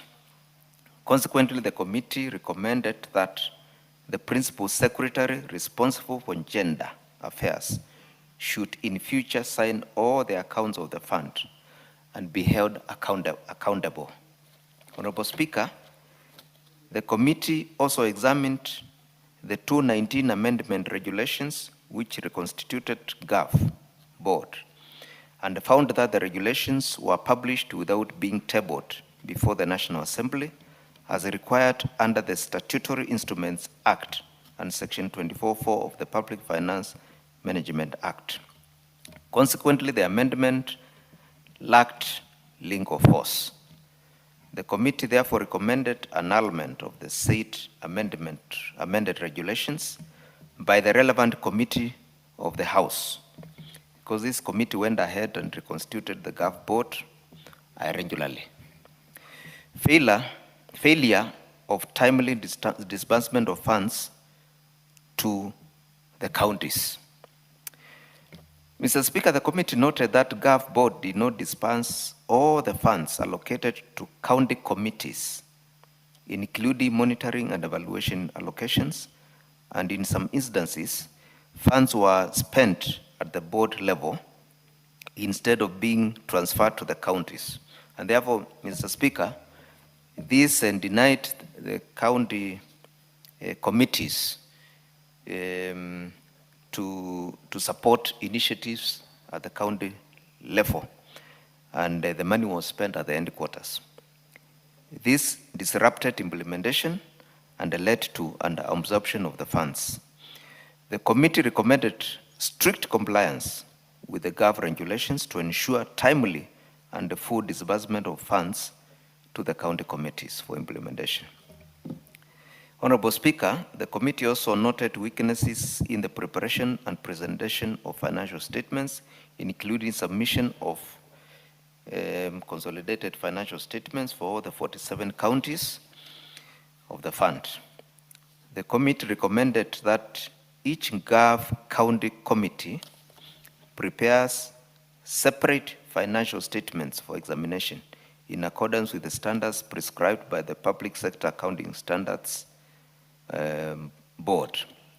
Because, Mr. Speaker, we noted that the fund only prepared one financial statement for the 47 counties, and we were not therefore able to specifically examine accounts of each county. And we are therefore recommending that in the future, the Gov should do accounts for each county separately.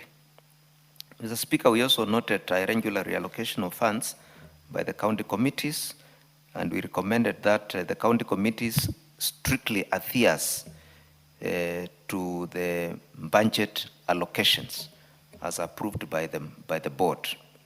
On management of interest, the committee found that staff were issued multiple interests,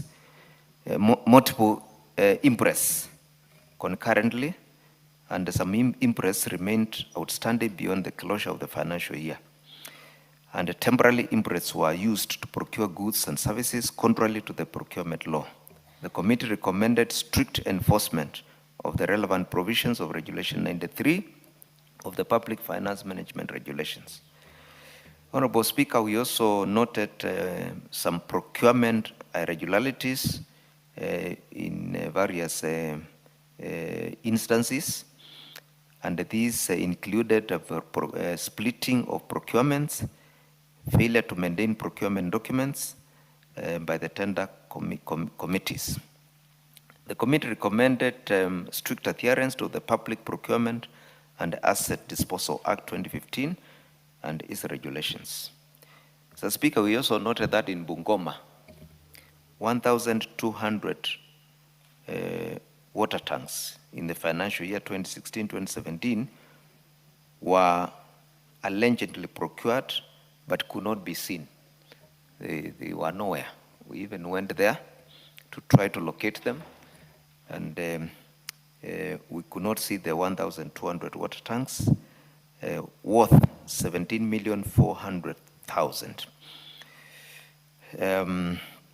The committee recommended that this matter be investigated further, because the residents of Bungoma did not get value for their money worth 17,400,000 shillings for the water tanks, which we could not locate where they are.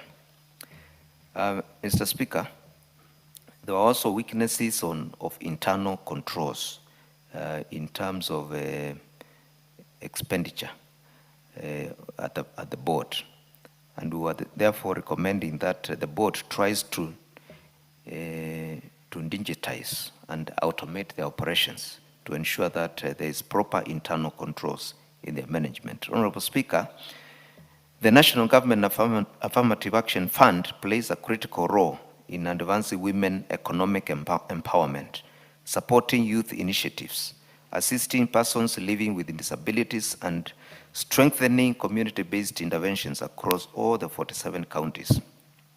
However, this mandate can only be achieved through strict adherence to the constitutional principles of public finance under Article 201 of the Constitution, which demands openness, accountability, prudence, and responsible use of public resources. The recommendations contained in this report are therefore aimed at strengthening governance, enhancing accountability, and ensuring that GAF resources are utilized effectively for the benefit of the vulnerable groups for whom the fund was established to serve. Honorable Speaker, GAF is a fund that complements CDF. And when you go to the villages, you see a lot of activities being done by GAF, and therefore this fund should be promoted by all means and anchored in the law, because at the moment it is not anchored in the law. And the committee also recommended that we establish a legal framework to support this fund. Honorable Speaker, I would like to thank the committee members for their dedication and the Office of the Speaker and the Clerk for the support accorded to the committee in discharge of its mandate. Honorable Speaker, I therefore beg to move and request Honorable Dorothy Muthoni to second the motion. Thank you, Mr. Speaker. Honorable Dorothy Muthoni Kiara. Thank you, Honorable Speaker. Honorable Speaker, I beg to second the motion that this House adopts the health report of the Decentralized Funds Accounts Committee on its consideration of the audited accounts of the National Government Affirmative Action Fund for the financial years 2016, 2017, 2017, 2018, 2018, 2019, 2019, 2020, 2020, 2021, and 2021, 2022. Honorable Speaker, I agree with the issues moved by the chairperson as they are the true deliberation of the committees. Moreover, Honorable Speaker, I would like to reiterate the following.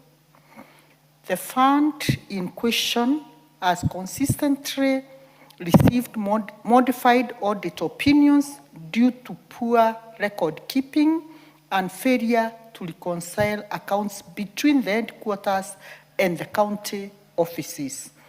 To remedy this, Honorable Speaker, the committee recommended that GAF board prioritizes the continuous capacity building of the officers and ensure that all financial statements are prepared in strict compliance with the formats prescribed by the Public Sector Accounting Standards Board.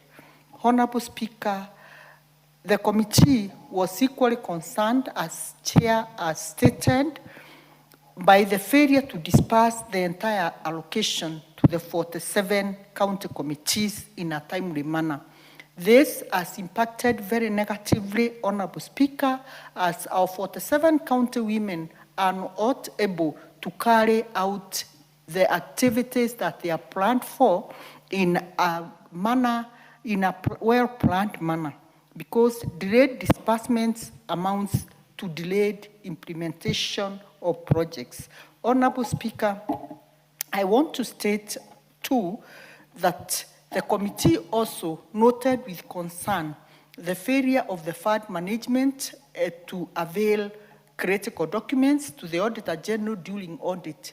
Honorable Speaker, this one is a matter that has kept recurring, because without such documents like the cash books, bank statements, payment vouchers, and monitoring and evaluation reports, then the Auditor General is not in a position to flag out key issues that are making this fund not serve the public as it's intended. The committee, therefore, argues the accounting officer to ensure that all documents are properly maintained and made available during audits without delay.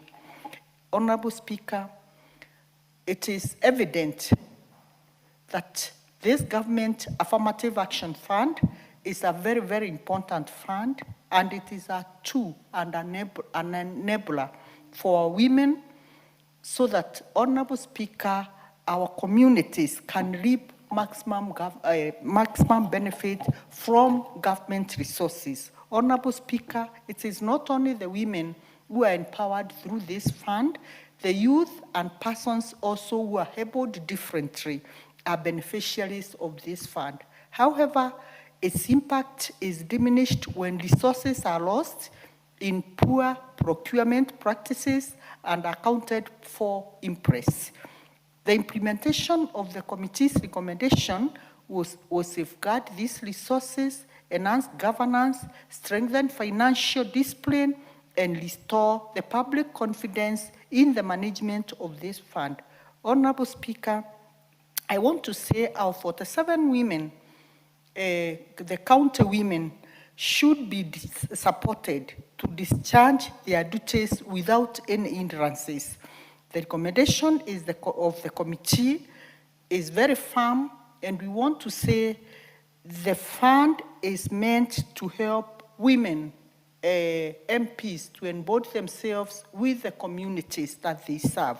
Honorable Speaker, for this, we also thank His Excellency, the President of the Republic of Kenya, Honorable Speaker, for standing with this particular fund, because, Honorable Speaker, without involvement of women in our communities, the communities cannot advance. Honorable Speaker, I want to say I support the chair, and I pray that this House will help us in ensuring that all the recommendations are properly implemented for the success of this fund. Honorable Speaker, I support. I second. I second.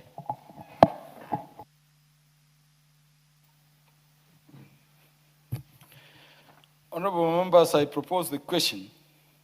This House adopts the 8th report of the Decentralized Funds Accounts Committee on its consideration of the audited accounts of the National Government Affirmative Action Fund for the financial years 2016-2017, 2017-2018, 2018-2019, 2019-2020, 2020-2021, and 2021-2022, laid on the table of the House on Tuesday, 2nd December, 2025.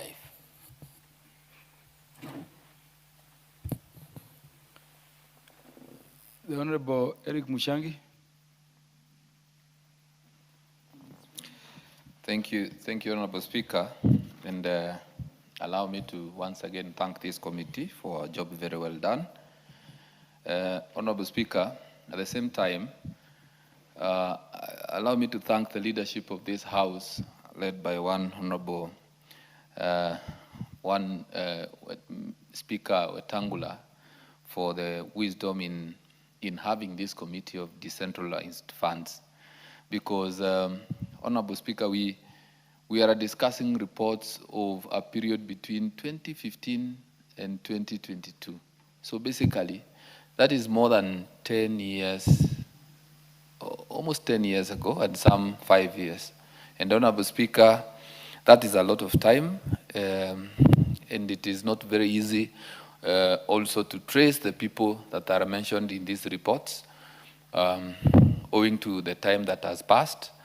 And in the wisdom of the leadership of this House, now we have a committee that is able to fast track the business of committees and ensure that the reports are handled well, because previously the committee that was dealing with this had a lot of work to deal with, and perhaps this is the reason why it delayed so much. So, Honorable Speaker, this House has a responsibility to oversight government resources, government funds, and this fund is a fund that has brought a lot of change in our communities, and especially in the places where enough public participation has been done. We have seen a lot of people getting support from this fund, and it is for this reason that we need to ensure that it is not misused. And I once again laud the efforts by the committee to ensure that this job is well done. So thank you, Honorable Speaker, and I support. The Honorable Naomi Wako. Thank you, Honorable Speaker, for giving me this opportunity to add my voice to this very important motion, as I also congratulate the committee for tabling this very relevant report to us, though it covers the years from 2016 to 2022, which when you look at the purpose of accounting, that is to correct the mistakes that people have done on a yearly basis, will take us back and also show that there is no proper accountability. Honorable Speaker, I support this because I know the importance of GAF funds that has transformed lives on the ground, and that has educated many poor children who wouldn't have managed to go to schools, and also empowered youths in the villages, empowered women groups, and empowered vulnerable groups. Honorable Speaker, the funds may be little, but the difference it is making is quite huge. I know, like in my place, the moment I go to the villages and distribute water tanks, sometimes I distribute goats to the poor women.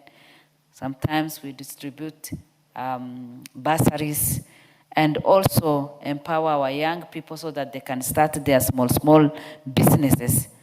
You can be only encouraged by the joy you see on their faces and the transformation that takes place immediately after they receive either the funds or the equipment to establish their businesses.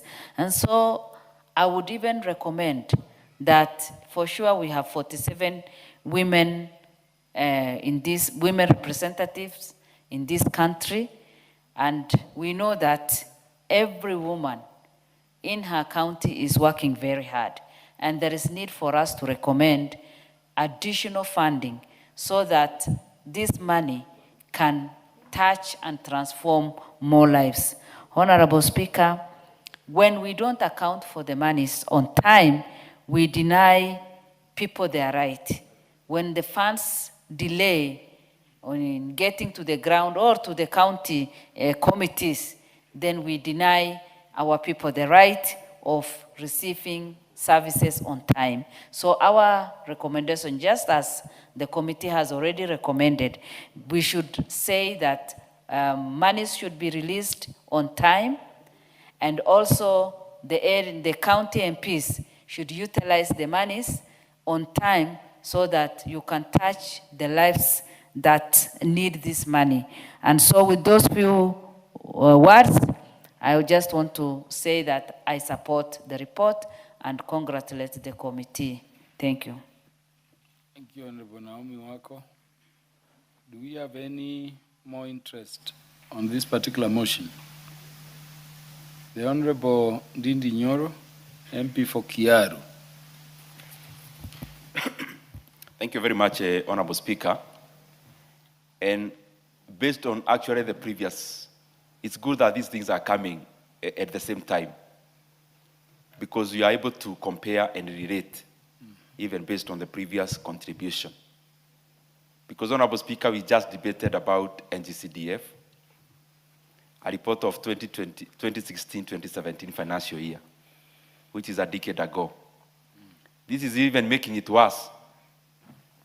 We have now 2015. I think we are now going backwards even. That Kenyans are watching us at home, discussing about an audit report of the year 2015. Honorable Speaker, I believe even some of the members of this House were actually in high school by that time. And this calls us to be more concerned about the infrastructure we have in terms of the state infrastructure when it comes to accountability. Because we cannot be here talking about GAF, and we are talking about year 2015. Actually, a colleague of ours here, my friend, the member for Kacheliba, was not even a CEO by then. He became CEO, now he's an MP. Meaning, we are actually to even debate his years as CEO of GAF. And he's now sitting in this house. So we need to fast track the kind of audits we are doing, because I know the conveyor belt on the side of the Office of the Auditor General, they have done their best. They have churned some reports. At the very basic, we just be at par with them.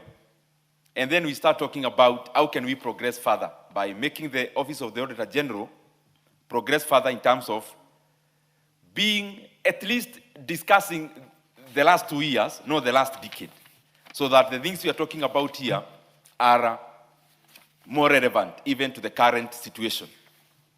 Honorable Speaker, as we have seen the performance and the output of the devolved funds, many times I ponder and I think that the big cake we call the national budget of currently now over 4.5 trillion Kenya shillings. I wish we had much more resources in these devolved funds, Honorable Speaker, because their bureaucracies are very constrained. The bureaucracy of GAF, the bureaucracy of NGCDF is so thin that most of the money actually goes to where it should be. And no other the reason why, if you go to the villages, you are likely to see the impact of these devolved funds more than you are likely to see of the national government itself, which is left by the much bigger cake after we take the crumbs. Because what we take is basically not even a drop in the ocean. It is vapor in the big essence of the entire budget. That you are talking about GAF and NGCDF combined, Honorable Speaker. We are talking about around 1.1% of the entire budget, or 1.2%, maximum 1.5% of the entire budget, Honorable Speaker. And we are able to see the impact. We need to interrogate ourselves, even not just this House, but also Kenyans, because if, for example, we gave GAF a multiple of 4, and we gave NGCDF, let's say, a multiple of 3, Honorable Speaker, we will be even tarmacking roads using NGCDF, because we'll do away with the business of schools completely. We will put tiles, put ceilings, put even carpets in classrooms, because we'll have so much resources, figuratively speaking. We'll have all the learners in school in terms of support of the soft side, that is bursaries. We'll now be seeking authorization from NGCDF board to do even tarmac roads, Honorable Speaker, to even do mega electricity projects of lighting our villages, because these resources would be monumental. And I am here wondering, because it's not a matter of these resources are not available. It is a matter of where are these resources left. At the bigger cake, the kitchen where this cake is left, the bureaucratic machine is so heavy that we use much of the funds in oiling the government machinery more than in actually dispensing services to the Kenyan people. So that's a balance we need to interrogate as Kenyans, Honorable Speaker, so that we are able to drive much more development in our villages. The other thing, Honorable Speaker, is that we need to keep on strengthening the systems. GAF has come a long way, just like CDF. Initially, when NGCDF came on board, just like GAF, even money could be handled in cash. You could take money to a school using cash. There was no NGCDF committee members, Honorable Speaker. The MP, you would go, you complain the toilet is collapsed, and the MP would write you a check there and then. But the systems have now improved. And the systems, when they improve, they bring about efficiencies, but also accountability. And I'm happy that even GAF has come a long way when it comes to systems. Because in the government and the way government dispenses resources, the output is always as good as the process. And when we streamline the process, we are also likely to improve the output.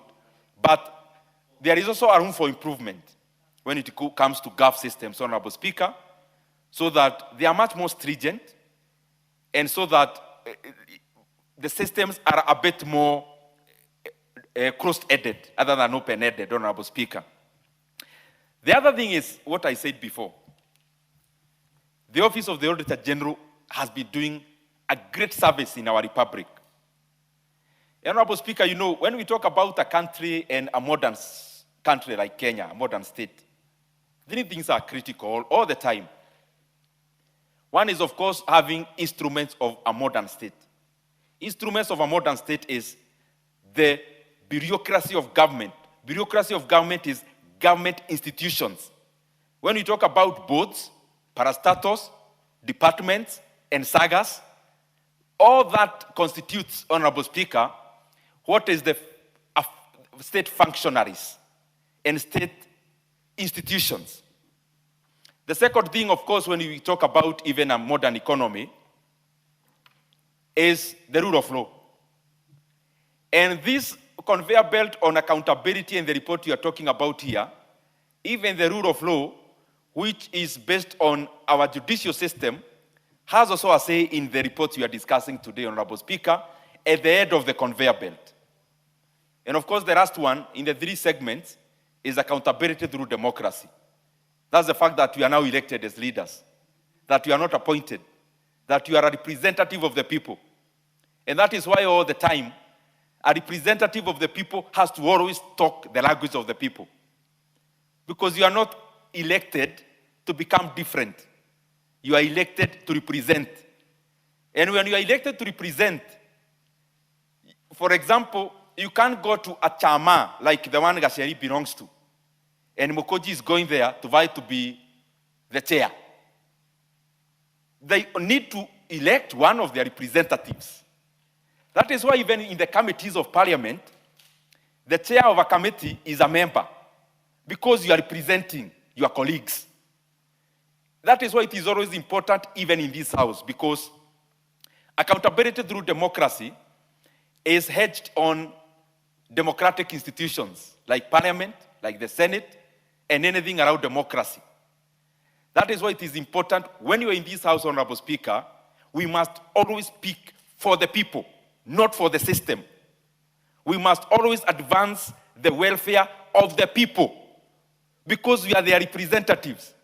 When you're elected a leader, there should be no gap between the people you are representing and yourself, in terms of the line of thought and in terms of representation.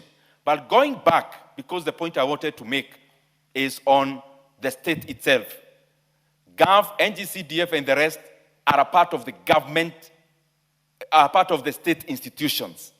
Let us keep on refining them so that they become better.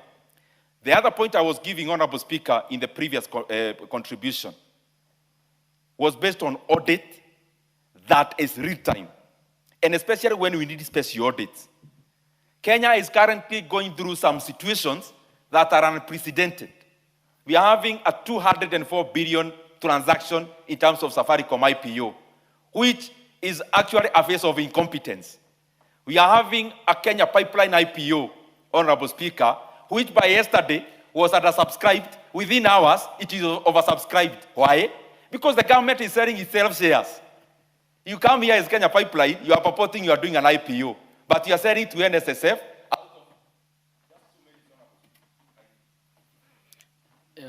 You are added 2 minutes. Thank you very much, Honorable Speaker. We are here discussing monumental issues. Safaricom is a 204 billion Kenya shillings transaction. Kenya has never had such a transaction ever since independence. Honorable Speaker, some of these issues, when we raise them, the Office of the Auditor General needs resources that they can be able to go ahead and investigate such matters, arrest them when they matter. That is why they actually need to have one account. The other thing is Kenya Pipeline, as I was saying. You are here doing an initial public offering, but it's not public. It is subscribed within a day. Phone calls come to NSSF, another phone call to National Superannuation, another one to KCB, another one to Kenya Re, another one to Kenya this. Institutions that has also other private shareholders. And then we are channeling money there, Honorable Speaker. And then we come to face Kenyans, oh, it is oversubscribed. Oversubscribed because of political interference, Honorable Speaker, where we are putting workers' money in suboptimal commercially, in suboptimal areas, Honorable commercially speaking. And Honorable Speaker, that is why the Office of the Auditor General need capacity, so that that kind of matters, they move with speed, they stop them when they matter most. Now, we are handing over even the control of Kenya Pipeline to our brothers in Uganda. Then, is this still Kenya or Kenya-Uganda Pipeline, or what is it about, Honorable Speaker? Everything is bogged down because political interference in running of institutions, Honorable Speaker.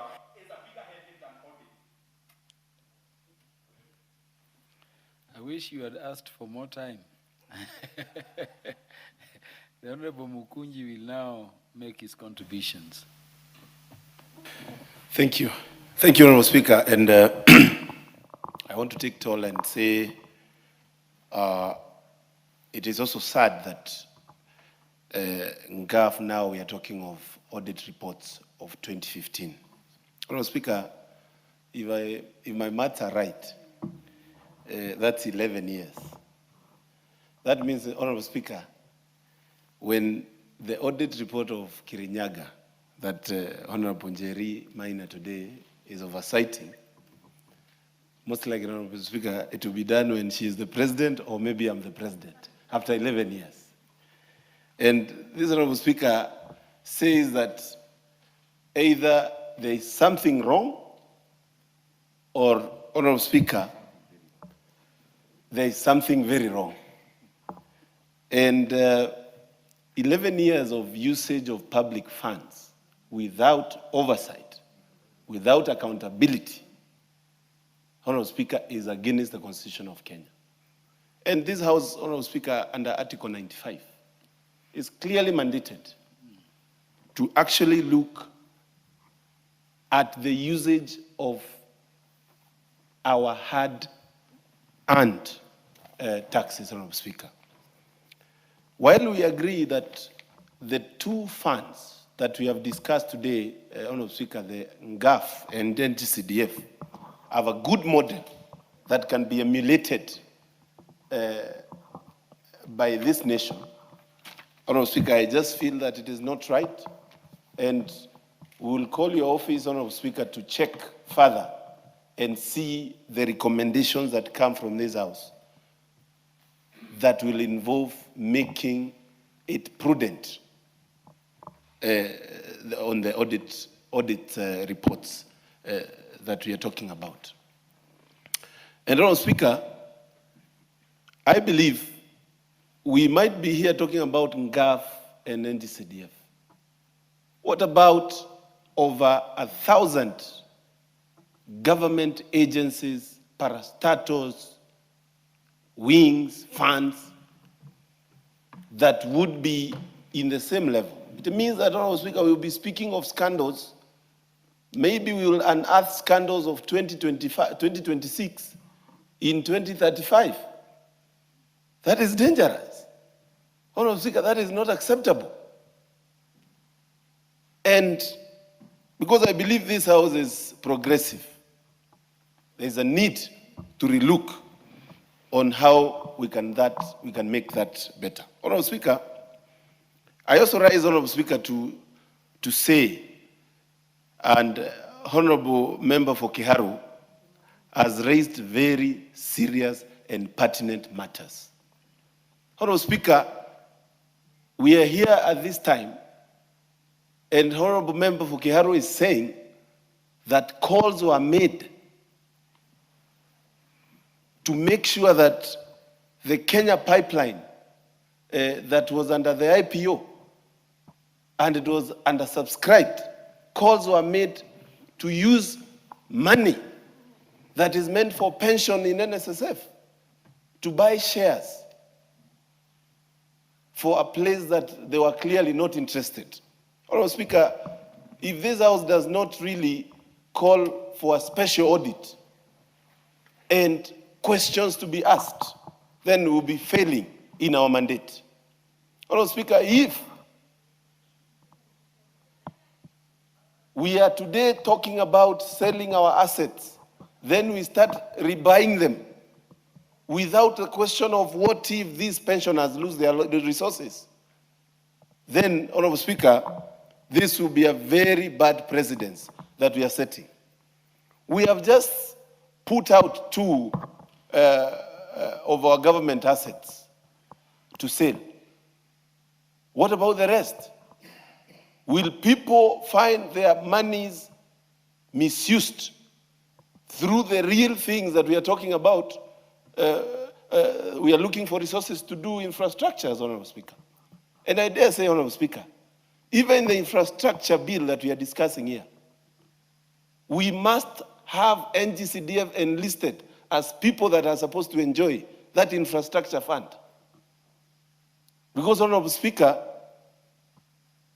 whatever we call infrastructure, we cannot say these are resources that are supposed to be set out of this house. We can't give our mandate out. We cannot release our mandate to State House. We cannot say that somebody will be sitting down rewarding people that come and say two-term. It is not acceptable. This house has its mandate from the people. And this house must realize its power to ensure that public resources are well utilized. We should also ensure GAF is part of the implementation of the infrastructure fund.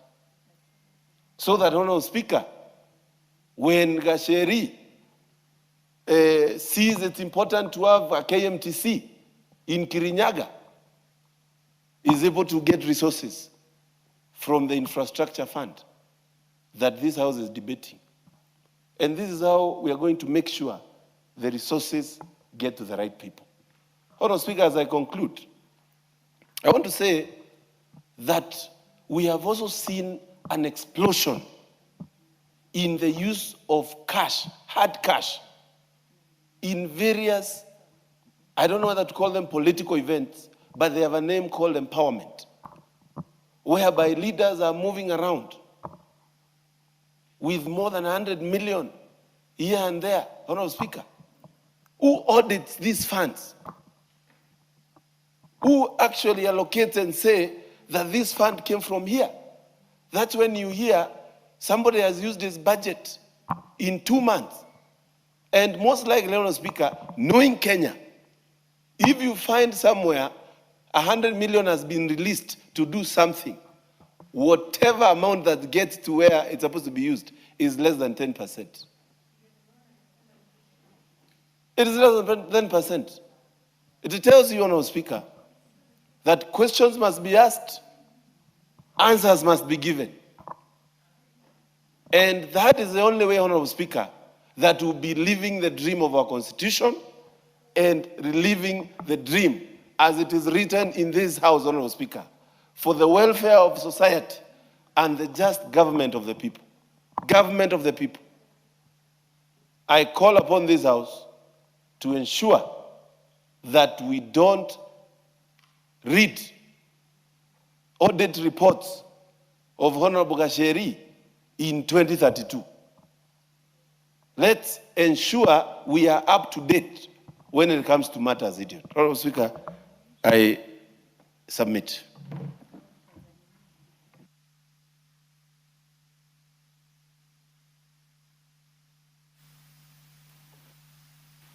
The Honorable Samuel Moroto, MP for Kapenguria, will now make his contribution. Thank you. Thank you very much, Mr. Speaker.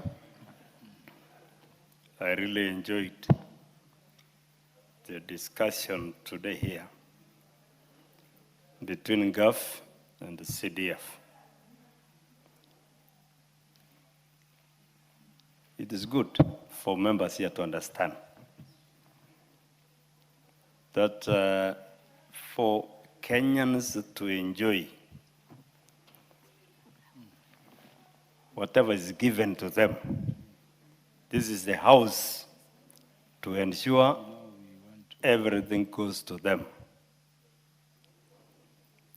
We had this devolution.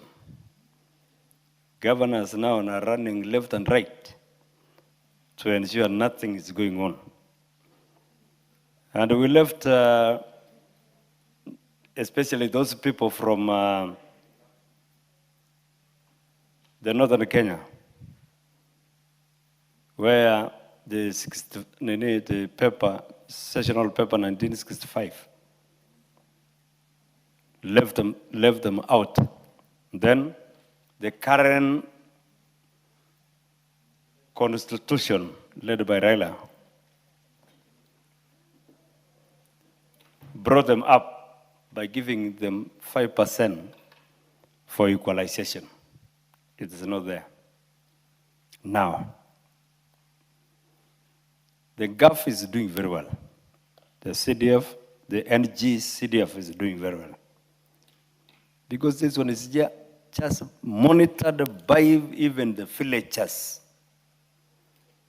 to see what is happening. Where I come, that's my county, West Pokot County.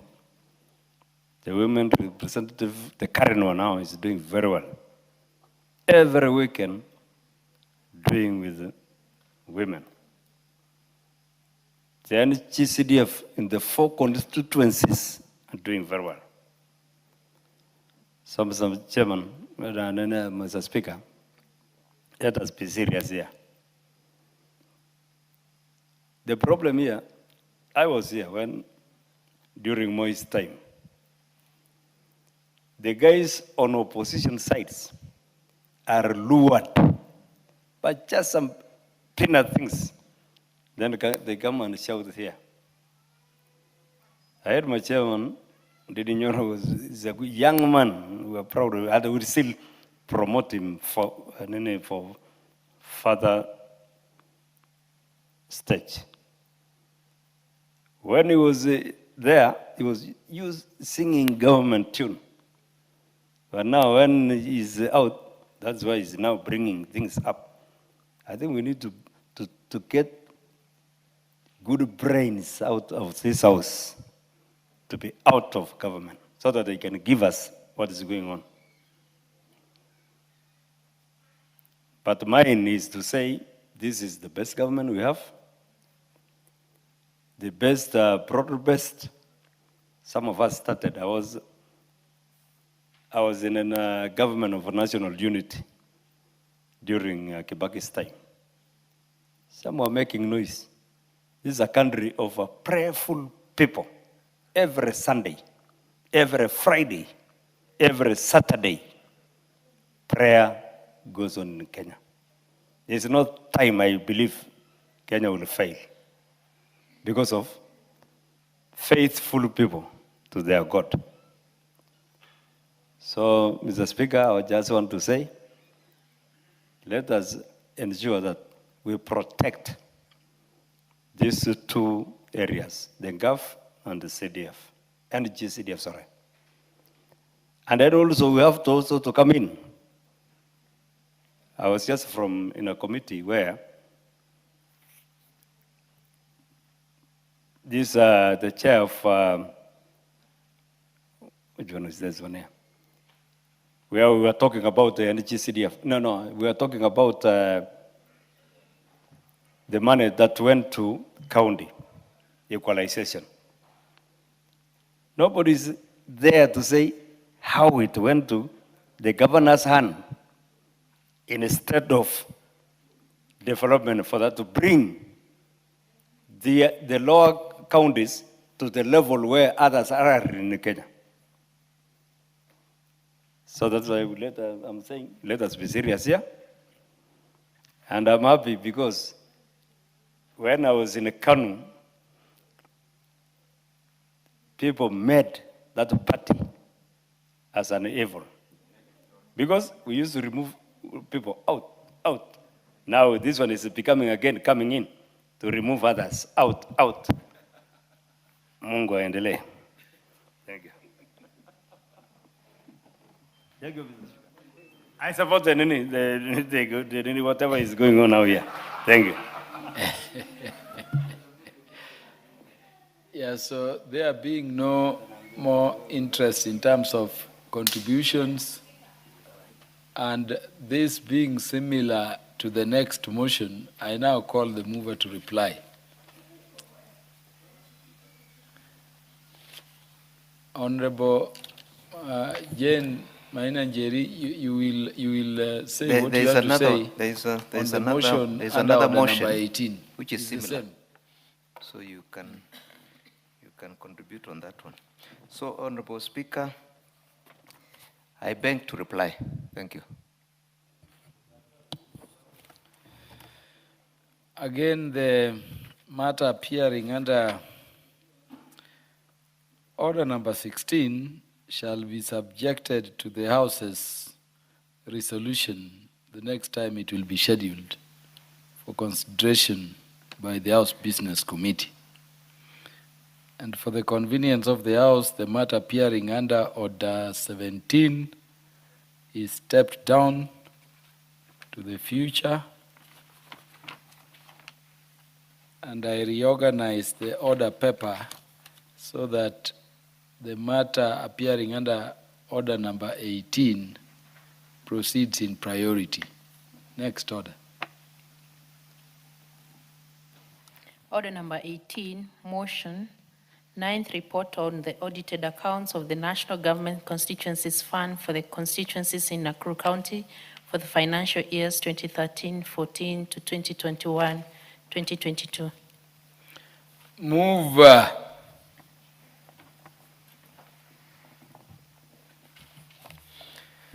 Thank you, Mr. Speaker.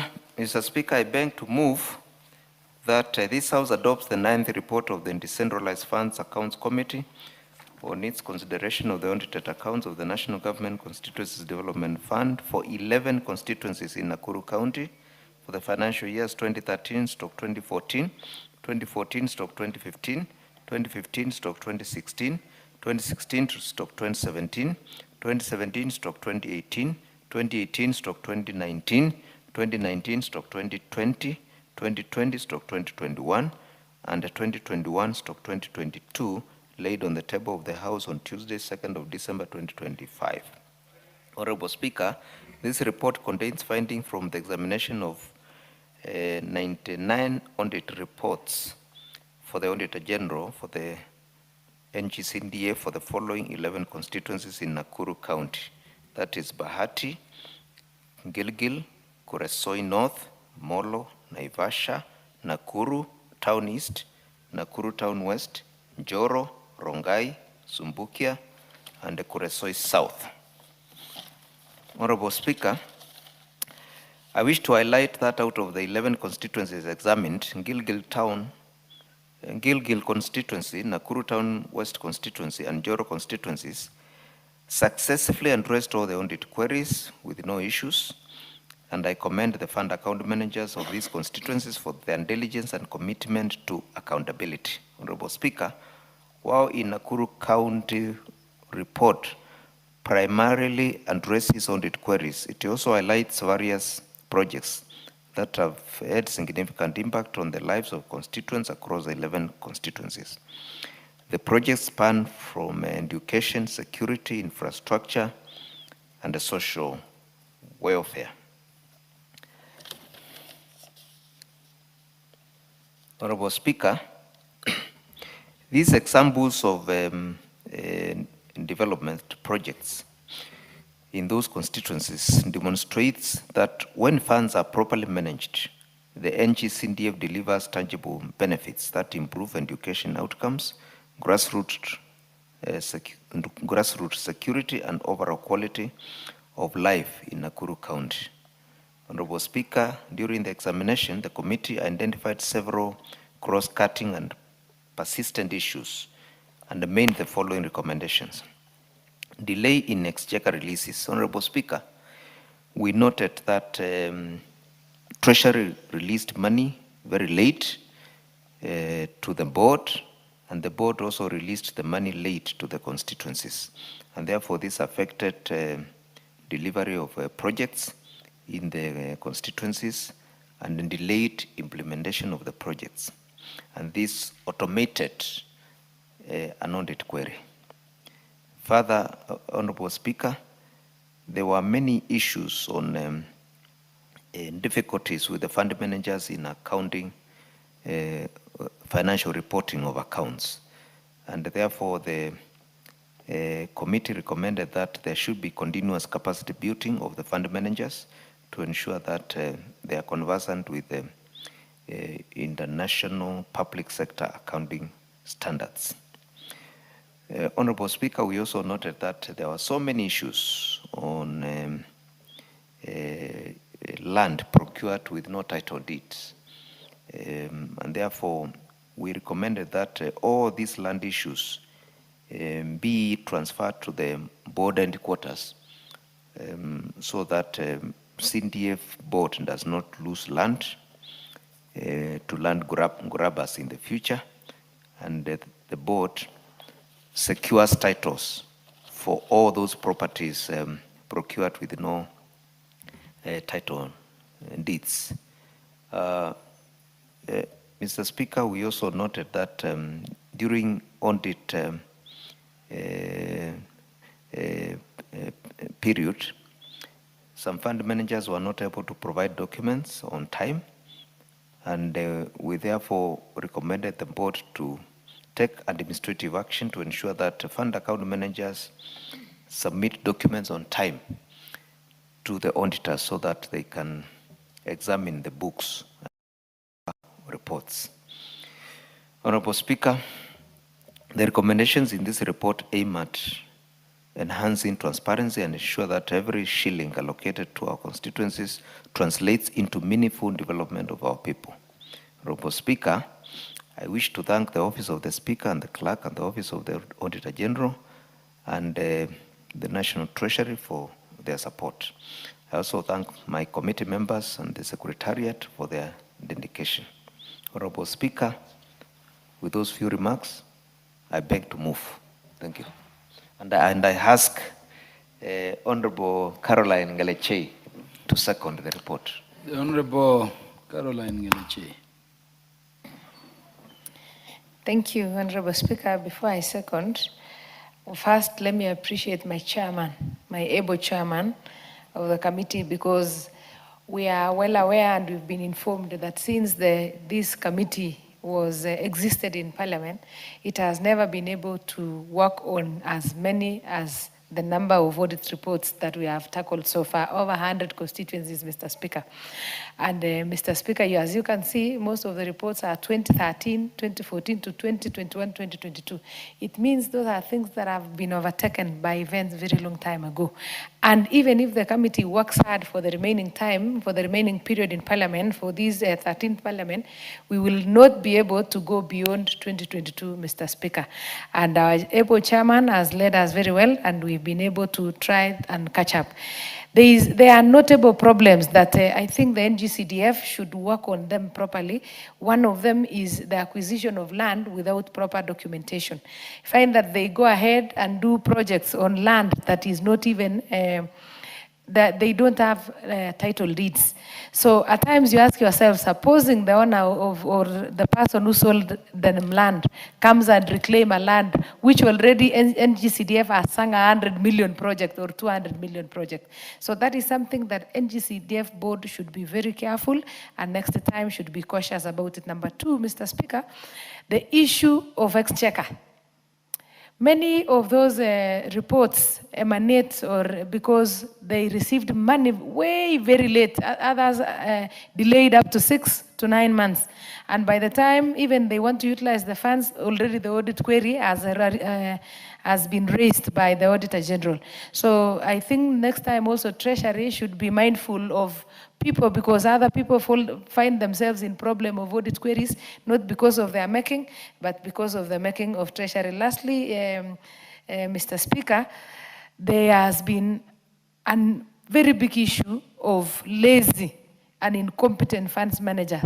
You find that there are funds managers who don't even care what they do.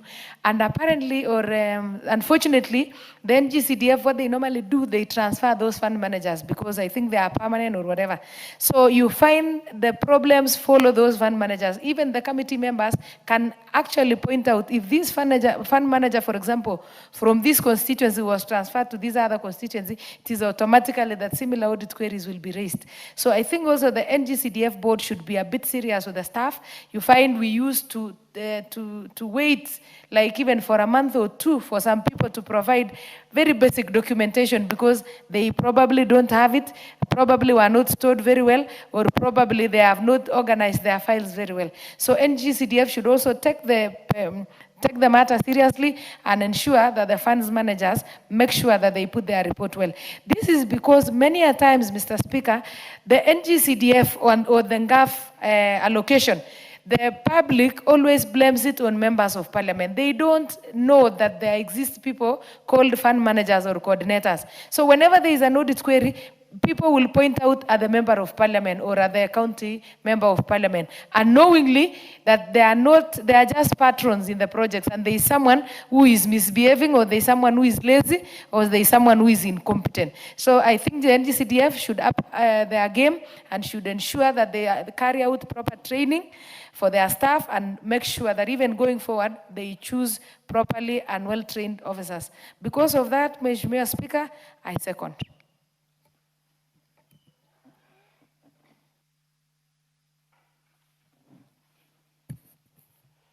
Honorable members, I propose the question. This House adopts the 9th report of the Decentralized Funds Accounts Committee. Its consideration of the audited accounts of the National Government Constituencies Development Fund for constituencies in Nakuru County for the financial years 2013-2014, 2014-2015, 2015-2016, 2016-2017, 2017-2018, 2018-2019, 2019-2020, 2020-2021, and 2021-2022, laid on the table of the House on Tuesday, 2nd day of December 2025.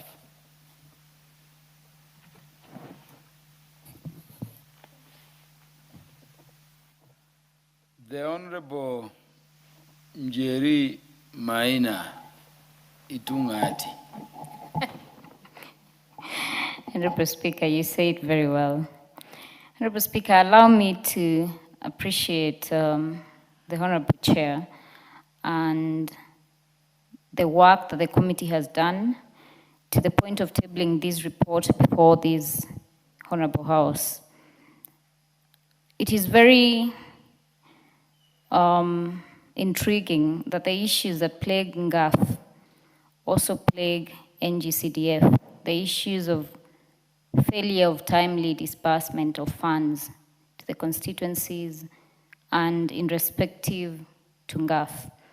I must appreciate the drafters of the 2010 Constitution, because were it not for them, Honorable Speaker, you would not have known a great Itungati like Njeri Maina.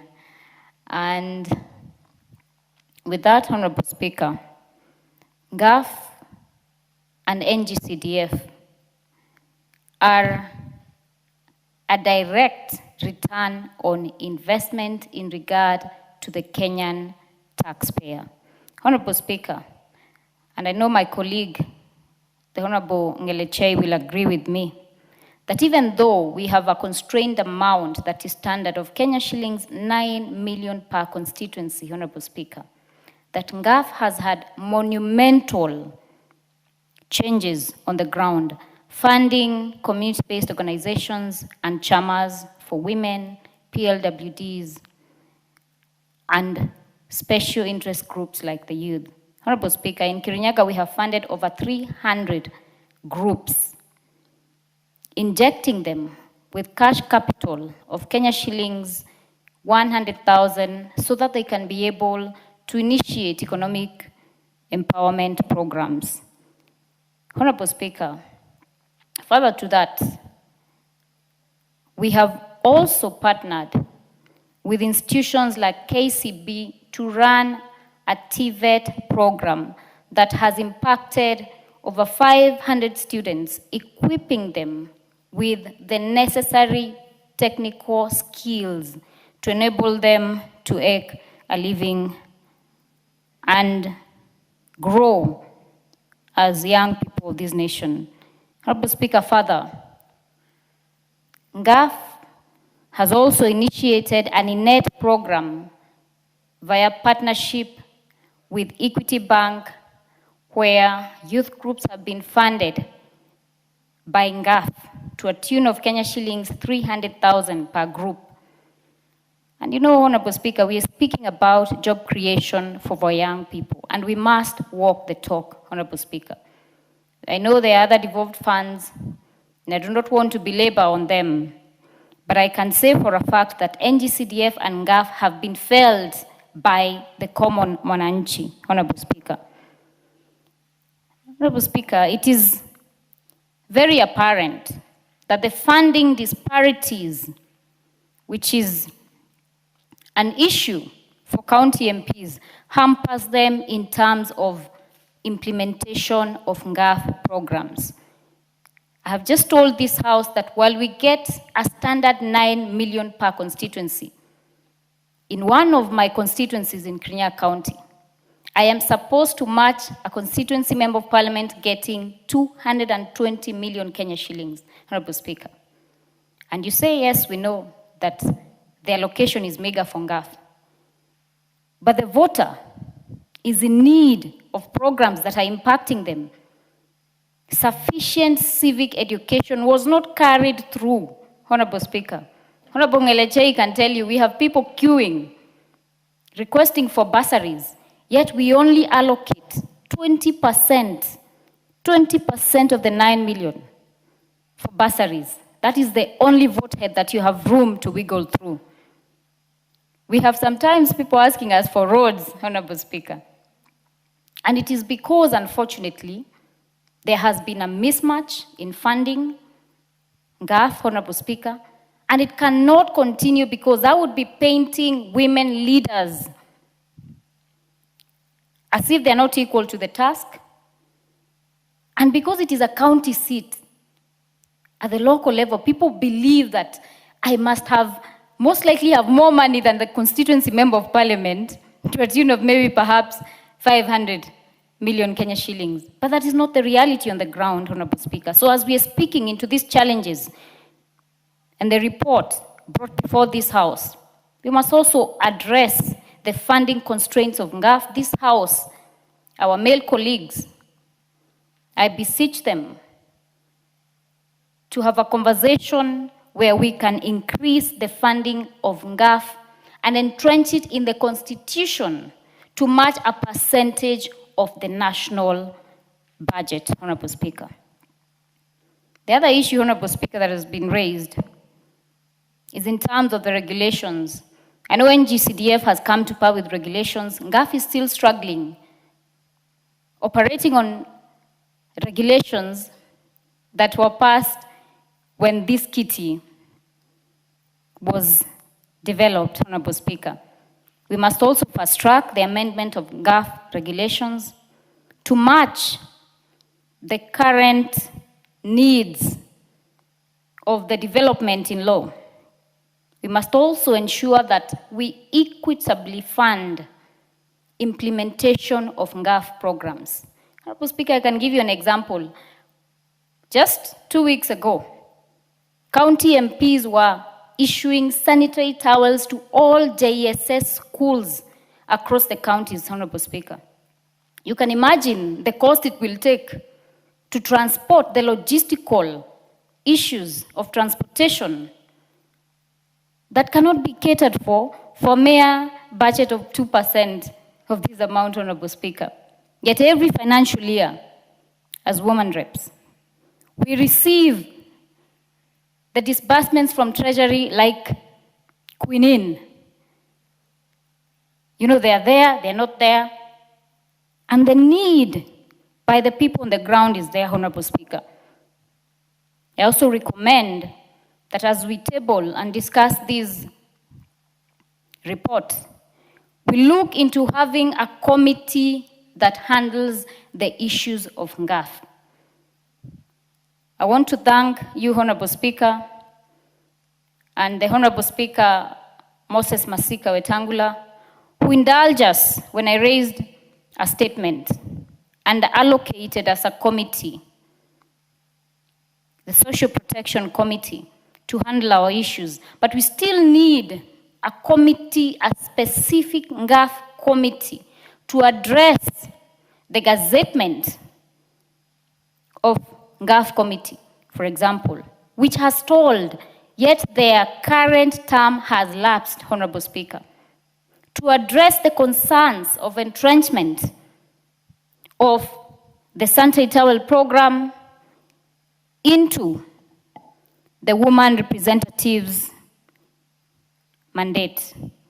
Honorable Speaker, with that, I thank you and I thank again The Honorable Chair. Honorable Timothy Toroitich, you want to contribute to this?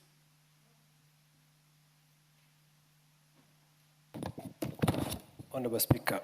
Thank you, Honorable Speaker. Honorable Speaker, I'll be very brief on this subject matter. Honorable Speaker, I take the cue of my colleagues who spoke before me, especially on the delay of this report. Honorable Speaker, this report refers to audit done in 2013. That is 16 years ago. Honorable Speaker, some of the recommendations have been overtaken by events.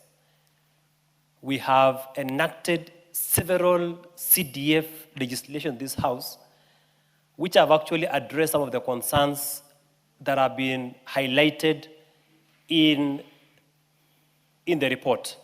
But Honorable Speaker, in future, we need to propose under the standing orders, we bring an amendment so that we can be able to set a timeline in which those reports must be tabled before this House. Nonetheless, Honorable Speaker, I wish to thank this committee because they have done their best in ensuring that this report is tabled. Honorable Speaker, looking at the two funds, GAF and NGCDF, Honorable Speaker, there is every reason as a House, despite the recent court ruling by the Court of Appeal, there is need for us to entrench these two funds in our Constitution.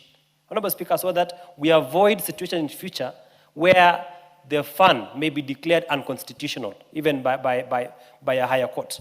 So, Honorable Speaker, we must ring-fence these particular funds in the Constitution. Because, Honorable Speaker, you are aware that nobody in future may declare the Constitution as unconstitutional. Honorable Speaker, looking at the issue, for example, of land, the issue of land must be handled on a case-to-case basis. Honorable Speaker, there are constituencies, there are counties in this country that land adjudication has not been done. In Elgeyo Marakwet, Honorable Speaker, for example, there are areas that there are no titles. There is no land adjudication. So if the basis of releasing funds to an NGCDF committee is based on title deeds, then what happens to constituencies that land adjudication has not been finalized and they do not have title deeds? Honorable Speaker, on the issue of fund managers, we have a problem with fund managers insofar as CDF is managed.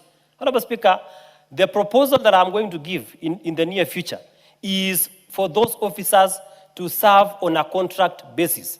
In fact, they should sign performance contract to ensure that they deliver. Because, Honorable Speaker, what's happening now, the fund managers are being swapped from this constituency to the other constituency because of the framework of the law that is in place. Honorable Speaker, on the issue of implementation, Honorable Speaker, I have sat in this House for quite some time. There are so many recommendations that committees in this House have made. But I beg to ask what happens, because, Honorable Speaker, we must empower the committee on implementation, Honorable Speaker. Honorable Speaker, most reports in this House, we have a challenge in terms of implementation of the recommendations that are brought before this House.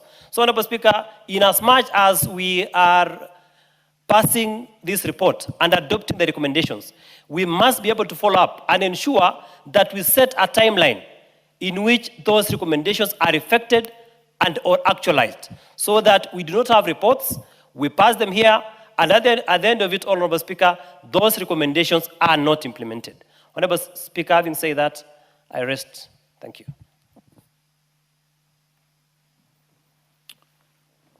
There being no more requests, the mover will reply. Thank you, Mr. Speaker. Mr. Speaker, I want to thank the members who have contributed to this motion and agree with them on their comments on this motion. And Mr. Speaker, in particular, the fact that CDF and GAF has impacted heavily on development of constituencies and counties in the villages, and recommend that in future we consider enhancing the funding of CDF and the GAF so that whatever has been achieved can be doubled in the future. With those few remarks, Honorable Speaker, I beg to reply. Thank you. Again, honorable members, the putting of the question to this motion under order number 18 is deferred to the future for the convenience of the House. Next order. Order number 19, report on the audited accounts for the Commodities Fund for the financial years 2018-19 to 2021-2022. Motion under order 19 is deferred to the future as and when the House Business Committee will schedule it for the House's consideration. Next order. Order number 20, hoja, ukaguzi kwa asasi zisizo huru kikamilifu za Jumuiya ya Afrika Mashariki na ushoroba wa kati katika Jamhuri ya Muungano ya Tanzania. Again, the consideration of the matter appearing under order number 20 is order deferred to the future when the House Business Committee will schedule it for consideration again. And honorable members, that being at the very end of the matters which were listed for consideration, the House will adjourn, but before it does so, I want to thank you, the chairperson of the Decentralized Funds Accounts Committee, for your commitment to duty. You've sat in the House from the rise of the House at 2:30 to date without even breaking, and urge the other committee chairpersons and vice chairpersons to commit to that extent to this duty. I'm very happy we are discussing the National Government Constituency Development Funds Committee together with NGAF in terms of accountability and audit. People forget, but some of us were the brain child of the NGAF. And by the way, as conceived, it was not to engage in construction of material infrastructure. It was a social fund. It's putting money in the pockets of the marginalized sections of our societies. Of course, we've gone into building, I don't know what is being built with 9 million per constituency.